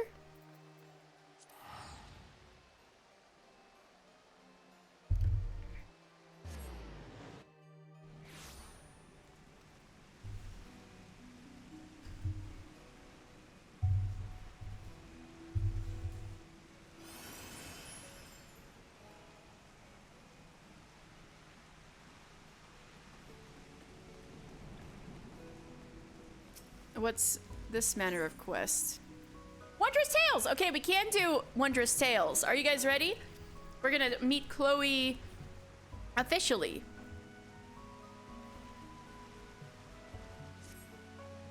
Final Fantasy? Mr. Final Fantasy? Gods, it really is you. I've heard the songs and tales, but to think the day would come where I'd meet you in the flesh. Whatever have I done to deserve such an honor? Drat of all the days that forget to polish my armor. He must think I'm a total bumpkin. But wait, dare I ask? No, I daren't. To impose on such a hero? Oh, but what is the harm in trying? Yes, I must try. You see, I'm in a bit of a bind. A pickle, if you will. You see, I've just taken on a task of sorts. A task far, far beyond the abilities of a two-gill greenhorn like myself. But you... Yes, a realm-renowned hero like you could tackle this monumental task in your sleep, blindfolded and with both arms and a leg tied behind your back. So you'll do it for me, yes? Wonderful. Just head over to Rowena's and tell Chloe Poe that you're there to help. Did I say Chloe Poe? I meant Chloe Aaliyah Poe. That isn't my silly little nickname for her, and I certainly haven't been frequenting your shop every day for the past 2 moons so that her ever so cute little smile might brighten my dark and dreary days, but I've blabbered on enough, haven't I? Ta-ta!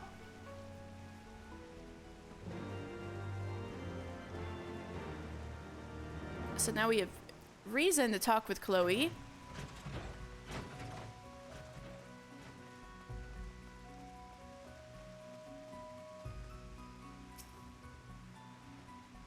As you can see, Wondrous Tales is always hopping. Hey there, mister! I'm Chloe. Chloe Aaliyah Poe. Oh my god, her eyes. And who might you be? Mr. Final Fantasy? The Mr. Final Fantasy? From all the stories? Wow, you're like a legend. A real, living, and breathing legend. This is so exciting.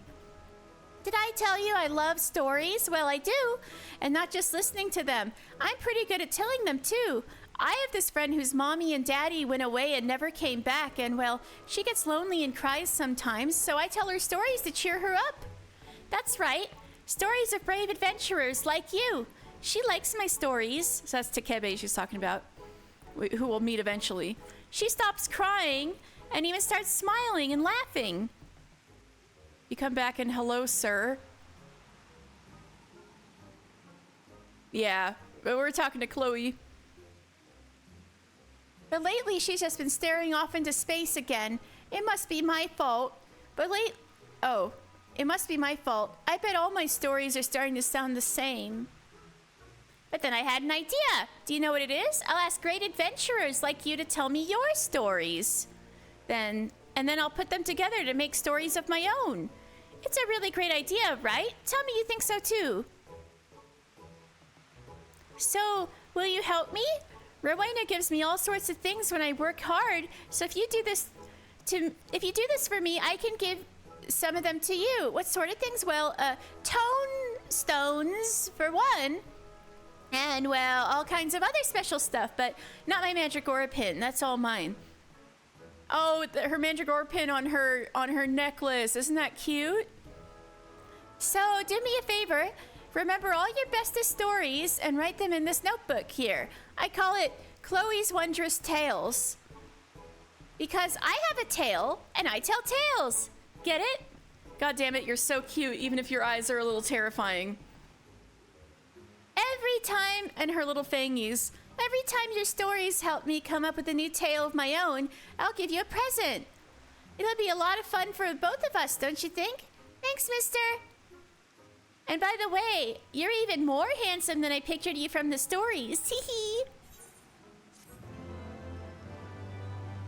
Finally, Wondrous Tales.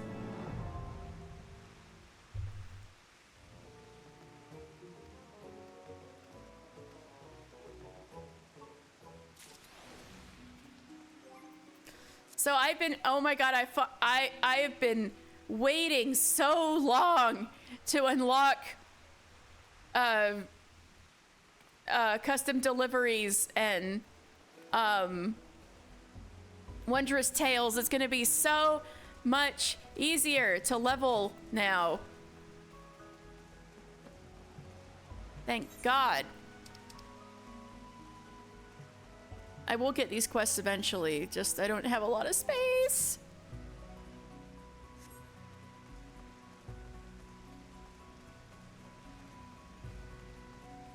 Y'shtola?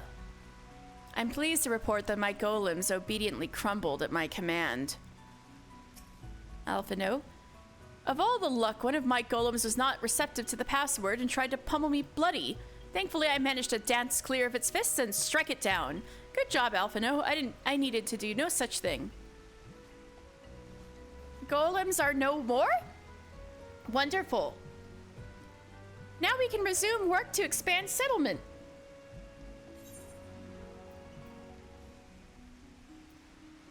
Oh.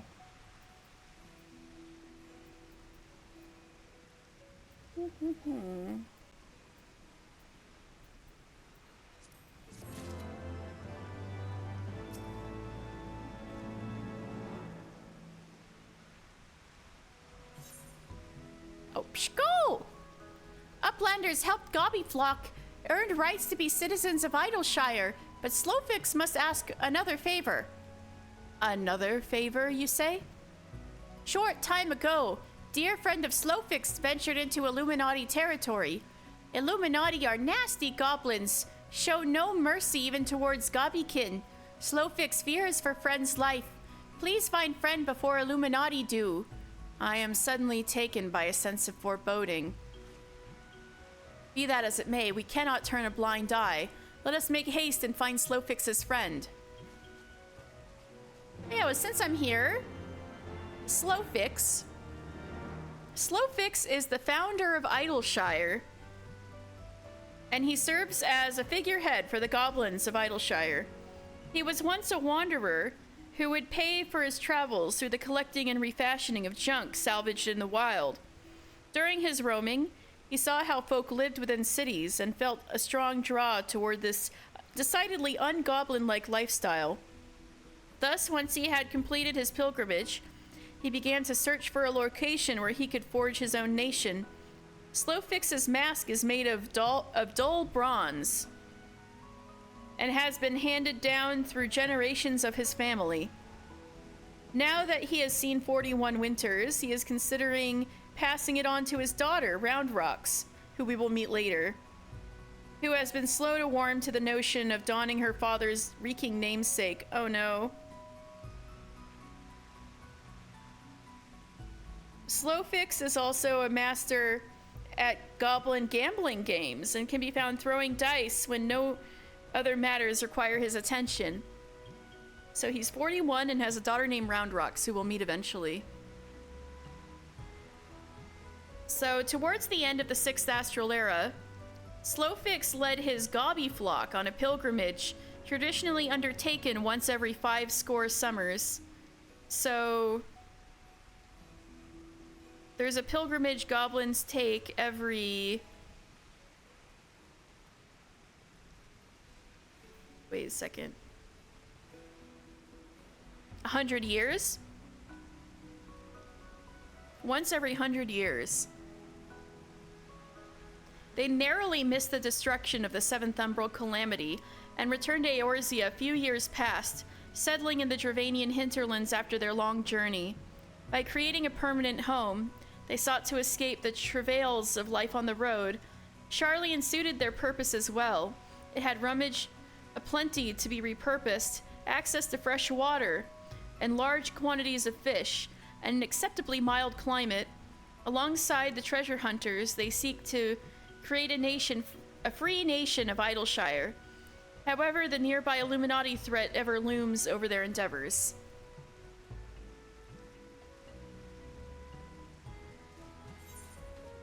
That opened up more quests.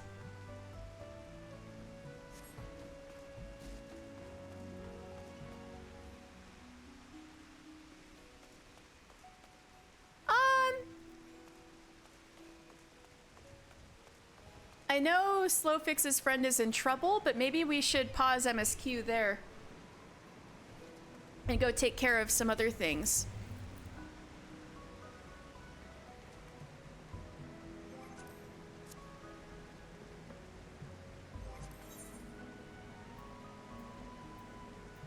There's some we need to get rid of.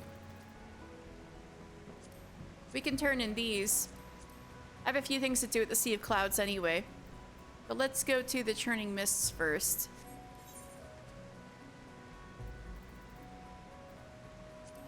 Actually, I think it's closer to Zenith where that Moogle is.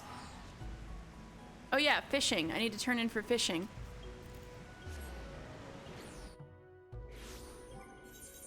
Alright, fishing.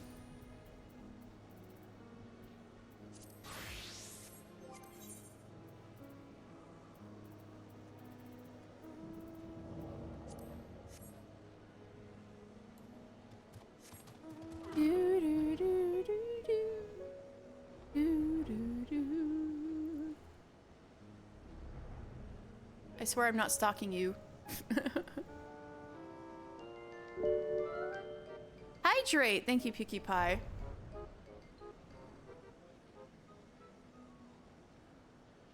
I have been talking a lot. Thank you.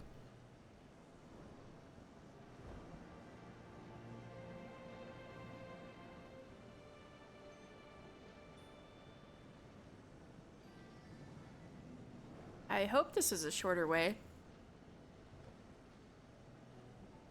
We'll get there eventually.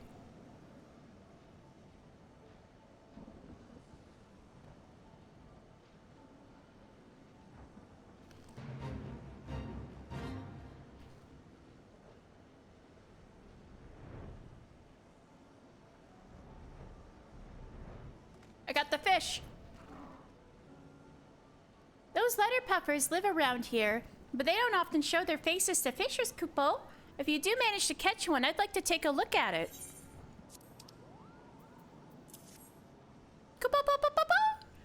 You're a fantastic fisherman, mister. I never thought I'd see one of those letter puffers again. And it's such a big one, too. A fish like that would make a banquet fit for a king, let alone Lord Regent, Kupo. Just make sure the chef removes the insides first. You don't want to end up with letter puffer poisoning, trust me. I never thought my fur would ever be this white again. Still, I'm glad I got to see one again, Kupo. And since you're such an accomplished angler, I'll let you in on a little secret. There are fish living in stranger places than this. Long, long ago, Kupo, there was an empire who had such mastery of magic that they made a whole continent rise up into the skies. Is this talking about Azys Law and the Allagans? The people who put it there might be long gone, but the island's still up there, and it's full of fish. Some of the magic has spilled onto the surface and formed into strange etherochemical pools.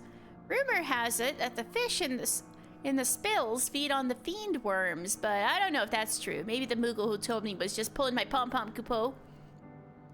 If you ever find your way up there, you should try your hand at ether fishing, Kupo. Oh my god, we got sky fishing, lava fishing.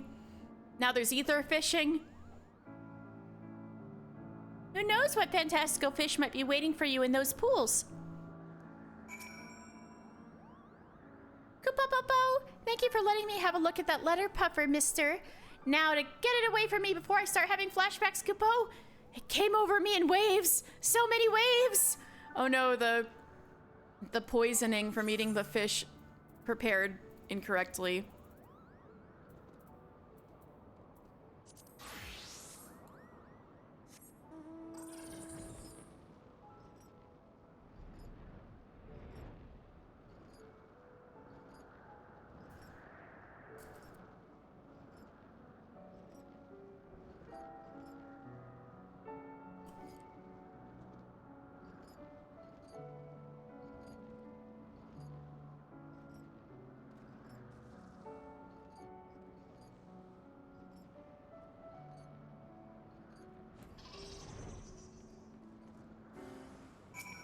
Alright, I'm gonna go get this guy.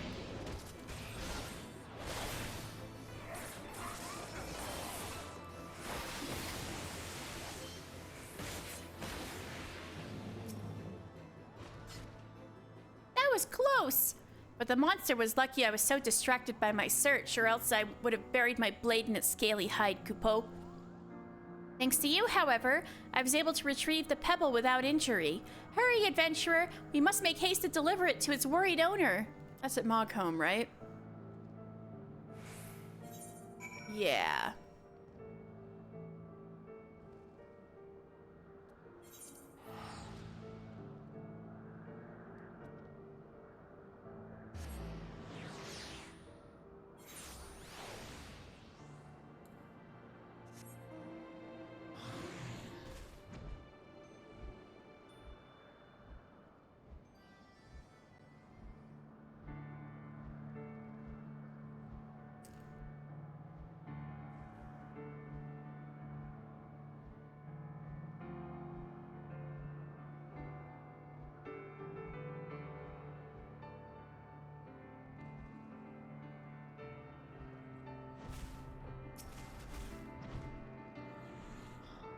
And that's the end of that chapter, Kupo. Oh, thank you so much for finding my prized pebble. It would have been a terrible waste of Kupo nuts had I lost it. Such a trifling task is nothing for the likes of a future Palm Guard member. Now, take care not to drop that pebble again, lest I'm too far away to rush to your aid. Well, it turns out helping Moogles isn't so hard after all. At this rate, Mogholm will be worry-free in a matter of days, and it's all thanks to us. Maybe we should spread our wings and bring help to the Moogles living outside Mogholm. Yes, wherever a Moogle flits in frustration, Moglio will be there to lend a helping paw, Kupo.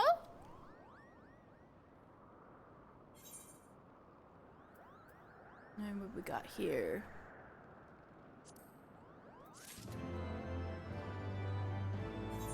Alright, so we got that done. We're gonna have to leave these for now, but I will do these side quests eventually.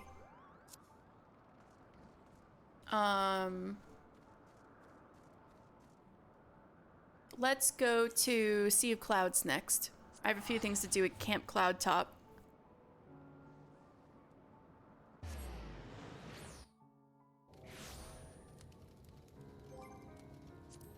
Let me see.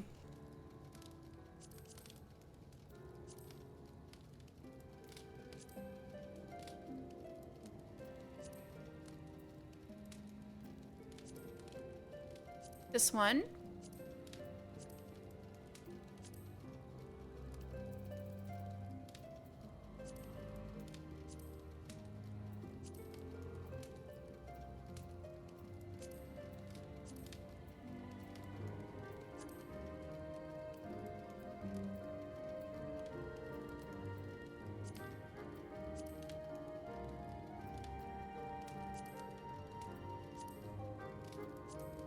Could have sworn there was something else.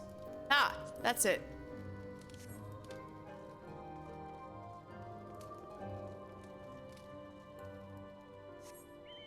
Okay, so for that we need goldsmith.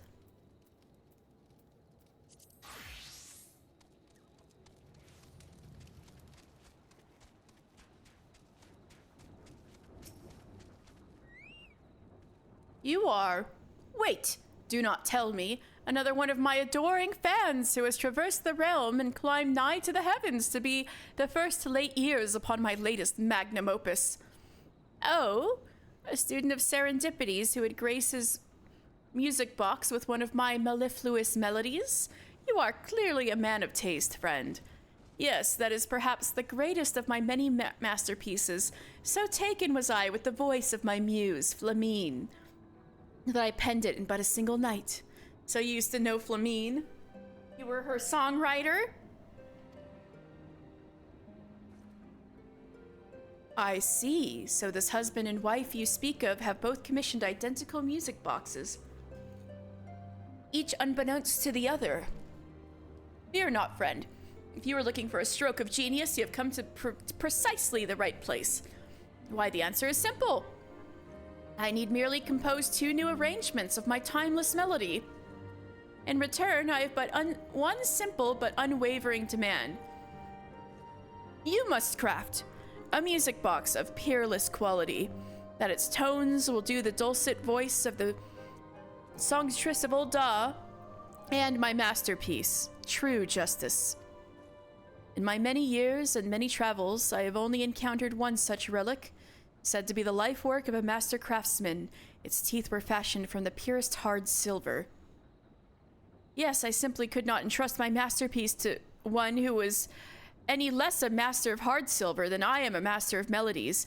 If you believe you are worthy, fashion for me a hard silver ingot, that I may assess your skills. Hold on a second. I can make one right now. I have the stuff on me. I'm pretty sure. Maybe I should just do it.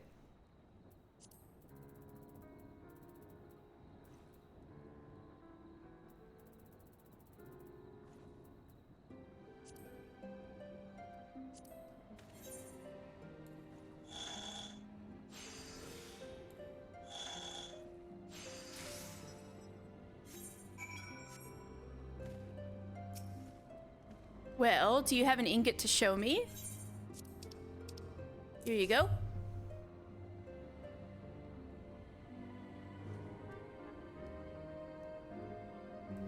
Are my eyes to be believed? I have never seen hard silver shine and sparkle so. Why, just looking at it, I can hear tones as clear and crisp as the waters of the Thaliac that we were just seeing in Dravania. Feel proud, friend, for the great Pierivon has deemed you worthy of giving form to 2 never-before-heard arrangements of his greatest masterpiece. Take them, and use them well. 1 melody for the husband, 1 for the wife. I trust that you will see that not a single note, sharp or flat, is out of place.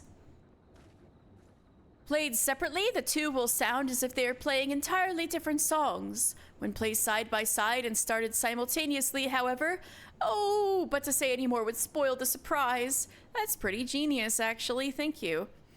In creating my arrangements, I drew inspiration from traditional choir chants. To my knowledge, none have ever attempted to revisit a modern piece in this way. The loving couple shall feast their ears on something that has never been heard before. You have my promise. All right.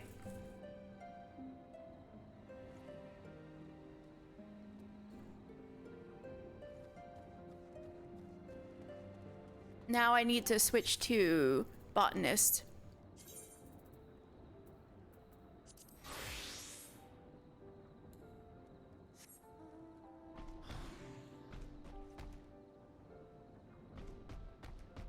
Wait.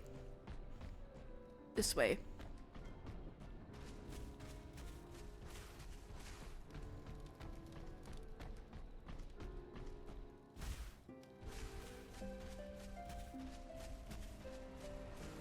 Basil! Muji. Muji, how you doing? Oh, that's the same as before. Alright. Have you gathered Cyclops onions? They can be found growing wild in the Dravanian forelands. Yep, here you go. My, they're far larger than I had dared hope. My thanks, mister. I shall try growing them in our test plot right away. A test plot, you say? That's right, miss. Before we grow something in earnest, we need to make certain that it won't be a detriment to other crops. Though sustenance is important, so too is sustainability. If we don't think ahead, we're liable to damage the environment, and that would leave us with nothing. I see. Pioneers must be at once bold and cautious, a delicate balancing act. With that, I believe I have sufficient material for my first article. I'll go back to Ishgard and send my notes to the chief editor. See you at the Aetheryte Plaza, mister.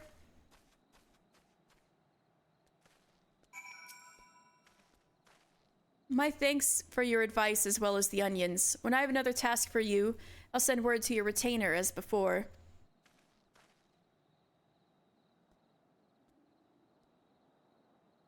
So now, I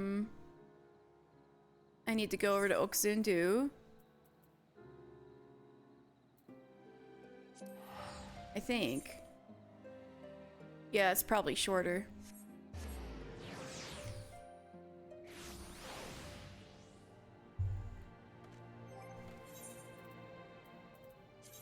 What am I missing? What quest?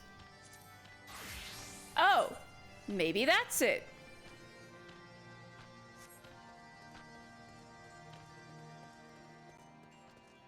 Unless this is about tribe quests.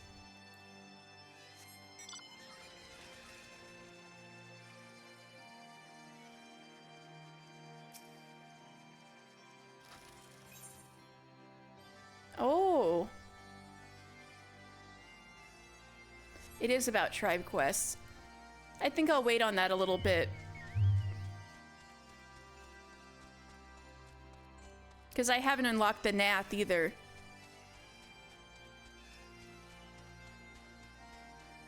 I should look up what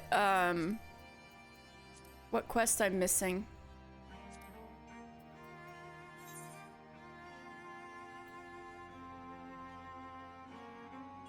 Oh no, it's a location. It's not a quest. Oh man. No, you know what? I'll find it off stream. The last field ether current I'm missing. I'll just run to this quest. This is with what I began with when my mic was muted and was the Vanu who is trying to sneak his way into the rite of passage. He's a little lazy and likes to trick things into making things happen for him, which I think is a talent, but he just needs to come up with the right thing to show his elders in an honest manner.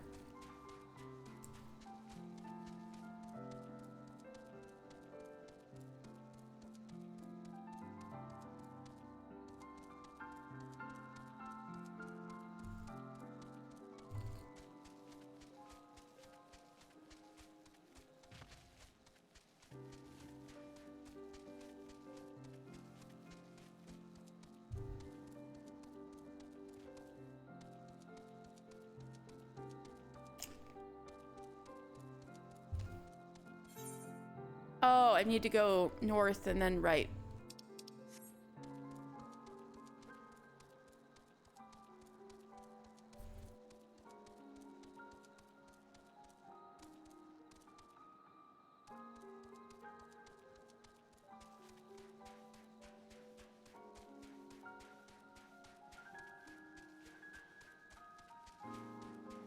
That's a formation we can... Oh, I can't get there yet.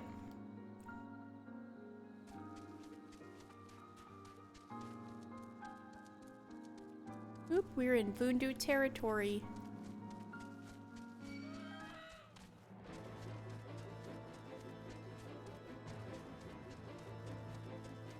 Bro, why are we in Vundu territory? Battle train Sanua. Oh, you wanted to steal one from the Vundu. Gotcha. Ah, Netherling comes at last. Gunuvanu brings something that helps capture Sanua and makes it obey like newborn nestling. Behold, Sanua reigns. But wild Sanua fierce as monsoon rains. Even Netherling cannot hope to capture wild beast, but use these reins on already tame Sanua, and it obeys all commands. Uh-huh. Cutting corners again. And being sneaky. Gunuvanu cares not to show Elder Shaman how to capture Sanua, but to ride Sanua gracefully as seed floating on gentle breeze. Once Elder sees Gunuvanu flit elegantly along wind currents, how Sanua is captured matters not. Even Elder could not make a more perfect plan. I don't know about this. I didn't mean to be Dark Knight, I just realized I'm Dark Knight. Look, Netherling, train Sanua is near. Gunuvanu knows task is dangerous. Will not judge if Netherling wants to quit, but if Netherling finds courage welling within, bring Sanua here once the beast calms down. Alright. Let me get Dragoon back out.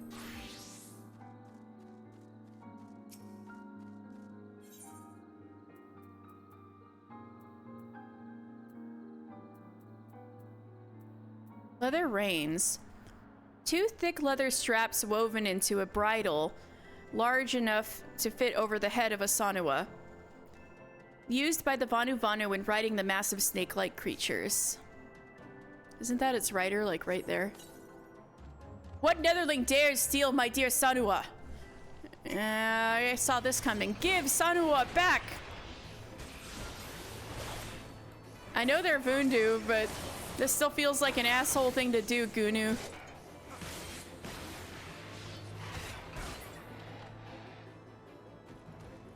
We're just stealing this guy's ride.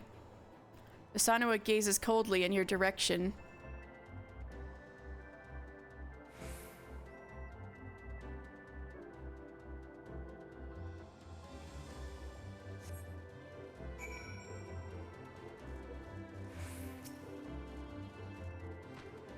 Does Netherling capture Sanua?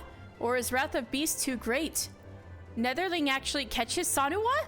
His strength rivals that of greatest Zundu warriors. Ah, now I must ride Sanua. What? Of course Gunuvanu can ride. Even newborn nestling can ride tame Sanua. But Gunuvanu must ask Netherling to wait while he remembers lessons.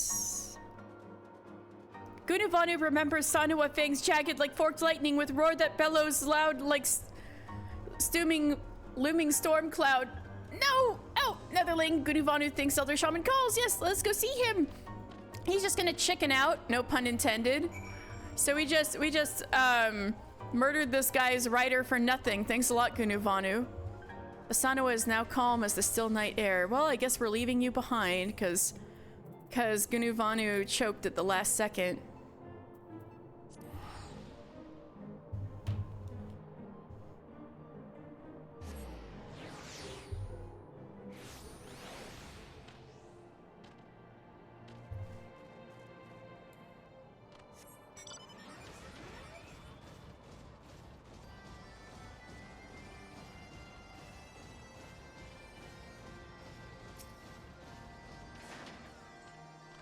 Netherling, Gunuvanu apologizes for making haste to Elder Shaman's roost. No time to ride wings of Sanua, but Netherling need not worry. Let Gunuvanu do talking. Noble and benevolent Elder, humble nestling, Gunuvanu asks again for honor to give offering.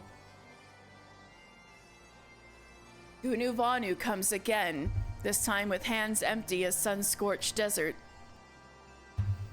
Ah, but offering stands before Elder. Gunuvanu teaches this netherling ways of taming and handling noble Sanua. Yes, Gunuvanu's wisdom and kindness more bountiful than summer rains.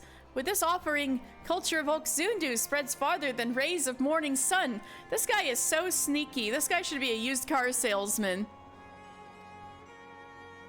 Gunuvanu's beguiling tongue may work on fellow nestlings, but Anuvanu not fall for tricks. Can Anuvanu touch wisdom? Can Anuvanu see kindness? Such offering Anuvanu does not accept. But elder, Gunuvanu still simple nestling, understands not subtle rules of tribe's trial. Fault not on him. For that elder give Gunuvanu one more chance. Vanu never fly Sanua if scales slippery as Gunuvanu's words.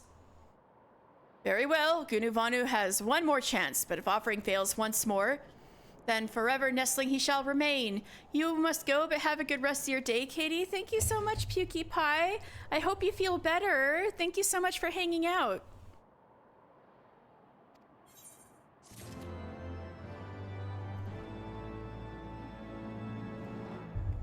I think there's only one more of these quests, but perhaps we should save this for later.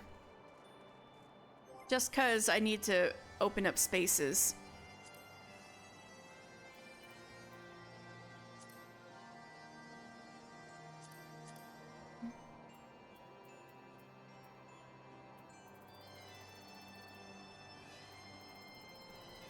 I could work on these three, or these two. I need to do the fishing one on my own time. Let's go back to Ishgard real fast.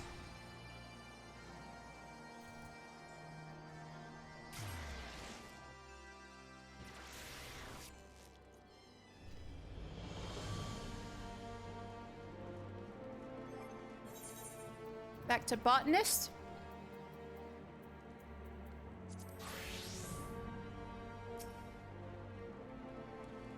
Glad tidings, mister.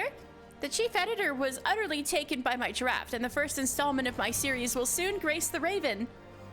Oh, unless you worry, I'll make sure to withhold names and locations. It's an Ishgardian outpost after all, and we can't well have such details known to all and sundry. Ah, but have a listen to this.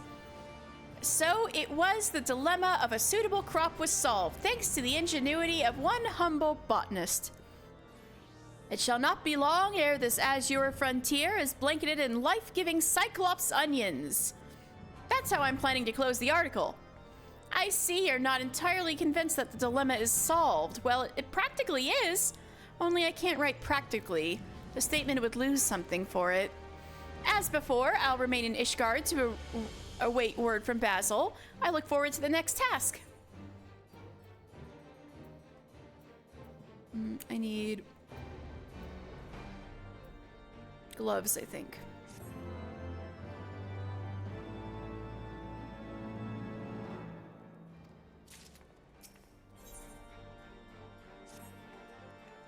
I was hoping you'd come by. Basil has another task for you. Just so you know, I won't be accompanying you from now on. While you go about your gathering, I have a mind to do some gathering of my own for information here in the Holy See. Having said that, I will require a report from you afterwards, so be sure to remember all the juicy details. Now off you go to Camp Cloudtop. Well, eventually.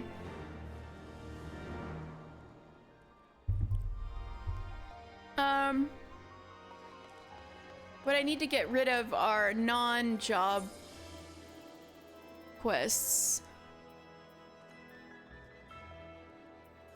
Oh, I guess that means I'll have to, well, I could finish the Ixal quest. Let's do that. I think I can do that as a botanist, actually. Let's go to Earthis, then.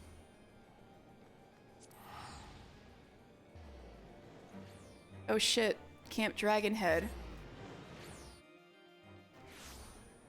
Do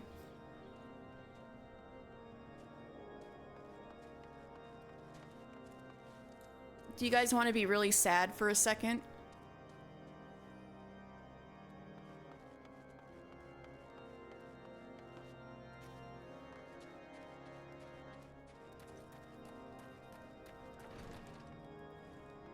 Well, I have the of the Silver Fuller title. I might as well use it.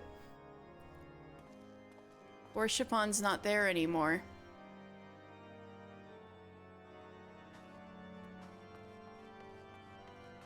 Corentio used to stand right next to him. You are well, sir? Good. That is good. What do you do here? For many years, I have served House Fortemps and my Lord Orchifon. But now that he has fallen, Forgive me, I would speak no more of such things. What kind of place is this? As you know, Camp Dragonhead is an Ishgardian fortress held by House Fortemps. Its name is taken from a nearby rock formation which you may have... I'm sorry, but I just can't. Oh. Everybody here is mourning him. And Yael? Sometimes I think I see him sitting there, out of the corner of my eye. But when I turn to look, he's not there.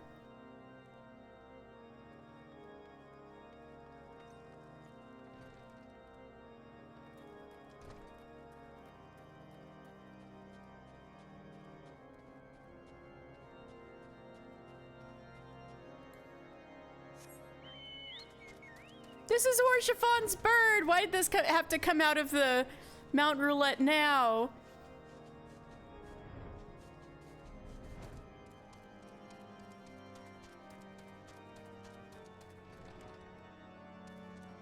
Then the hearths burn low these days, and the servants are rather listless. I thought I heard someone sobbing the other day, but perchance it was just the wind. Oh well.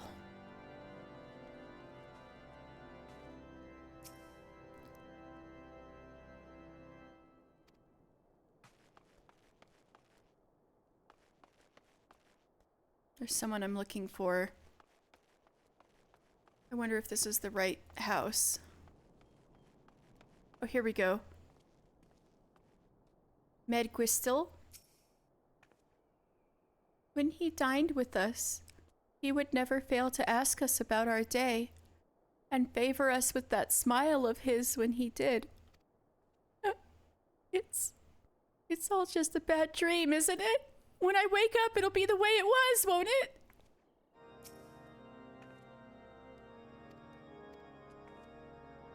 Oh, the cook's mourning Orchifon too.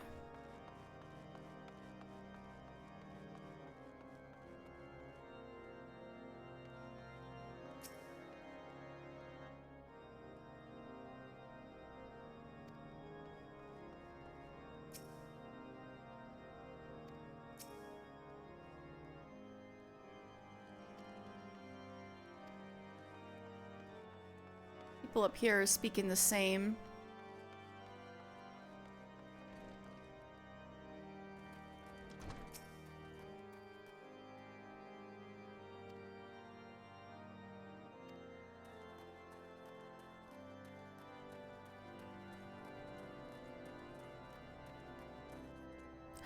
Anyway.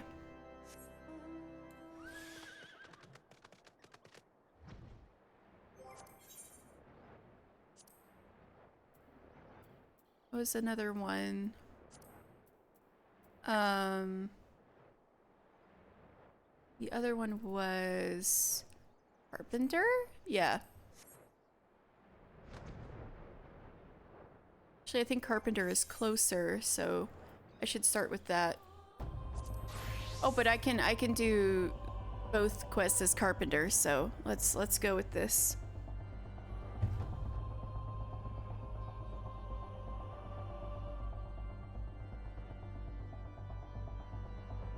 Hi, Rotolon. Out to trap a dragon, eh? Well, you certainly don't want for ambition. I believe birch would be best for your purposes. The wood doesn't share the beauty of oak or teak, but it has no equal when it comes to flexibility. Moreover, it absorbs little moisture as a green wood, and will not turn brittle by freezing. Alright, so birch. Lest you wonder, Basil and I trained as botanists together. You might even call us rivals, if you can imagine such a thing between people who grow and harvest plants. But even as we competed against one another, we held each other in esteem. So when it was decided that he would go to settle the frontier, I wished him every success. Please aid him in whatever way you can. Oh, for Basil.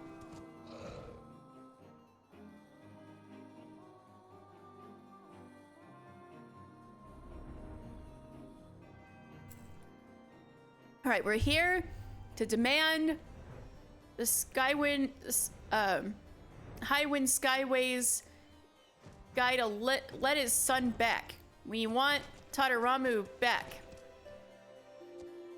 Tatabaru, we want him back. Portalon, I remember you. The role of the Observatorium in maintaining Akurtha's airship route cannot be underestimated. As such, I would value any opinions or concerns House Durandare might have with regards of the establishment of such a route.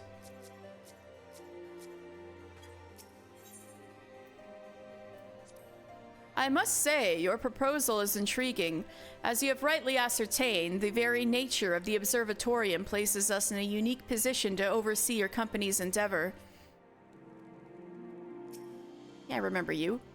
You again? However, did you know where to... well, I'll not stumble like that a second time. Now keep quiet. Well, you're the one yelling. Chairman Tatabaru is engaged in extremely delicate negotiations and is not to be disturbed. Huh? You're still asking after Master Tataramu? Will you not be silent? If you absolutely must know, the young man accompanied us here as part of his continuing education in company management. His chambers are guarded by our loyal, not to mention lethal, retainers, so you can forget any plans to spirit him away again. Ooh, I can beat them up.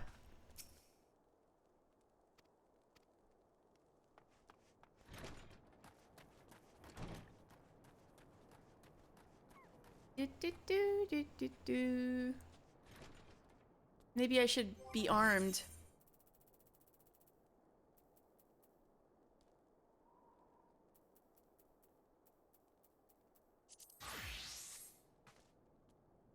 That's not it.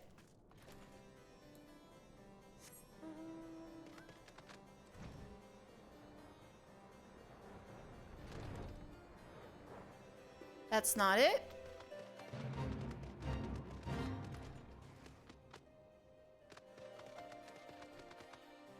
Ah, there he is. Not very well guarded. Oh, mister, what are you doing here? Cecil sent you? Broken without me, you say? I never imagined that the absence of my skills would be so keenly felt. I am flattered, but as dearly as I would love to stroll out the door with you, I'm afraid things aren't that simple.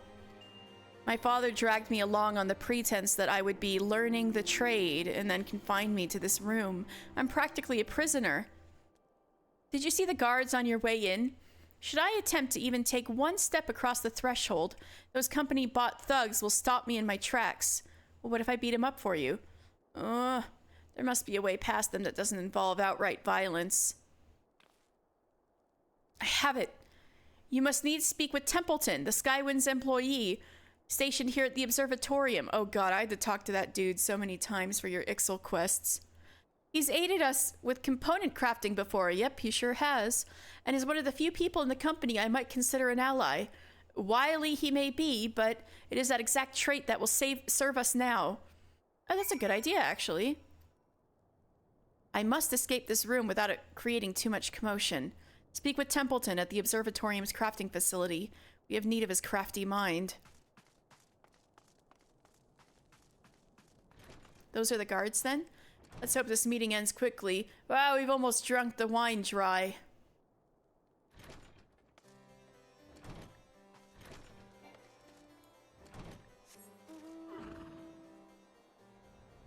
I don't know, they don't seem to be, that vigilant.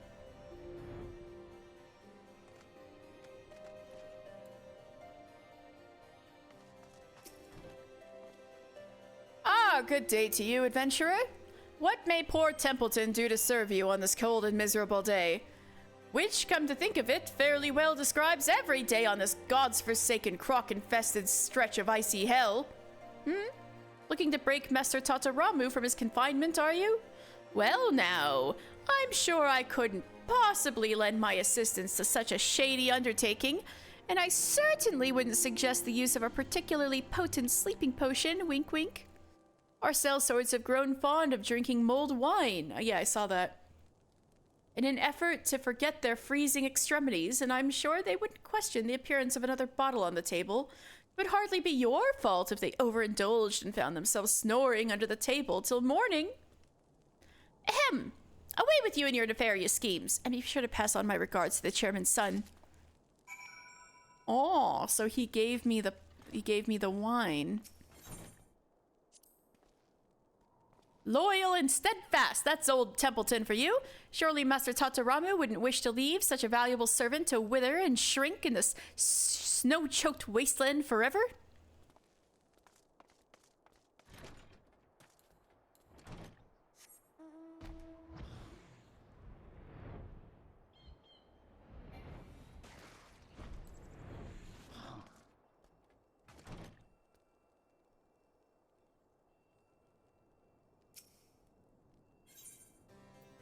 So I'm just gonna sneakily go put this on the table. Expertly crafted by Templeton, this half-empty wine bottle happens to be half full of a potent sleeping potion created at the Alchemist's Guild.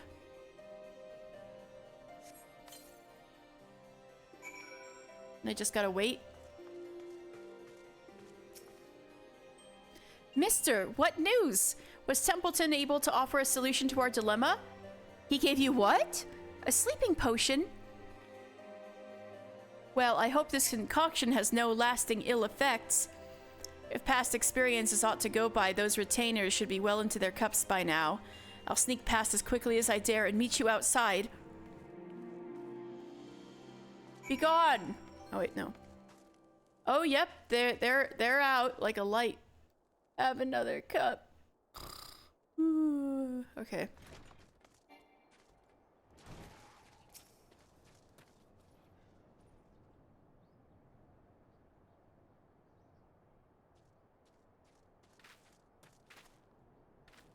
So far, so good, it would seem. Now let's return to Sezel's camp before my father concludes his negotiations. A word with you, Master Tataramu.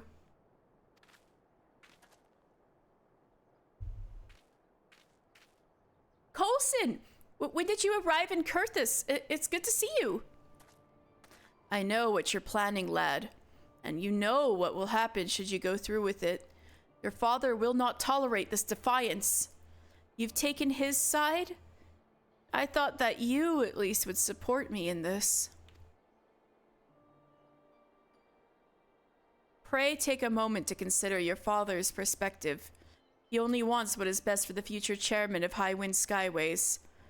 The world you stand to inherit is not the world in which the rest of us live.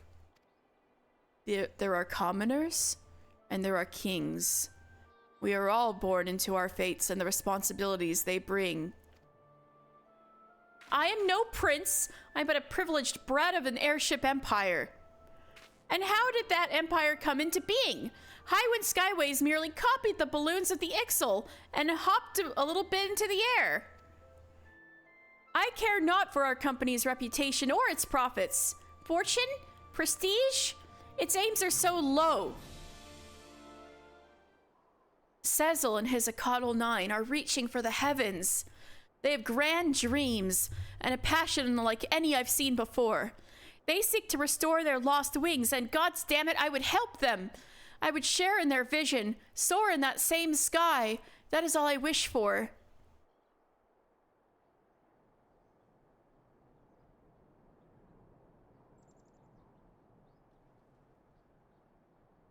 Go, Master Tataramu. Oh, thank God. I will speak with the chairman myself. I will convince him of the depth of your desire, as you have convinced me. You will? I have underestimated you, young sir. Those eyes, that mask of determination. It is like witnessing a decades-old memory come to life. There can be no doubt that your grandfather's blood runs hotly in your veins, the grandfather that worked with the Ixal. Coulson. Quickly now, off with you. The longer I stand here in the biting cold, the more my hips start to ache. Ooh, for the fervent heat of youth.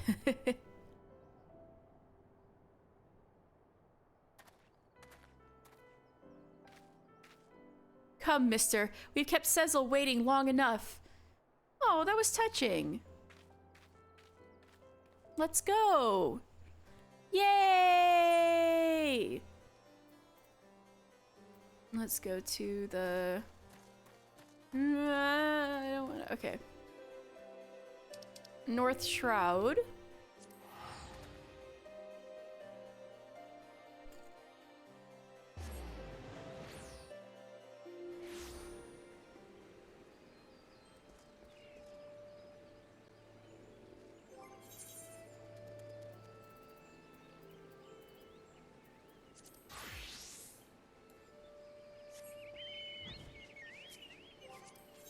And there are two things we can do at the North Shroud.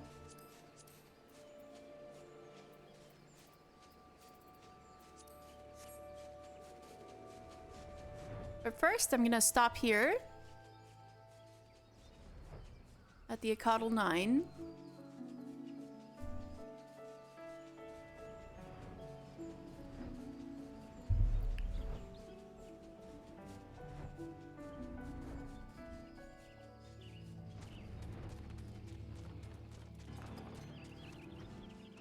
Cecil.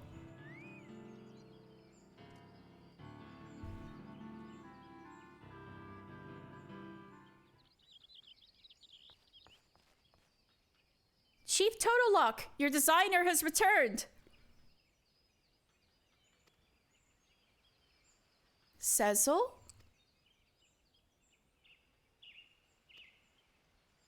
Wah! Fogged up for no reason, Goggles did. Not tears of joy, no, humidity. Oh, Cecil, it's okay to cry. Listen well, Tataramu. Make up for lost time, we must. Work and work until Dezel Kolon is complete, until hands ache and sweat turns to blood. Yes, sir.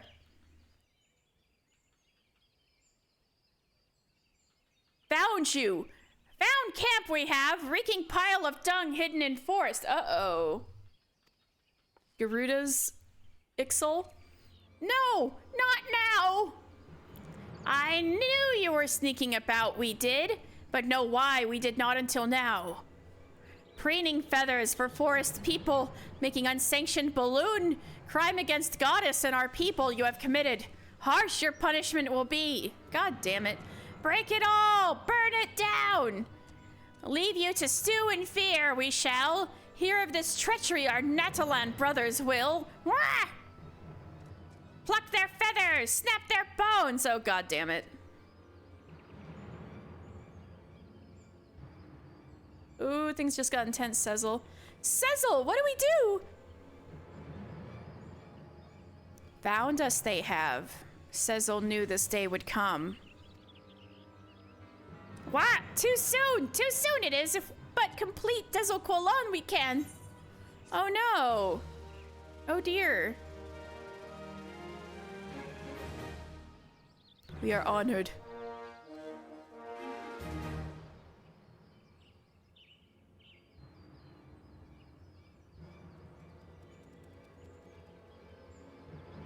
Rutrow. Thanks to your diligent efforts, the construction of the Dezel Kolon is almost complete.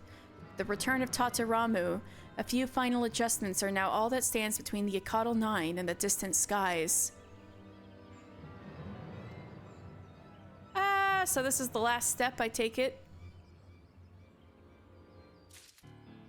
Alright, so that's one quest out, and I can work on the Ixal quests on my own.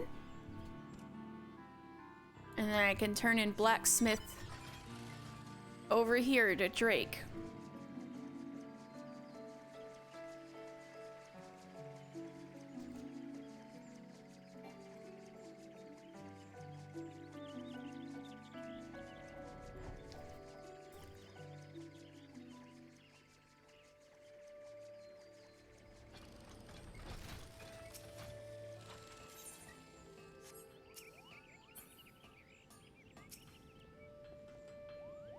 Have you made a replacement titanium lump hammer, sir? So this is for Gerald. My, you clearly made this hammer with the smith in mind. Seems perfectly suited to delicate work. Oh, sorry. My master will fashion some fine kettles with this. Oh, great. Thank you for your efforts. I believe with this, Gerald will be more willing to hear out your request to remake this sword. I heard what you did for me, so come on, show me the sword. Now! I ain't got all bloody day. If I ain't mistaken, and I rarely am, this is an adamantite blade. Pure, too. Whatever smithing technique the ancients used got it purer than most modern smithies could. And you're asking if it could be made battle-ready again? I'm afraid it ain't possible, lad. Can't be done with that sword, and that's that. Aw, man. But don't toss it just yet. The hilt's special. A reliquary. Means there's a saint's bone or summit inside. Reckon the sword is a treasure because of that. So not because of the blade, but because of the hilt? So what happens if you forge an adamantite winglet in the exact same shape and size as the original and enshrine the saint's remains in that? Aye, that's when you'll have to do to remake this integrity. I see. So I have to make the sword, and then there's a reliquary in it. There's some saint's bones in there. Oh, Ishgard, so Catholic.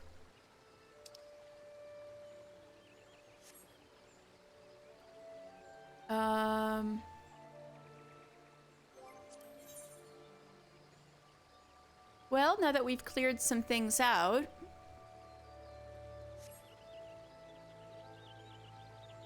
yeah, we should probably work on post-Moogle. Just get it out of the way. Clear the space.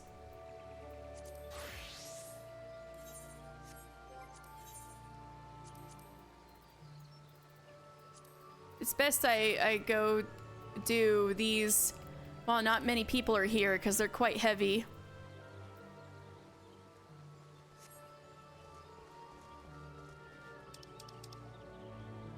Let's do Lone Survivor first. So we're going to Eastern Lenosha. Oh wait, I think this is actually where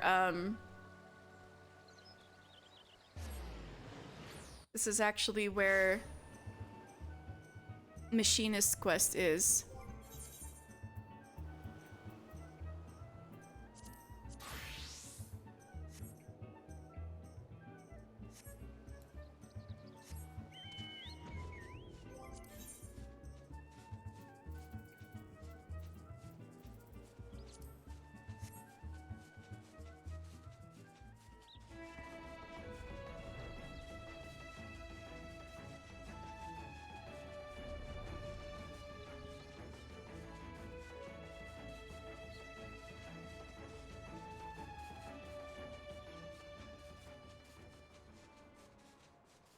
Whee!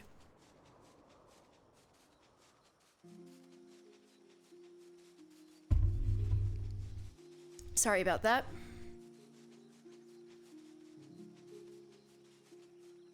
Oh, where this old Garlean ship was down? Hey, Rostenstall. Got yourself dragged out here as well, did you? The boss said he needed some Magitech part.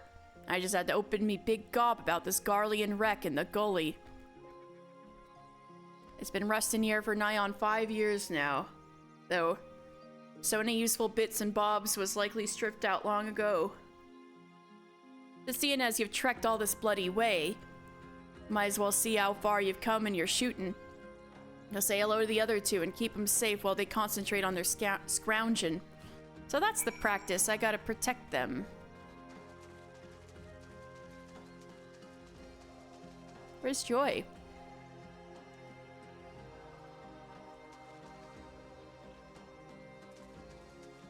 Joy! Oh well. Ah, you came! Splendid! Though I'm afraid the rewards have yet to meet the risks of the monster-infested crash site. And speaking of monsters, oh great. He just takes everything in stride, doesn't he?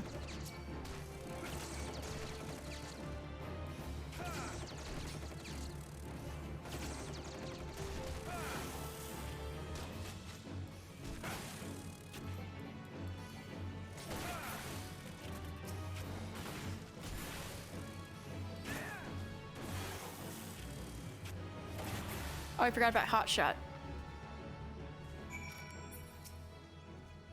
Nicely done, mister. Now I must return to the search.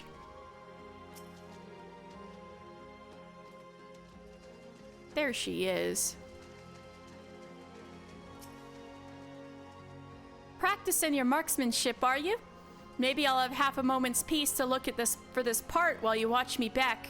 Oh, not again. Take care of that, would you, mister?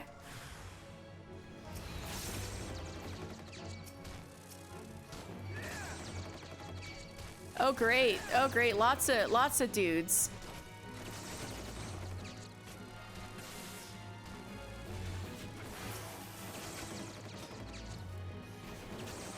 Wait.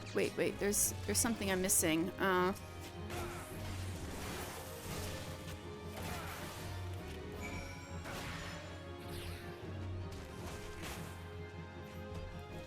Uh-oh.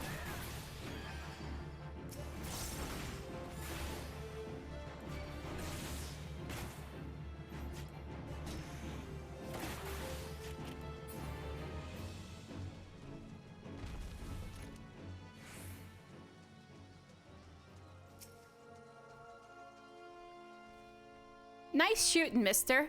Now, if only we could find his lordship's part, it might get back to me own training.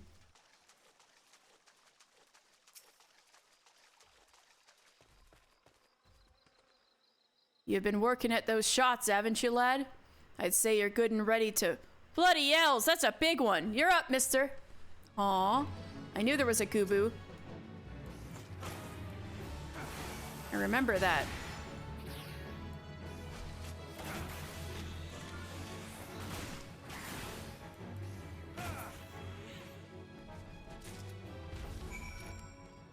You find a Magitech gyroscope in the Gubu? Aye, nice form, lad. Tightly grouped shots. Now, was it me eyes playing tricks, or did something other than guts drop out of that thing's belly? Ew. Looks like a bit of machinery. The boss would have a better idea than me.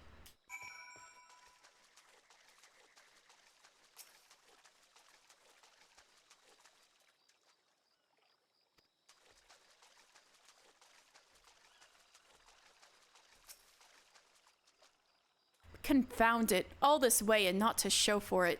Aside from your obvious improvements in marksmanship, of course. What's that you have there? Magitech gyroscope number 41. Several metal rings hinged together to spin and rotate independently of one another. What this fantastic creation could be used for is beyond you.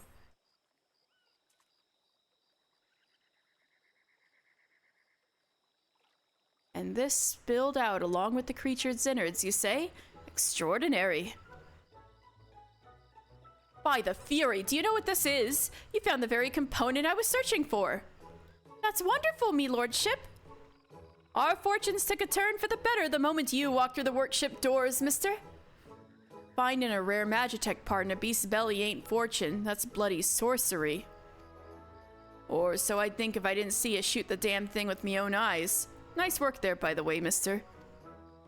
I can already hear the whirring of my invention coming to life. Come, we must return to the manufactory at once.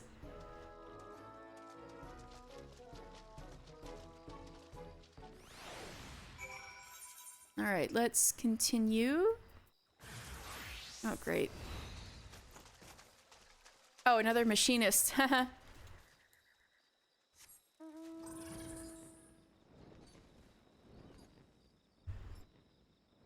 We're gonna go siege rest.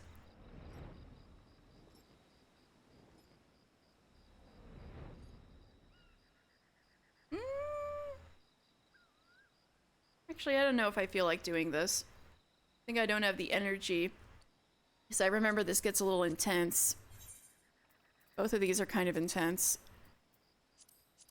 Yeah, let's finish off Machinist then. I'll do them sometime. When I feel like it.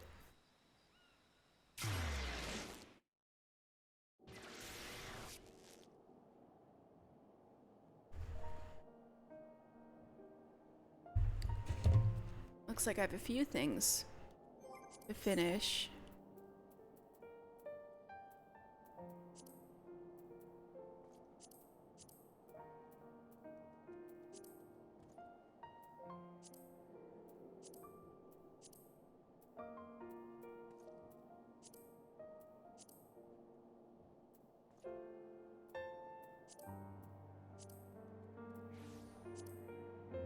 Oh, this one. This one. Okay.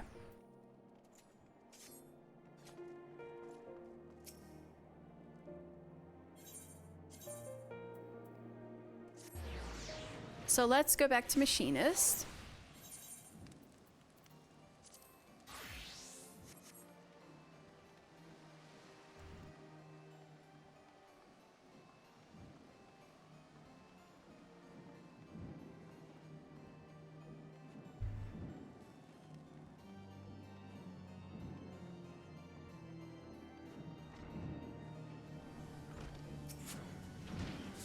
That was truly a stroke of luck, mister. With that wretchedly rare gyroscope in hand, 'twill only be a matter of time until I have a working prototype. Instead of twiddling your thumbs until its completion, however, you shall have your hands full mastering a new skill. Rostensal bade me to pass on to you the particulars of Heat Blast. Trade hard, my friend.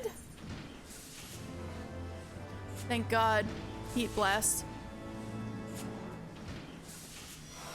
Under the tutelage of Rostenfall, you learn new marksmanship techniques. Heat Blast.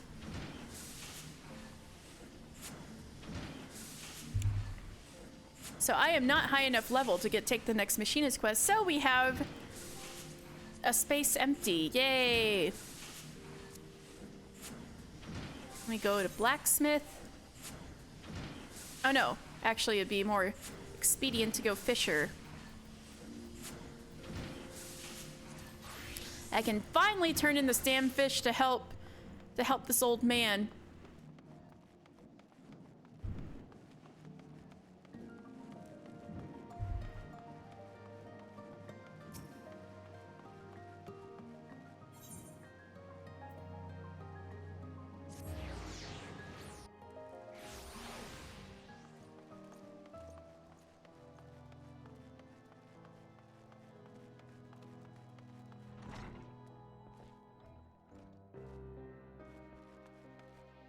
Once again, if you didn't see earlier, Tataru! She made her own dress and she's got her preview of her Stormblood look a little bit.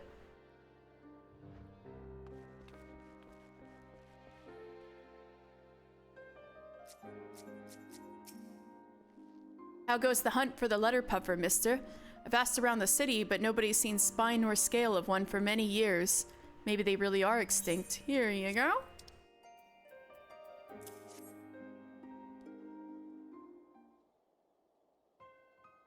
You really caught one? Good gods, mister, you're incredible. With this fish, you've saved my friend's life. Here you are, chef. One fresh letter puffer. Just be careful you don't cut open the venom sac while you're preparing the platter. We'll be wanting to save that poison for the Lord Regent's portion. Yeah.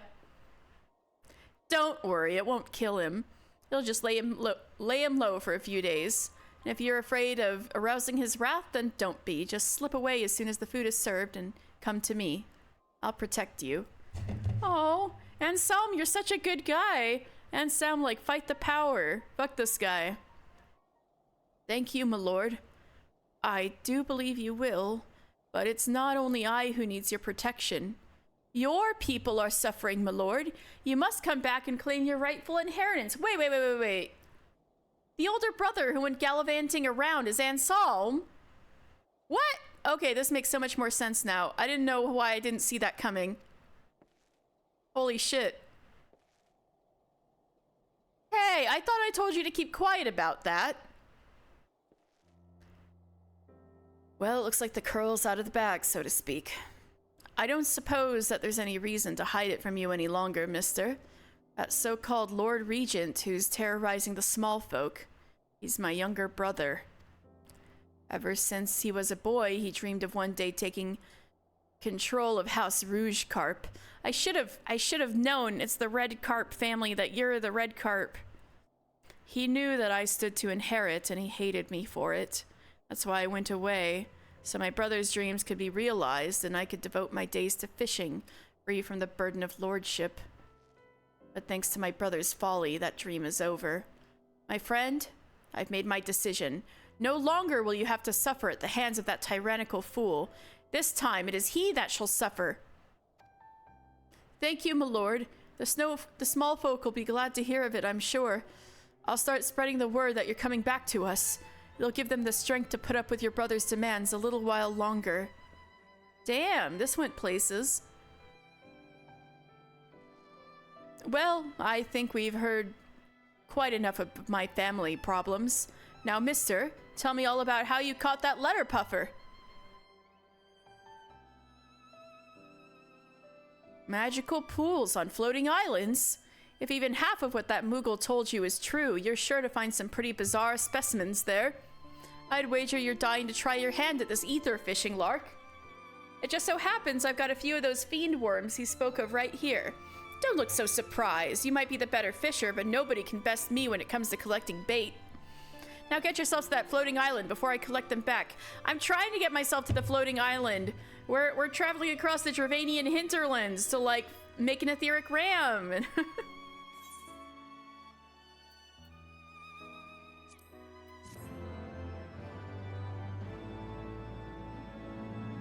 It's a whole thing. I can't quite go there just like that.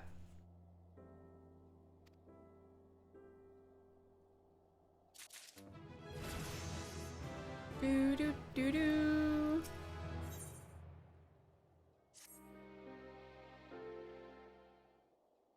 Ah, mister, how have the fish been biting? I've had so much on my platter recently, what with all the preparations to return to my ancestral home, I haven't had much of a chance to... Reyna!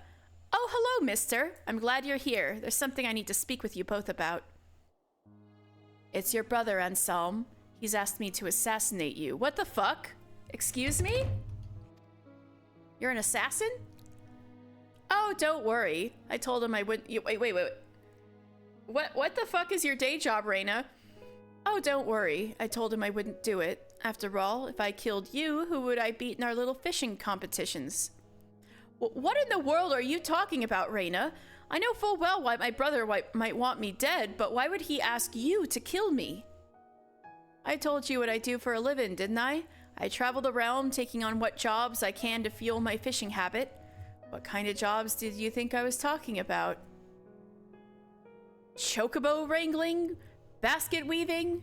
Maybe a few short stints as a bar wench? Never in my wildest dreams could I thought that one of my fishing friends was a professional assassin. Well, it's true. I specialize in taking down my marks with poison arrows. Remember how you had your brother eat that letter puffer poison? Seems he's keen to give you a dose of your own medicine, right in the heart. So he did eat it and get sick. Okay, good. It isn't just revenge he wants. He's afraid of me. That's why he's been making unreasonable demands of those who know me well, driving them from their homes and threatening them with death. He's trying to get rid of all who might oppose his regency. Well, as long as he's focusing his efforts on harming me and not my people, I can rest a little easier. Oh, man, Anselm, man. There's just one problem that remains to be solved. Man, I didn't think Fishing Quest would go like this. Sorry to burst your bubble, Anselm, but it's not just you he's planning to harm.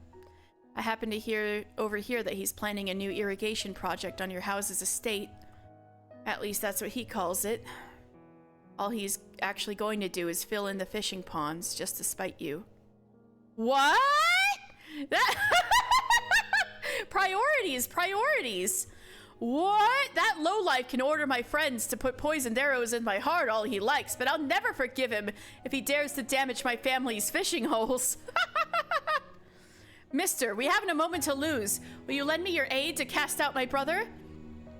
There is only one thing I can be sure of claiming my inheritance. I must present the Rouge Carp ring, the ancient treasure of my house, passed down from father to son since time immemorial. How am I gonna fish it up? Unfortunately, I dropped it in the sea of clouds. Oh, great. But there still may be a way to reclaim it. As I watched the ring descend into the mists, a cloudfish flew by and swallowed it whole. The ring is highly distinctive. A blood red jewel with the image of a leaping carp, the sigil of my house, intricately inlaid with silver. Yeah, see, red carp. A red jewel carp, intricately inlaid with silver. If anyone was to catch that fish, tale of the ring's discovery would surely spread far and wide in cloud fishing circles.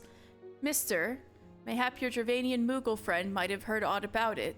Pray go to him and ask him about my ring. It may be my only hope. Oh shit, dog. This got serious. You know as well as I how fishers are wont to boast about their catches. Finding a fish with a ruby red ring in its belly would make quite the tale, don't you think? Mayhap your Moogle friend in Dravania might have heard aught about it? Oh. Oh. Hello, friends. I need a blush, I need a blush. Blush, blush, blush. Oh, that was cute.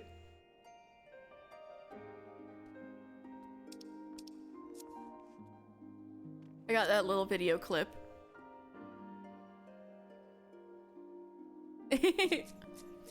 Oh, there they are again. I need to wave, I need to wave.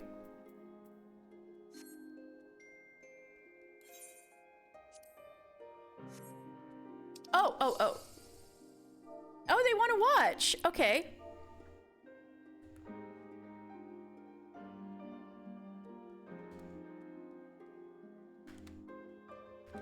Oh my god, they want to watch.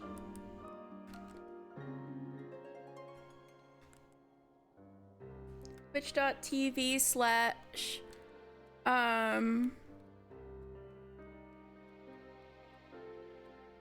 shit. Starlight AT. There we go.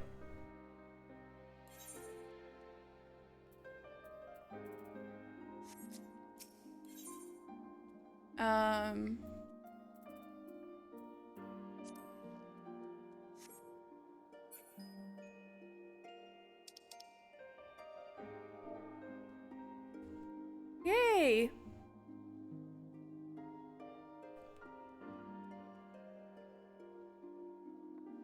Oh, this is so cool. Oh, hey! Tex Reaper, are you one of those? Are you one of the cats?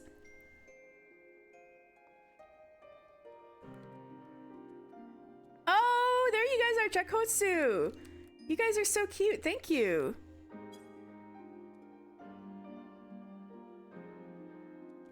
Yay! Yeah, I was just in the middle of doing fishing quests. Hiya! Oh, that's so cute. I need to get some of my cool emotes back. I just and dances.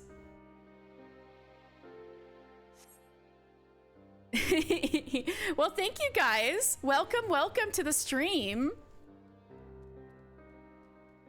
I was just having this extremely serious turn in the fishing fishing quest storyline. I didn't expect this. Oh, but hi, I'm Katie, and I do this show every Sunday, Lore Sunday with Mr. Final Fantasy. And oh, the name caught my attention. Yes, I am the guy in the trailers. Like, I've got this going on, and I'm in Heavensward right now, so I've been looking like this. I need the right spear still, but the Mr. Final Fantasy, yeah. So you guys are so cute, by the way, with your like coordination and stuff. But yeah,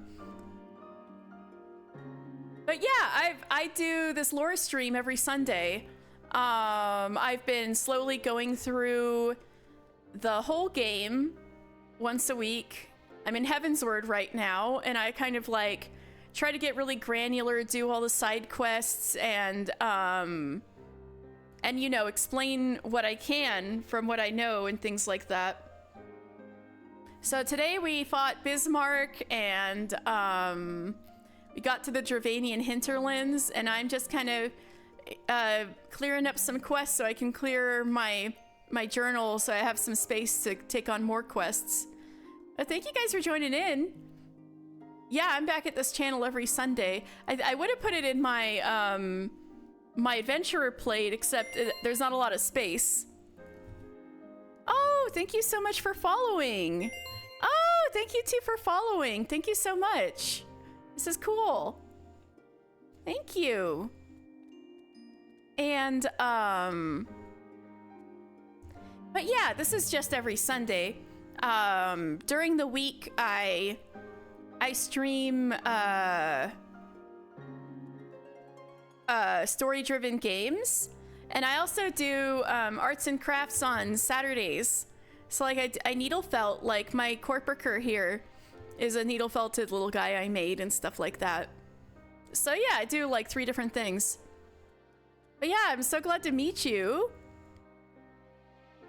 That was, yeah, I made this little guy, yeah. I can show him to you actually, in my cat camera. My cat isn't present at the moment, but I can show you the corporate.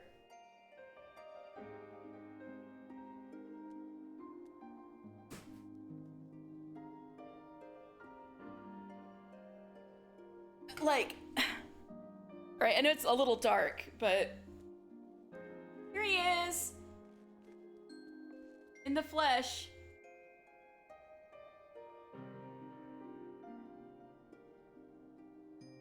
So yeah, he exists IRL.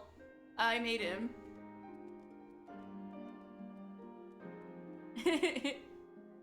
Oh. Oh, you want the chocolate one? Oh.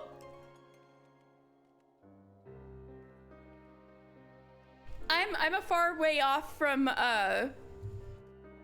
doing commissions, but if one day when I do them, you can totally ask for a chocolate corporate. Oh, you guys are so sweet. Thank you.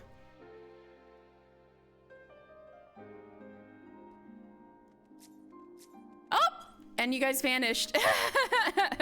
Well, it was nice to meet you guys. I was just talking to the Fisher NPCs who were got a really serious turn in the story. Like this guy is the heir to a house, but he left his brother in charge so he could go fishing and stuff, but it turns out his brother's an asshole. He popped into a duty. I figured. Have fun. Thank you so much. I hope the duty goes well. But yeah, it turns out his brother's an asshole, so we need to do something against him. So we're helping him reclaim his claim, and how we're doing that as a fisher is the family ring ended up getting eaten by a cloudfish, so we need to fish up the fish that swallowed the family ring. And Reyna was our fishing buddy, and it turns out she's a professional assassin on the side. Things got real serious. I could never bring myself to assassinate a fellow fisherman. No matter how much I'm offered, we'll be fishy friends till the fishy end. You're the best, Reyna. You're our fishy friend till the fishy end. Reyna's so cool. She's like such a fishing nerd, and then she's like an assassin on the side. That's so funny. Do I have, yeah, I need to turn in blacksmith. Okay.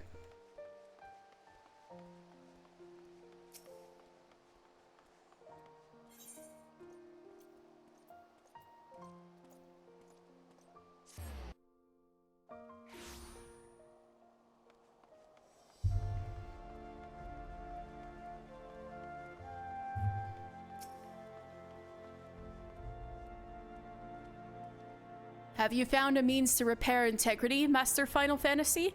The blade needs to be replaced. Repairs are out of the question then? I believe the bone is the hilt in the hilt is Saint Phineas.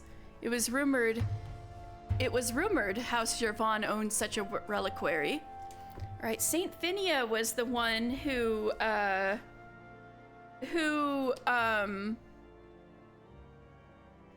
girl was trying to,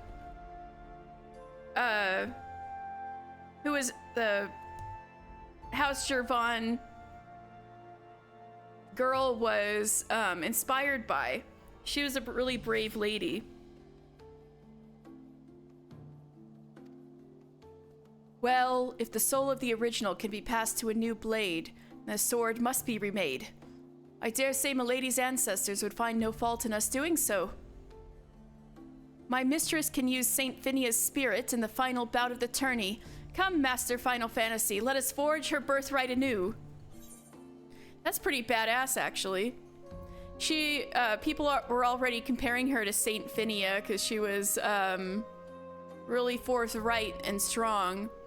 And it turns out her family's treasure is like one of Saint Phinia's bones. And it's gonna be in her sword. That's pretty badass for like a 12-year-old with a sword or however old she is.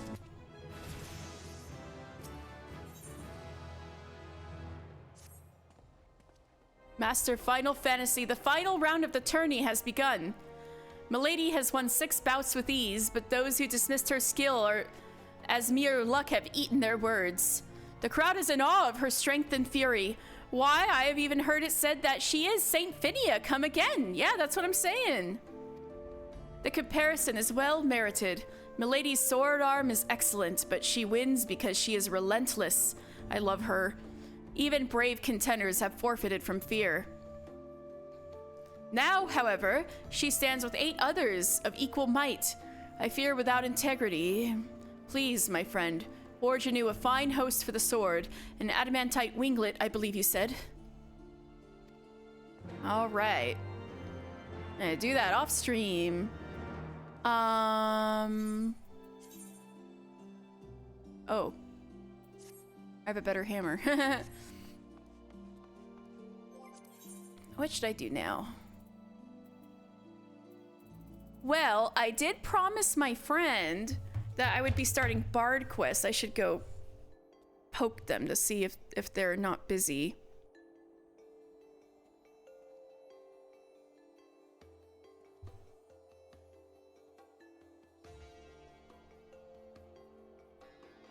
Alright, DMing my friend, letting them know that Bard quests are happening.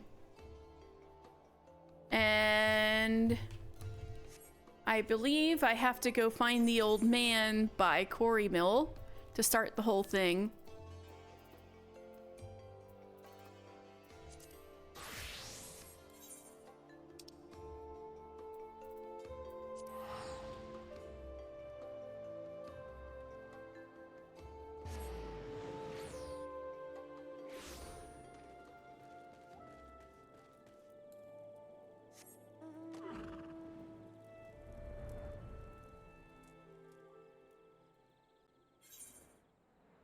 There you are. Chantel! It's the boys! Ah, my dear mister. Precisely the man I wish to see. You will know that I have been training the members of the God's Quiver. Well, the experience has proven most insightful. By taking a keen interest in the development of the younger generation, I feel that my songs have gained in power, and yours could too, my friend. If you have a mind to rise to new heights within our art, I invite you to come to Quiver's Hold. There is an individual to whom I would introduce you. Oh, okay. Let me see if my friend replied. Okay. They're doing laundry. They'll be here soon. I'm gonna grid. I don't have anything due in Gridania, right? I finished up everything. Pretty sure not.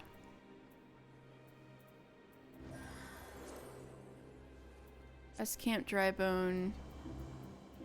This is in Limsa. Yeah, I think we're good. All right.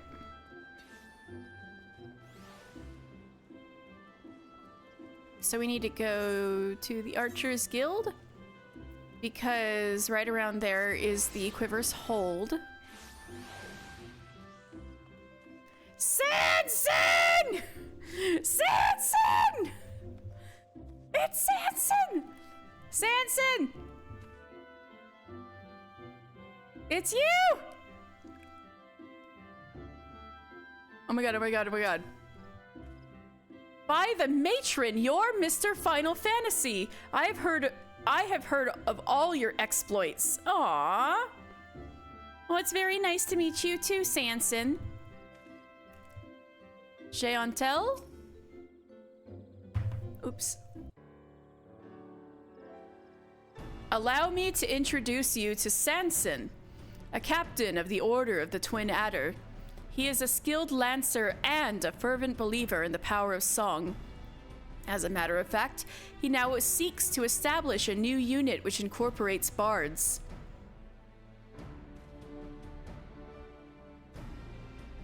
"'Tis an honor to finally meet you, mister. Jeantel often speaks of you, and highly. And as you have heard, I seek to establish a new unit. 'Tis my belief that bards would give our forces a tactical advantage. To that end, I went to the God's Quiver to request their cooperation. Alas, they were not receptive to my proposal. Many yet remain skeptical of the power of song, and would sooner spend their time bending the bow than plucking the harp. But I was not deterred. I scoured ancient tomes and reached out to the Mughals to find decisive proofs of a bard's worth in battle, and I am pleased to say that my efforts have finally yielded fruit. There exists a legendary song that is said to bring a battle to an immediate conclusion. The Ballad of Oblivion 'tis called. I mean, that sounds ominous as heck, but okay. And on the condition that I find it, I shall convince the leaders of the God's Quiver that mine is a worthwhile cause. Speaking of which, the meeting is about to begin. I take my leave of you." Which is interesting, because he's a serpent, not a God's Quiver bow. He doesn't even use the bow.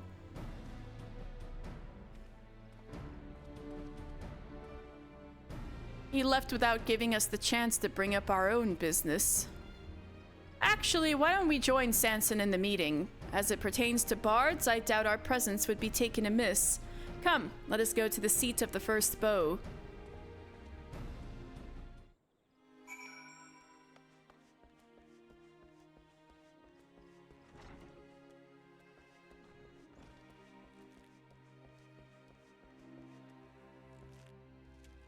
Wait, we gotta go this way. Bye, Silver.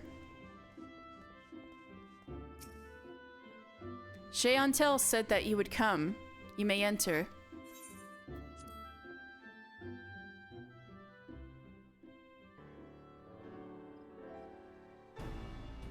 So, as I've said before, the God's Quiver bow is responsible for dissuading fighting threats from without Gridania. So basically the Wood Whalers police the inner forest, and the God's Quiver is the force that deals with foreign invaders, basically.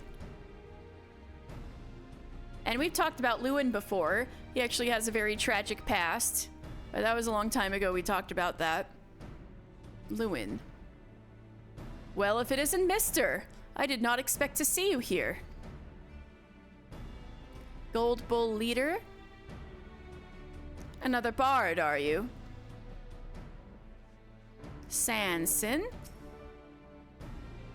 You would lend your voice to my cause? I am in your debt.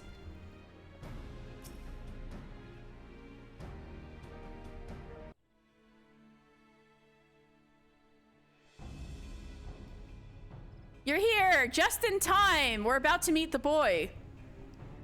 Yes, Sanson. It's Sanson. The meeting isn't faring well, I'm afraid. The God's Quiver are disinclined to cooperate. Once you bear witness to the ballad's power, you will change your mind. I am certain of it. If I must allow, such a decisive way to end a battle does pique my interest. My investigation has revealed that the song originates from the western reaches of Kurthus. It is my intent to journey there and to find it. As a matter of fact, I've already submitted my papers to the God's Quiver, requesting a bard to accompany me on this expedition. Rest assured, we have already handpicked one for you. God, your eyes are purple. Not that there were many to choose from, mind you. Jeantel has scarcely commenced his lessons, after all. Now, with times as they are, every man of us is precious. Therefore, before we commit one of ours to your cause, I would test your fitness to undertake this expedition. What would you have me do? Demonstrate your martial prowess, simple as that. Enraged treants have been plaguing travelers in the Twelveswood. I would have you and your companion to be deal with them. Lest you worry, we've assigned you someone capable. I shall have him join you presently at Amerisai's Spire, near where said treants lurk. Good fortune to you, Captain. A captain of the Order of the Twin Adder. This comes as no surprise. He is among those who doubt the worth of a bard.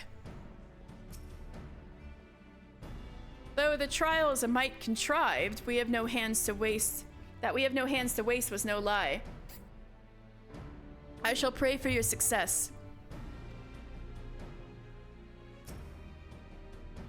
With that, we are come to your part in this, mister. 'Tis my desire that you accompany Sanson on his expedition. I request this of you because I know no finer bard. Furthermore, I believe that you will gain something from this experience. But first, there is the matter of the trial. I find myself dubious as to whether the God's Quiver actually mean to lend Sanson a bard. Pray aid him in dispatching the treants, mister. The creatures are fearsome foes. I would be heartened for your assistance. I shall go on ahead to Amerisai's Spire. Pray join me there at your earliest convenience.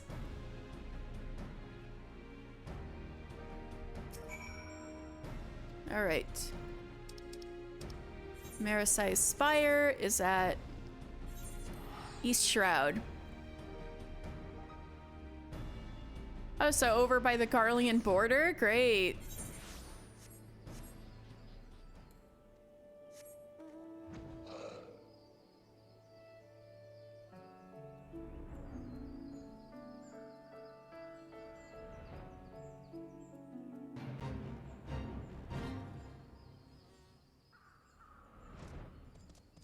Bro, you okay? I was caught unawares. Be careful.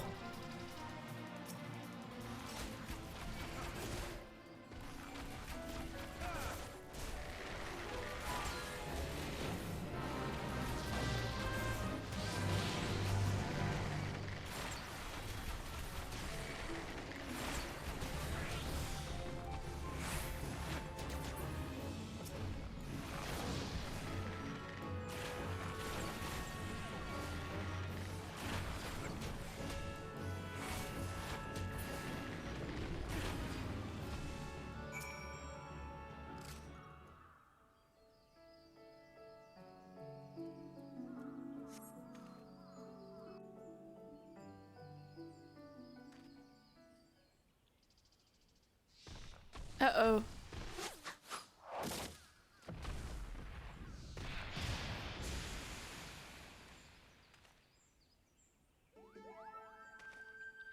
He's got a Moogle friend. What, you two know each other? The famous Mr. Final Fantasy, I take it. You're not half bad, brother. Not half bad? Mister is a prodigy, I'll have you know. That's why I gave him the charm couple.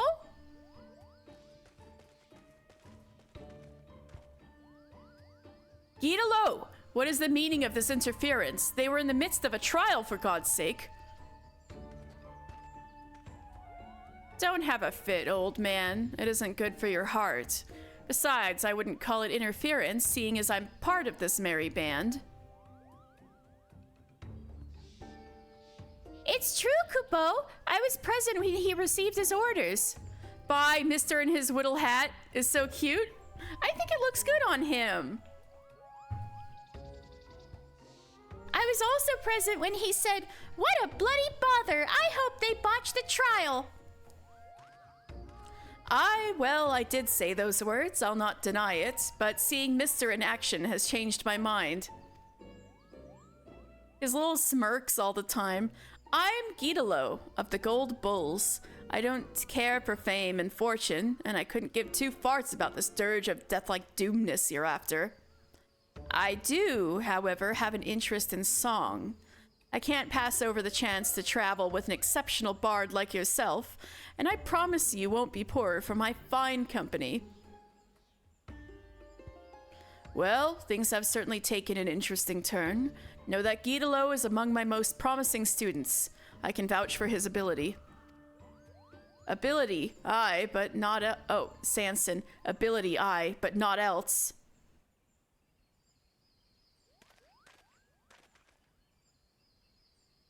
I know about you, Gidalo the Spent. Your reputation as a troublemaker precedes you. You treat authority with contempt, shirk duty at every turn, and make a general nuisance of yourself. That they sent the likes of you means they want me to fail. My hopes of finding the Ballad of Oblivion all up in smoke. Ugh, say it straight to my face, will you? Chantel, do we really have to travel with this pompous prat? Mr. and I alone will do just fine. We don't need anyone else. Without me, you say? Who do you think is the driving force behind the expedition? Uh-oh. They're raring up to go real fast. I suppose beggars can't be choosers. Mister, I must return to the Quiver's hold with word of the trial's success. Please join me there.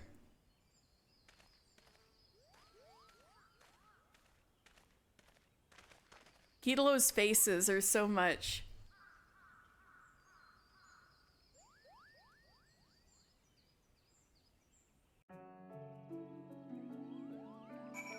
Mister in his whittle hat, yep. Uknopoki. I'm glad to see you again, mister. You must sing for me again, and soon, Kupo. Can I step out of this? This is so funny. Gidalo may have his failings, but he is not a bad fellow. Truth be told, I had intended to introduce him to you as well. To that end, I asked Puknopoki to seek him out. Oh, shit. Oh, that's a person. Only to have him appear as our quiverman. Fate works in strange ways, does it not?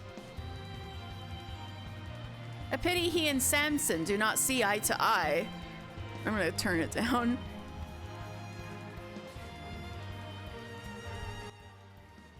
Their personalities are simply too far apart, and the gulf will not be easily bridged. Though it will be a burden upon you in watching over these two disparate souls, doubt not that you will grow as a bard. So I gotta babysit, and it'll help my songs get better. But come, let us hurry back to Gridania. 'Tis too early still to leave those two unchaperoned. Yep, we're babysitting. We're babysitting two grown men.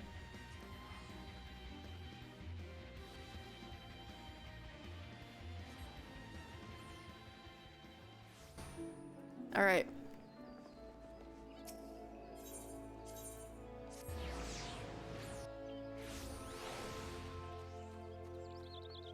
So we have Gidalo. Oh my god, they're not even looking at each other. This is a disaster already. They're not even looking at each other. Gidalo. That Sanson hasn't shut up since he got here. Seriously, brother, we'd be well rid of him. Jeantel? They may have gotten off on the wrong foot, but these two have proven their readiness for the expedition. The air is taut as a tightly wound heart, Kupo. I noticed. You are returned. Well, well.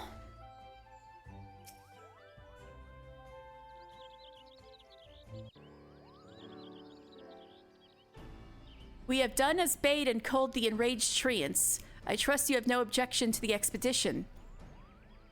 None whatsoever, nor do I have any doubt that Guidolo shall be of great help to you.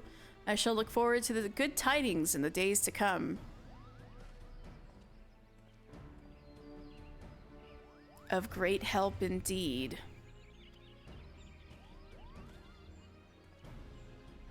At any rate, 'tis now official. We may proceed with the expedition.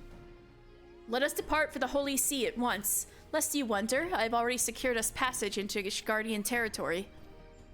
And remember, we have a golden chance to raise the standing of bards within our nation. Let us succeed in our mission to find the Ballad of Oblivion.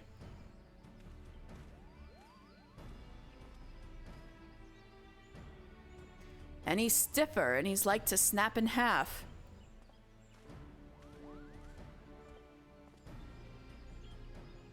It'll be a grueling journey, but so long as you work together, you're bound to succeed, Kupo.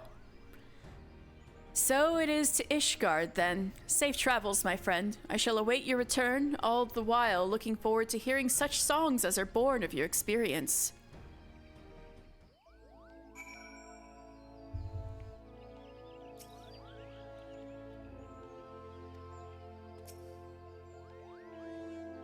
All right, let's go back to Ishgard then.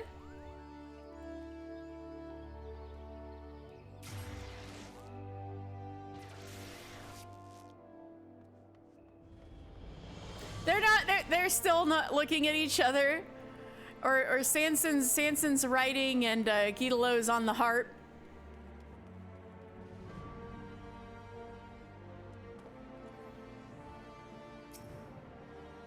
Ah, snow and ice everywhere you look, and it hurts like a bastard to breathe.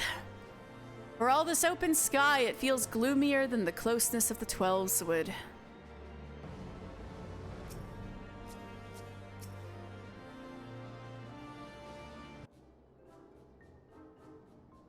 First, I shall make inquiries here in Ishgard. As for you, mister, pray rest and recover your strength. We will likely have need of it on the road. God's damn it, man. Here we are in a new place, one that hasn't been open to visitors for over a decade, and you've got your nose buried in a bloody book. Take a moment to get a feel for the city, I say, and to that end, I'm off to a tavern to get a feel for the locals, the young and female sort.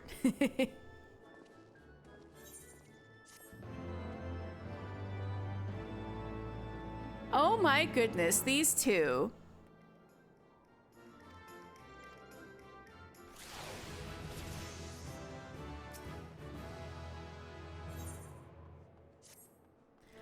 Gah, that Guidolo is worse than useless. Instead of helping with our inquiries, he spends all his time drinking and wenching. And now his indiscretion is about to get him and us into trouble. The gods see fit to bless him with a gift for song, but what does he do but use it to satisfy his base urges? Pray forgive me my outburst. 'Tis toward Guidolo and not you that I should be giving vent to my annoyance. Allow me to explain the situation. Apparently, a maiden told Guidolo that her sweetheart is fairer of voice than he. That was enough to throw him into a fit of jealousy, and he rushed out of the city seeking to settle matters with his sweetheart, who happens to be a knight. I am sure you can appreciate how swiftly this could descend into disaster. We must stop Guidolo before he does something stupid and gets us banished from Ishgard. Please come with me to Falcon's Nest and talk some sense into the fool. Oh dear.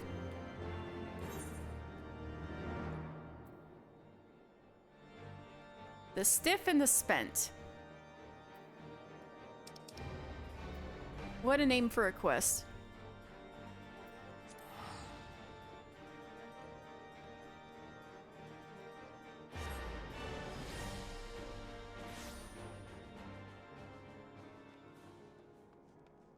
Talking to a house during day or night.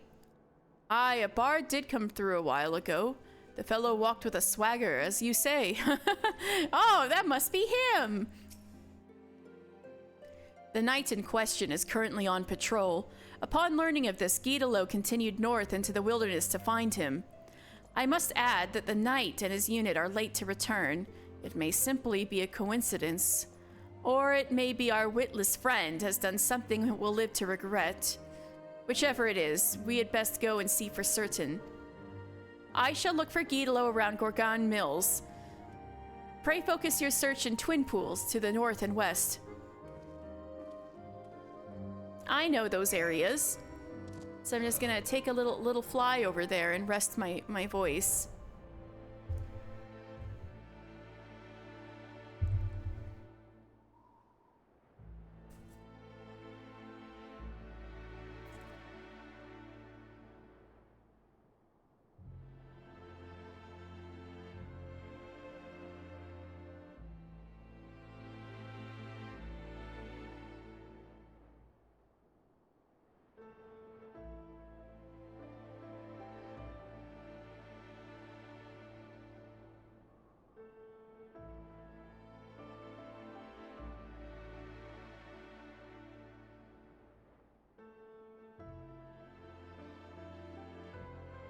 Hey, there you are. Oh, you're fighting a bunch of bears? Alamanon. Stay back! Leave these fiends to us! Well, if it isn't Mister, come to join the revelry, I shouldn't doubt. The situation here is under control, but there's plenty more fiends to go around. Why don't you try checking beyond the rock to the north? Well, things don't seem so lurid as Sanson was describing.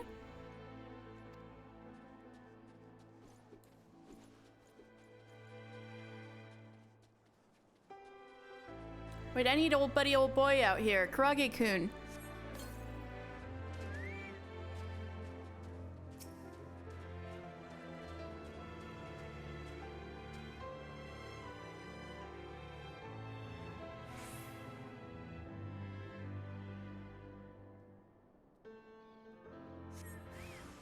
Woohoo!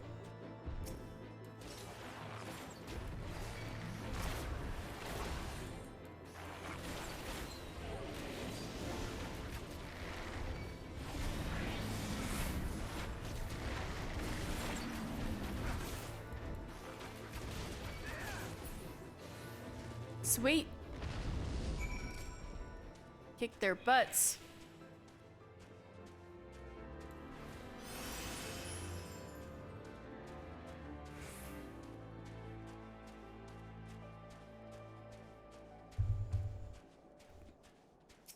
Alamanon? That was close, my thanks. That was a close call. We wouldn't have fared nearly as well had your friend not arrived. So Guidolo, apparently things weren't as bad as they seemed, or... Your sense of timing's superb, brother. Late enough to be stylish, but not too late to be useless. Mister, what has happened? Guidolo did what? Why would he do such a dangerous thing? Sir Alamanon, I presume. I've got something here for you. A name day present from your sweetheart. Aw, see, he had pure intentions. From Abby? There's a message attached to it. 'Tis well and good to do your duty, but you mustn't forget who you're fighting for. After all, you're about to have an extra mouth to feed. Oh! She's pregnant. My Abby is with child? Oh, Halone be praised. I'm to be a father. From this moment on, I must live not only for duty, but for my family. Rushing out of the city, joining the battle against fiends, it was all for the sake of delivering the present and message? Aye, something like that. At the tavern, I had heard tell of a knight who's versed in traditional songs. I went to his sweetheart to ask about him, but the poor lass was damn near inconsolable. The way she was pining for her dearest Alamanon, what was I to do but to go and find the bloke? Not only did you bring me the gladdest tidings of my life, in coming to our aid, you have most certainly saved it besides. I can never repay this debt, but it shall not be for want of effort. Whatever it is you wish to know, I should be glad to assist you. We are searching for a legendary song said to hold the power to bring battles to an end. The Ballad of Oblivion, it is called. Are you perchance familiar with it? I have heard rumors of a woman who sends souls to the heavens with a song. Perhaps this is the song you speak? I shall look into it and send word when I learn something.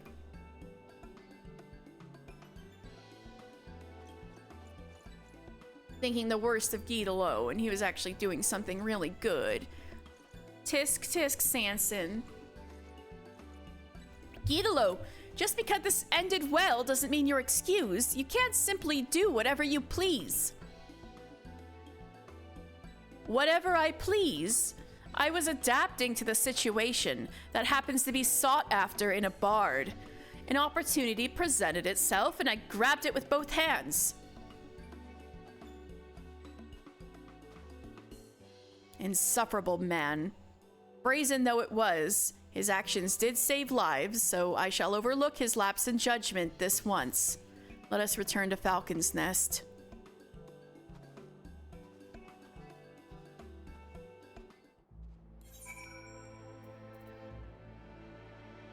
Wait, no, wrong place.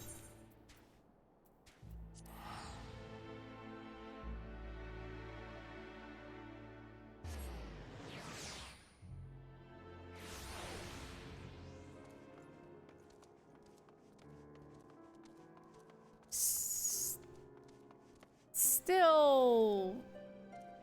Well, he's turning a half turn more towards Sanson. I swear, there's another lance up his arse that keeps him propped up.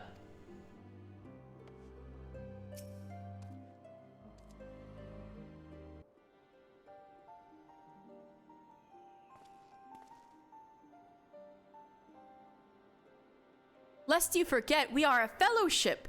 Members of a fellowship work together. Do we have an understanding?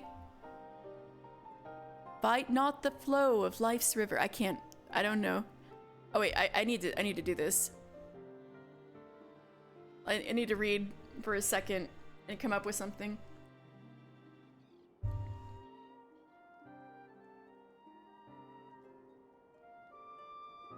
Fight not the flow of life's river, for you'll never arrive at the shoals. Give your body and soul to the waters, and Sanson the Stiff has no soul. Stop that! I'm trying to have a serious conversation. You know nothing, Sanson the Stiff. A bard must compose when inspiration takes him. I was trying to capture the virtue of tranquility, and you rudely interrupted me. What about you, my friend? Have recent happenings kindled a verse within your heart? There Mr. goes! Look at him! Look at him go! Look at Mr. You see? Mr. too was moved to compose a lovely little ditty. This is so good.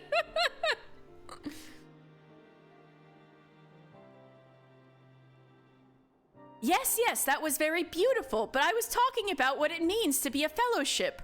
We have much work to do, and I expect you to do your part, starting with our inquiries. I'm inquiring, aren't I? As I've already proven, there's plenty to be learned from the common folk. I'll leave you to deal with your own kind, the stuffy, highborn sort.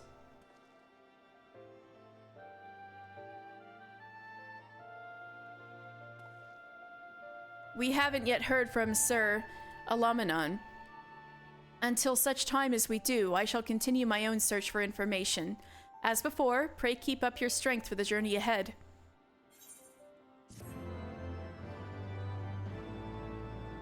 Can I take the next quest?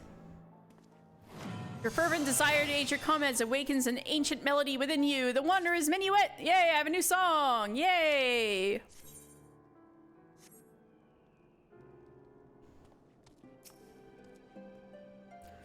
To be a bard means to let your heart guide you as much as your head. That's what I think, at least.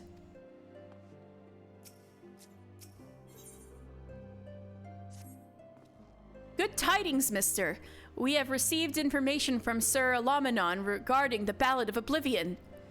You will recall the woman he mentioned, the one who sends souls unto the heavens with a song. She is apparently a soldier stationed at the Convictory. Let us go there at once. Guidolo, you are coming with us.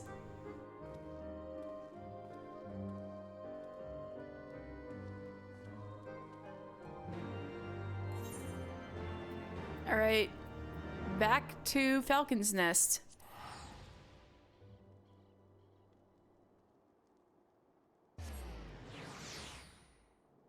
And we're gonna fly to the Convictory while I drink some water again.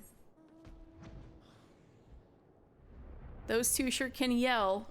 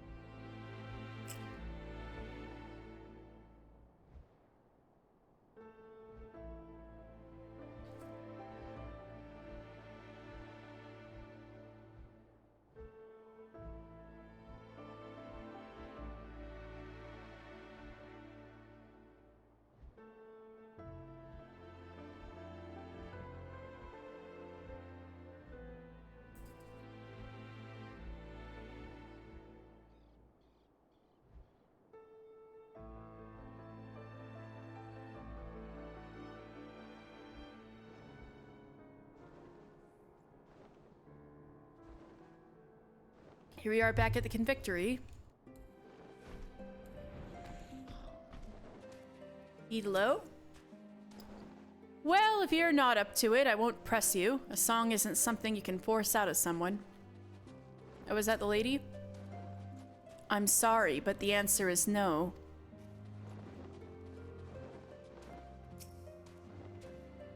We have found the soldier, mister. Selene is her name. Alas, though she admits to singing the song, she refuses to teach it to us. Guidolo is doing his best to coax it out of her. For once, his way with women may serve an honorable cause.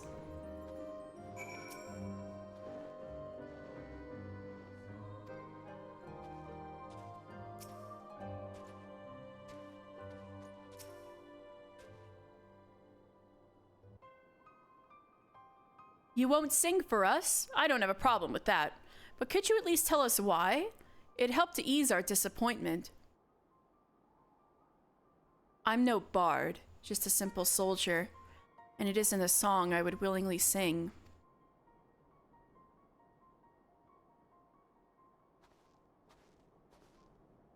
The lady has spoken. Seems to me there's nothing else we can do. You would give up just like that? We have a duty to accomplish. Begging your pardons, but your comrade gave me to understand that an operation is due to be conducted presently. Aye, dragon numbers are on the rise, and we go to cull them. She's pretty. If you are not averse, we would lend you our aid. The operation would be better for the extra hands, and should you have occasion to employ the song in battle, we would be able to hear it. Very well. You may join us, but on one condition. You are to provide our forces with support only. All right, we have work to do. The operation will take place at Twin Pools to the north and west. Let us present ourselves to the commander and offer him our aid. Yeah, I know it's to the north and west, Sanson. You told me last time. And he throws a hissy fit when I do something spontaneous. Well, let's make ourselves useful. The only way a bard can.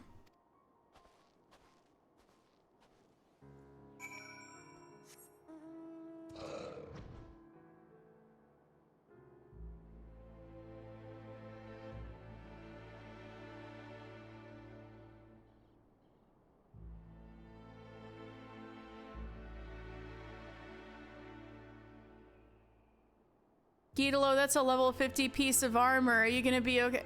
Well, it's level 50 around here.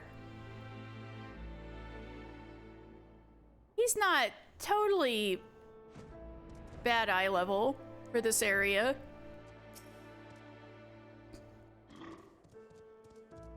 Rest assured, I don't plan on charging into the fray.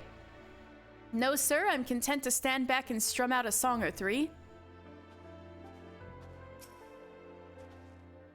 This is rather sudden, I know full well, but it is for the sake of our mission. Remember, you are to provide support only. Convictor Knight. You would join us in the Cull? The Holy See thanks you. Seeing as you are skilled in the bow, you may help us by thinning out the beasts. I shall mark a spot on your map. Pray focus your efforts upon this area. I shall remain close by in case you have occasion to employ the song. Do as you will. Just see that you do not overreach yourself.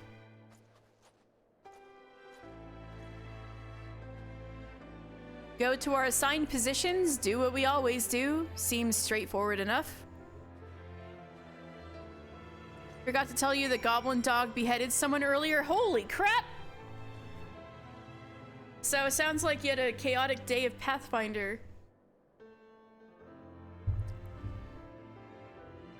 He was a good boy, and Cece's character gave him pats. Aww!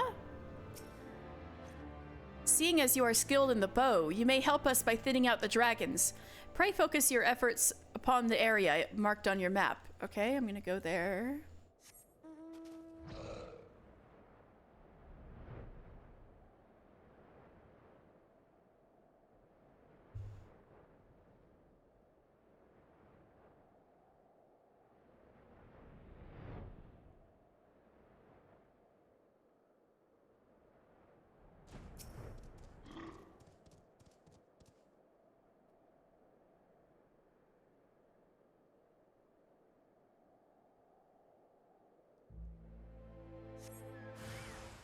Marked Ice Dragon.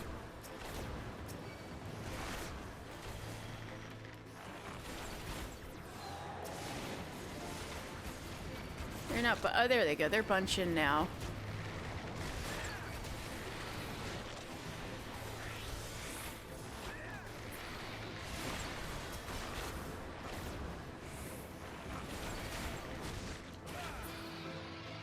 No problem.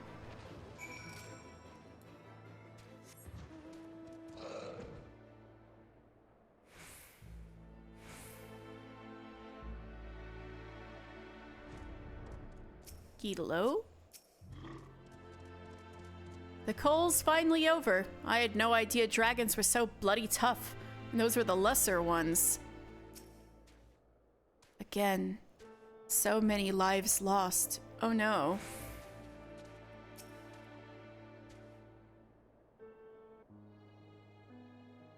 Not once did Selene perform the song. And though the operation itself was a success, her people suffered heavy losses. Farewell, my friends. Your sacrifice will not be forgotten.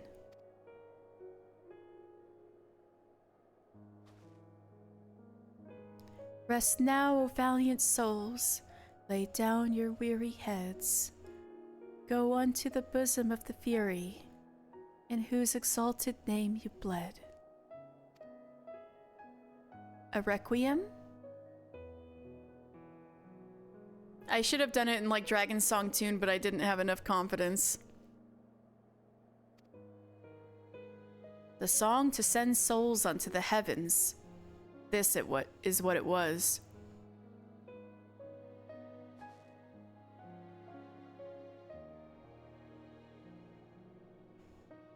I was trying to make you sing a song of mourning. God strike me down for a callous fool.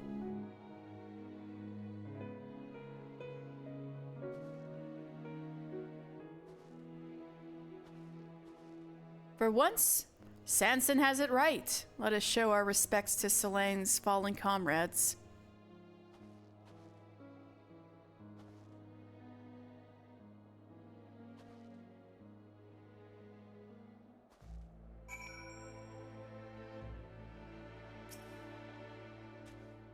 God, strike me down for a callous fool.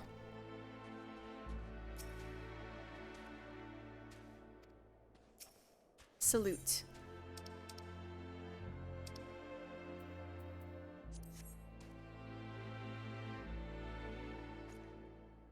You need not feel bad. The fault is mine for not offering a proper explanation. Men fall far too often in this war we wage. Wishing to spare myself the pain of loss, I've kept my comrades at a distance. Yet I always find myself racked with regret that I didn't reach out to them before they were taken. Aye, far better to taste pain than to live with regret. There's no need to deprive yourself of the joy of friendship. I won't. Not anymore. I shall learn to savor the time I have with my comrades. As should you. The two of you bicker like an old couple, but life is too short to waste squabbling with your own. So cast aside your differences and have joy of each other's company while you can. I know, the gay pining at the redacted location. Yes, I know exactly what you're talking about. I don't know if I'm high enough level for that, but we might approach that area. Like, huh? Enjoy each other's company? As for the requiem I sang, it was taught to me by a scholar of Ishgardian history. If there is a man alive who knows the song you seek, it will be he. No, I'm there. I'm there. I have, every single area unlocked except Az's Law now.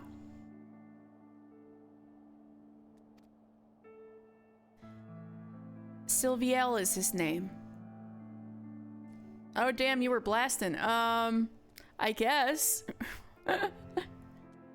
It's easy to get caught up in the story. And you will find him at Tailfeather. I suggest you pay him a visit. I take my leave of you now. Yeah, I just got to Idleshire earlier. But it's so nice because I can do Zloe's stuff and Chloe's stuff, which is gonna help me level. Solanne's song was simple, but she sang it with all her heart. Therein lies the power of a bard. Let us go to Tailfeather, as Selene recommends. This Sylviel may know the song, and failing that, he may at least be able to direct us to it. It's the fervent desire to aid our comrades that bestows our songs with power. Well, can you feel that way about Sanson? It makes me wonder, what sort of desire is needed for a song that destroys all?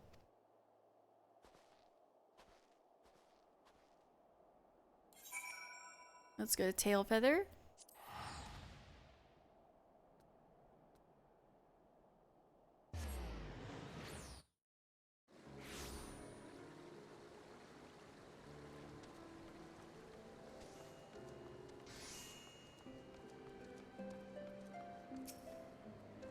I'm playing around with chords to accompany Selene's melody.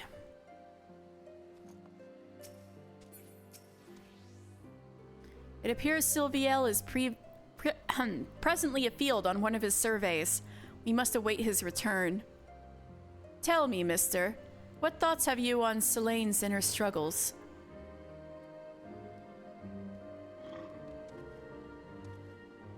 That's some deep stuff, brother. Truly insightful. A pity that's all lost on Sanson.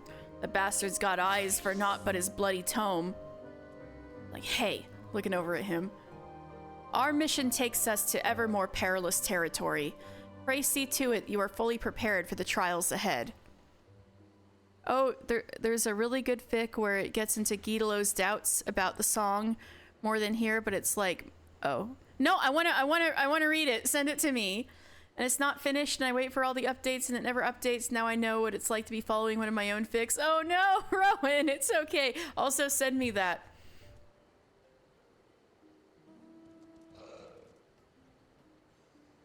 Pray see to it you're fully prepared for the trials ahead.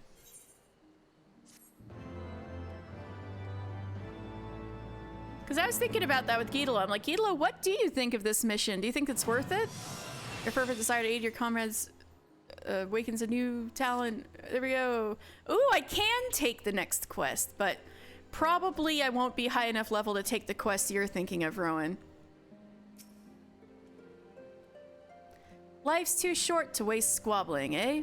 I'd argue it's also too short to waste on pompous prats. That's fine, there will be more Sundays. True. There will be more Sundays.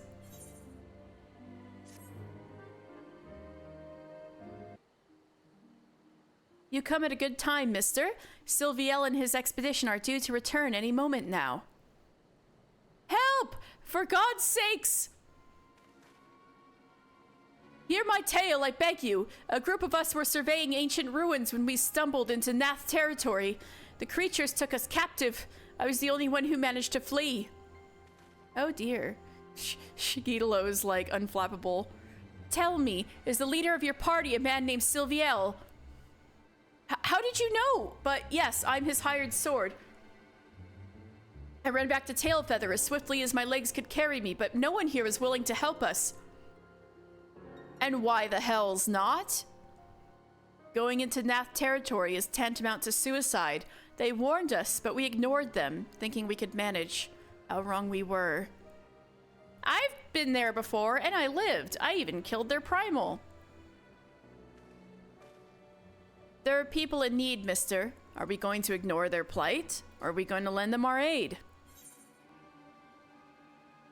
But of course!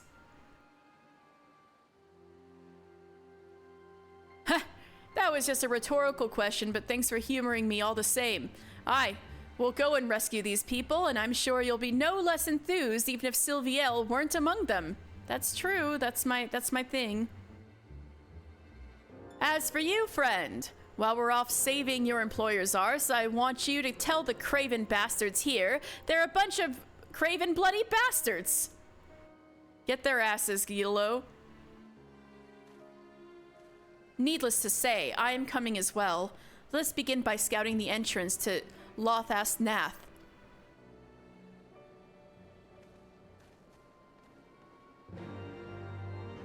Nath territory, eh?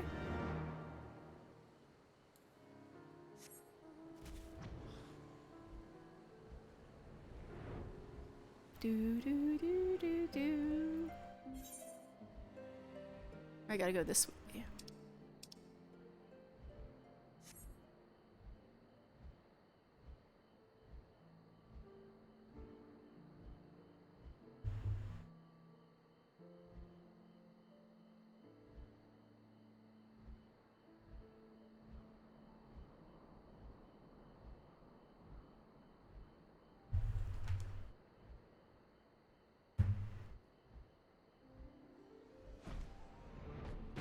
Gyatlo. So that's the Nath, eh? Is it just me, or does it look like they're all wearing hats? You're so funny, Gyatlo. Parchment bearer. Oh dear, are you dead? Please, they still have Master Sylviel. Oh, you're not dead. Okay, good. This man is Sylviel's assistant. He managed to win free, but Sylviel is still being held within. Let us go and extricate him. When Naths cry, let's go!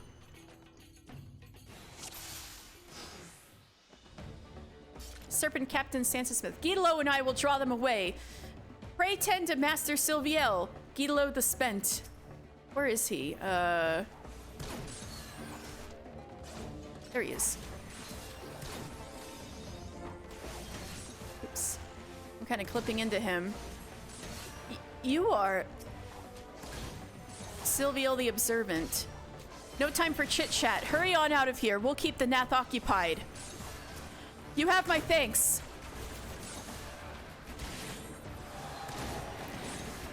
Intruders, to arms, to arms. Keep them away from Master Sylviel. Well, I guess I gotta follow him and make sure.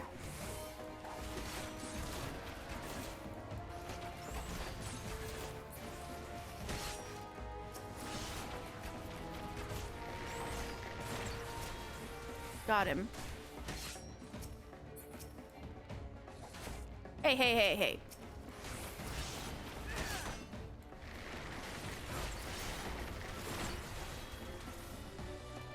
Oh no, they got a bit of damage on him. Whoops. Alright, he's safe. Thank you. I shall be fine from here. Now I gotta... Let's finish off this lot and quit this place. Now I gotta make sure the boys are okay.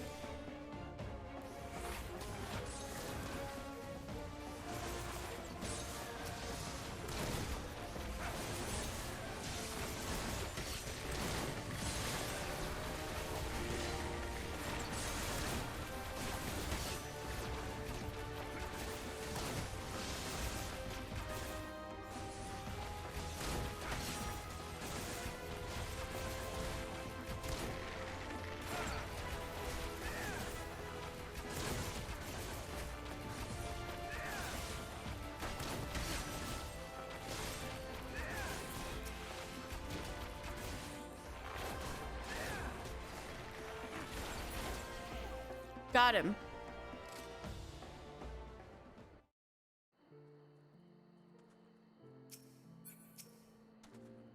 Thank you ever so much. I did not think I would escape with my life. Nothing to it. Are you all right, Master Sylviel? I, a little shaken perhaps, but otherwise whole of body, a statement I am able to make thanks to your timely arrival. May I ask the names of my saviors? I am Sanson, of the Order of the Twin Adder, and my companions are the bards Mr. and Guidolo. We three are on a journey to find a legendary song, the Ballad of Oblivion, 'tis called, and we were given to understand that you may have knowledge of it. But this is not an ideal place for conversation. Let us first return to Tailfeather.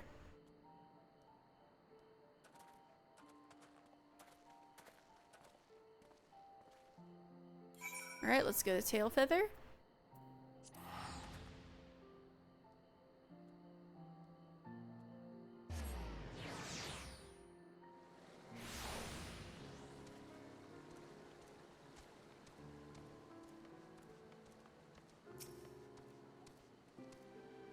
So your heroes went to the rescue, huh? I harbor no ill feelings towards the people of Tailfeather for forsaking us. We are outsiders after all, and they owe us nothing. I shudder to think what may have happened had you not come to our rescue. So, what's the next legendary feat on the agenda? A performance with the Moogles, perhaps? Sure.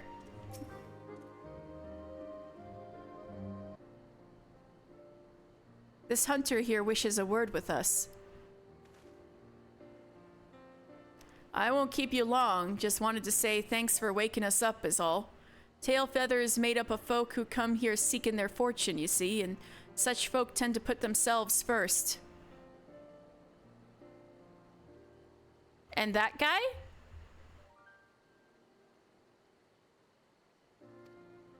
But most of us are ashamed that we didn't lift a finger to help them. He's in the fic? This specific Tailfeather hunter? Or Sylviel? This specific guy. Oh god, what? With the both of them, okay. But most of us are ashamed we didn't lift a finger to help them as we're in need, and we determined to do better from now on. To be sure, getting called craven bloody bastard stung at first, but after the grumbling died down, none could deny that it was the truth. That's all I wanted to say. Oh, so they did follow Guidolo's instructions and called everyone craven bloody bastards. What good listeners.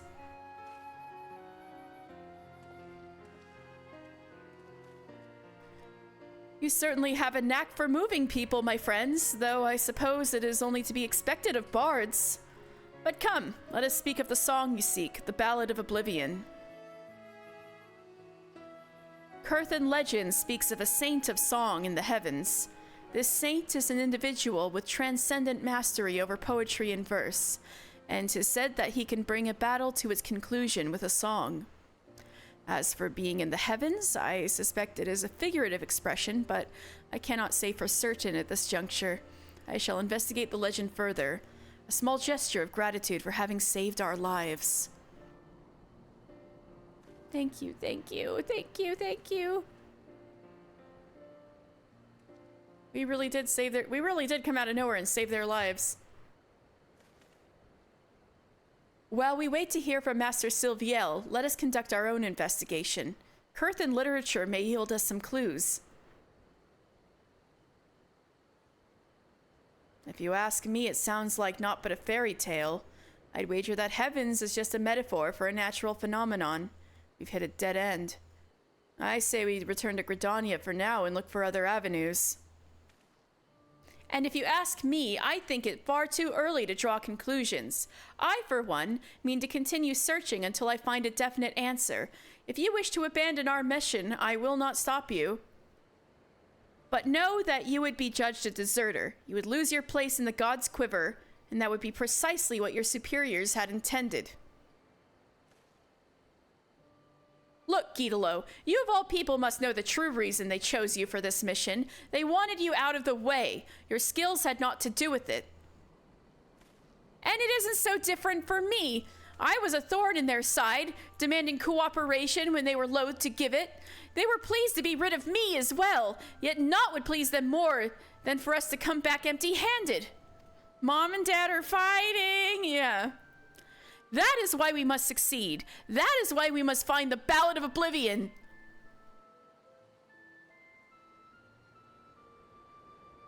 If you want to find the song so badly, you can bloody well find it yourself. I've had a gutful. You're no bard. I doubt you even understand what gives a song its power. Yet here you are, gallivanting about, searching for one. To you, the Ballad of Oblivion is just a means to curry favor with the brass hats. Well, that's an insult to honest-to-God's bards like me and Mister.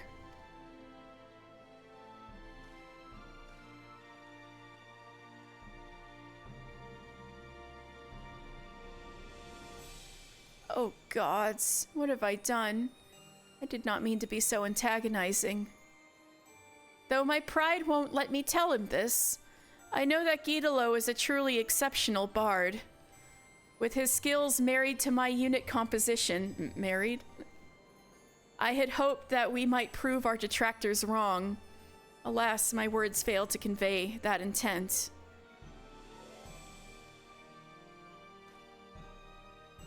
Given time, I believe that Gidalo will come around. I shall wait for him here. Meanwhile, I ask that you have patience with us.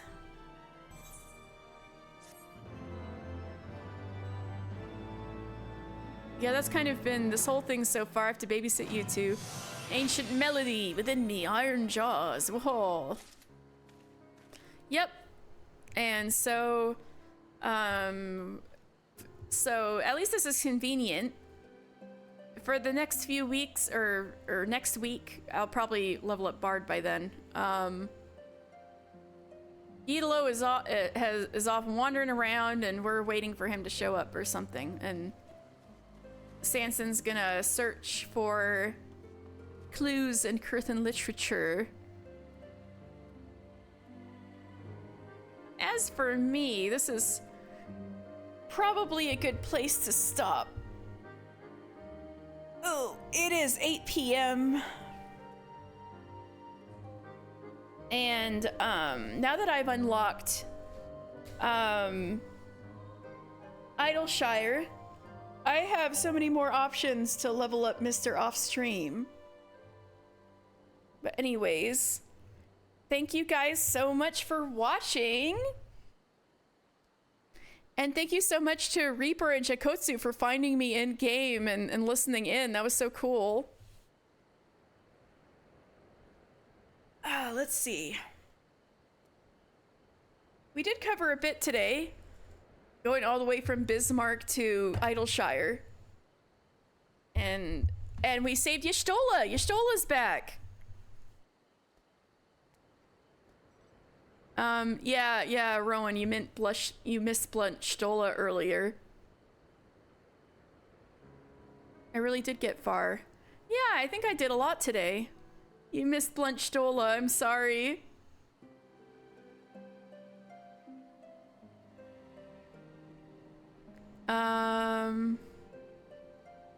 Let's see. Oh, right.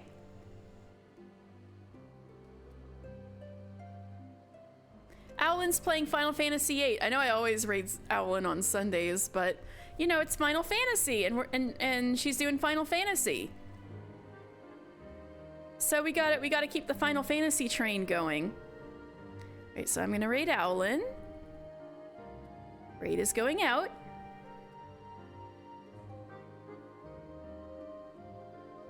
All right, so I'm gonna be back next Wednesday with Eska and Logi. It might be the last time, if not, well, next week, definitely, I'll be finishing Eska and Logi. Tomorrow, I'm gonna be doing endgame stuff, so I'll see you then, or if not, next Sunday is more Lore Sunday with Final Fantasy. All right, thank you guys so much for today. I'll see you soon. Good night, everybody. Good night.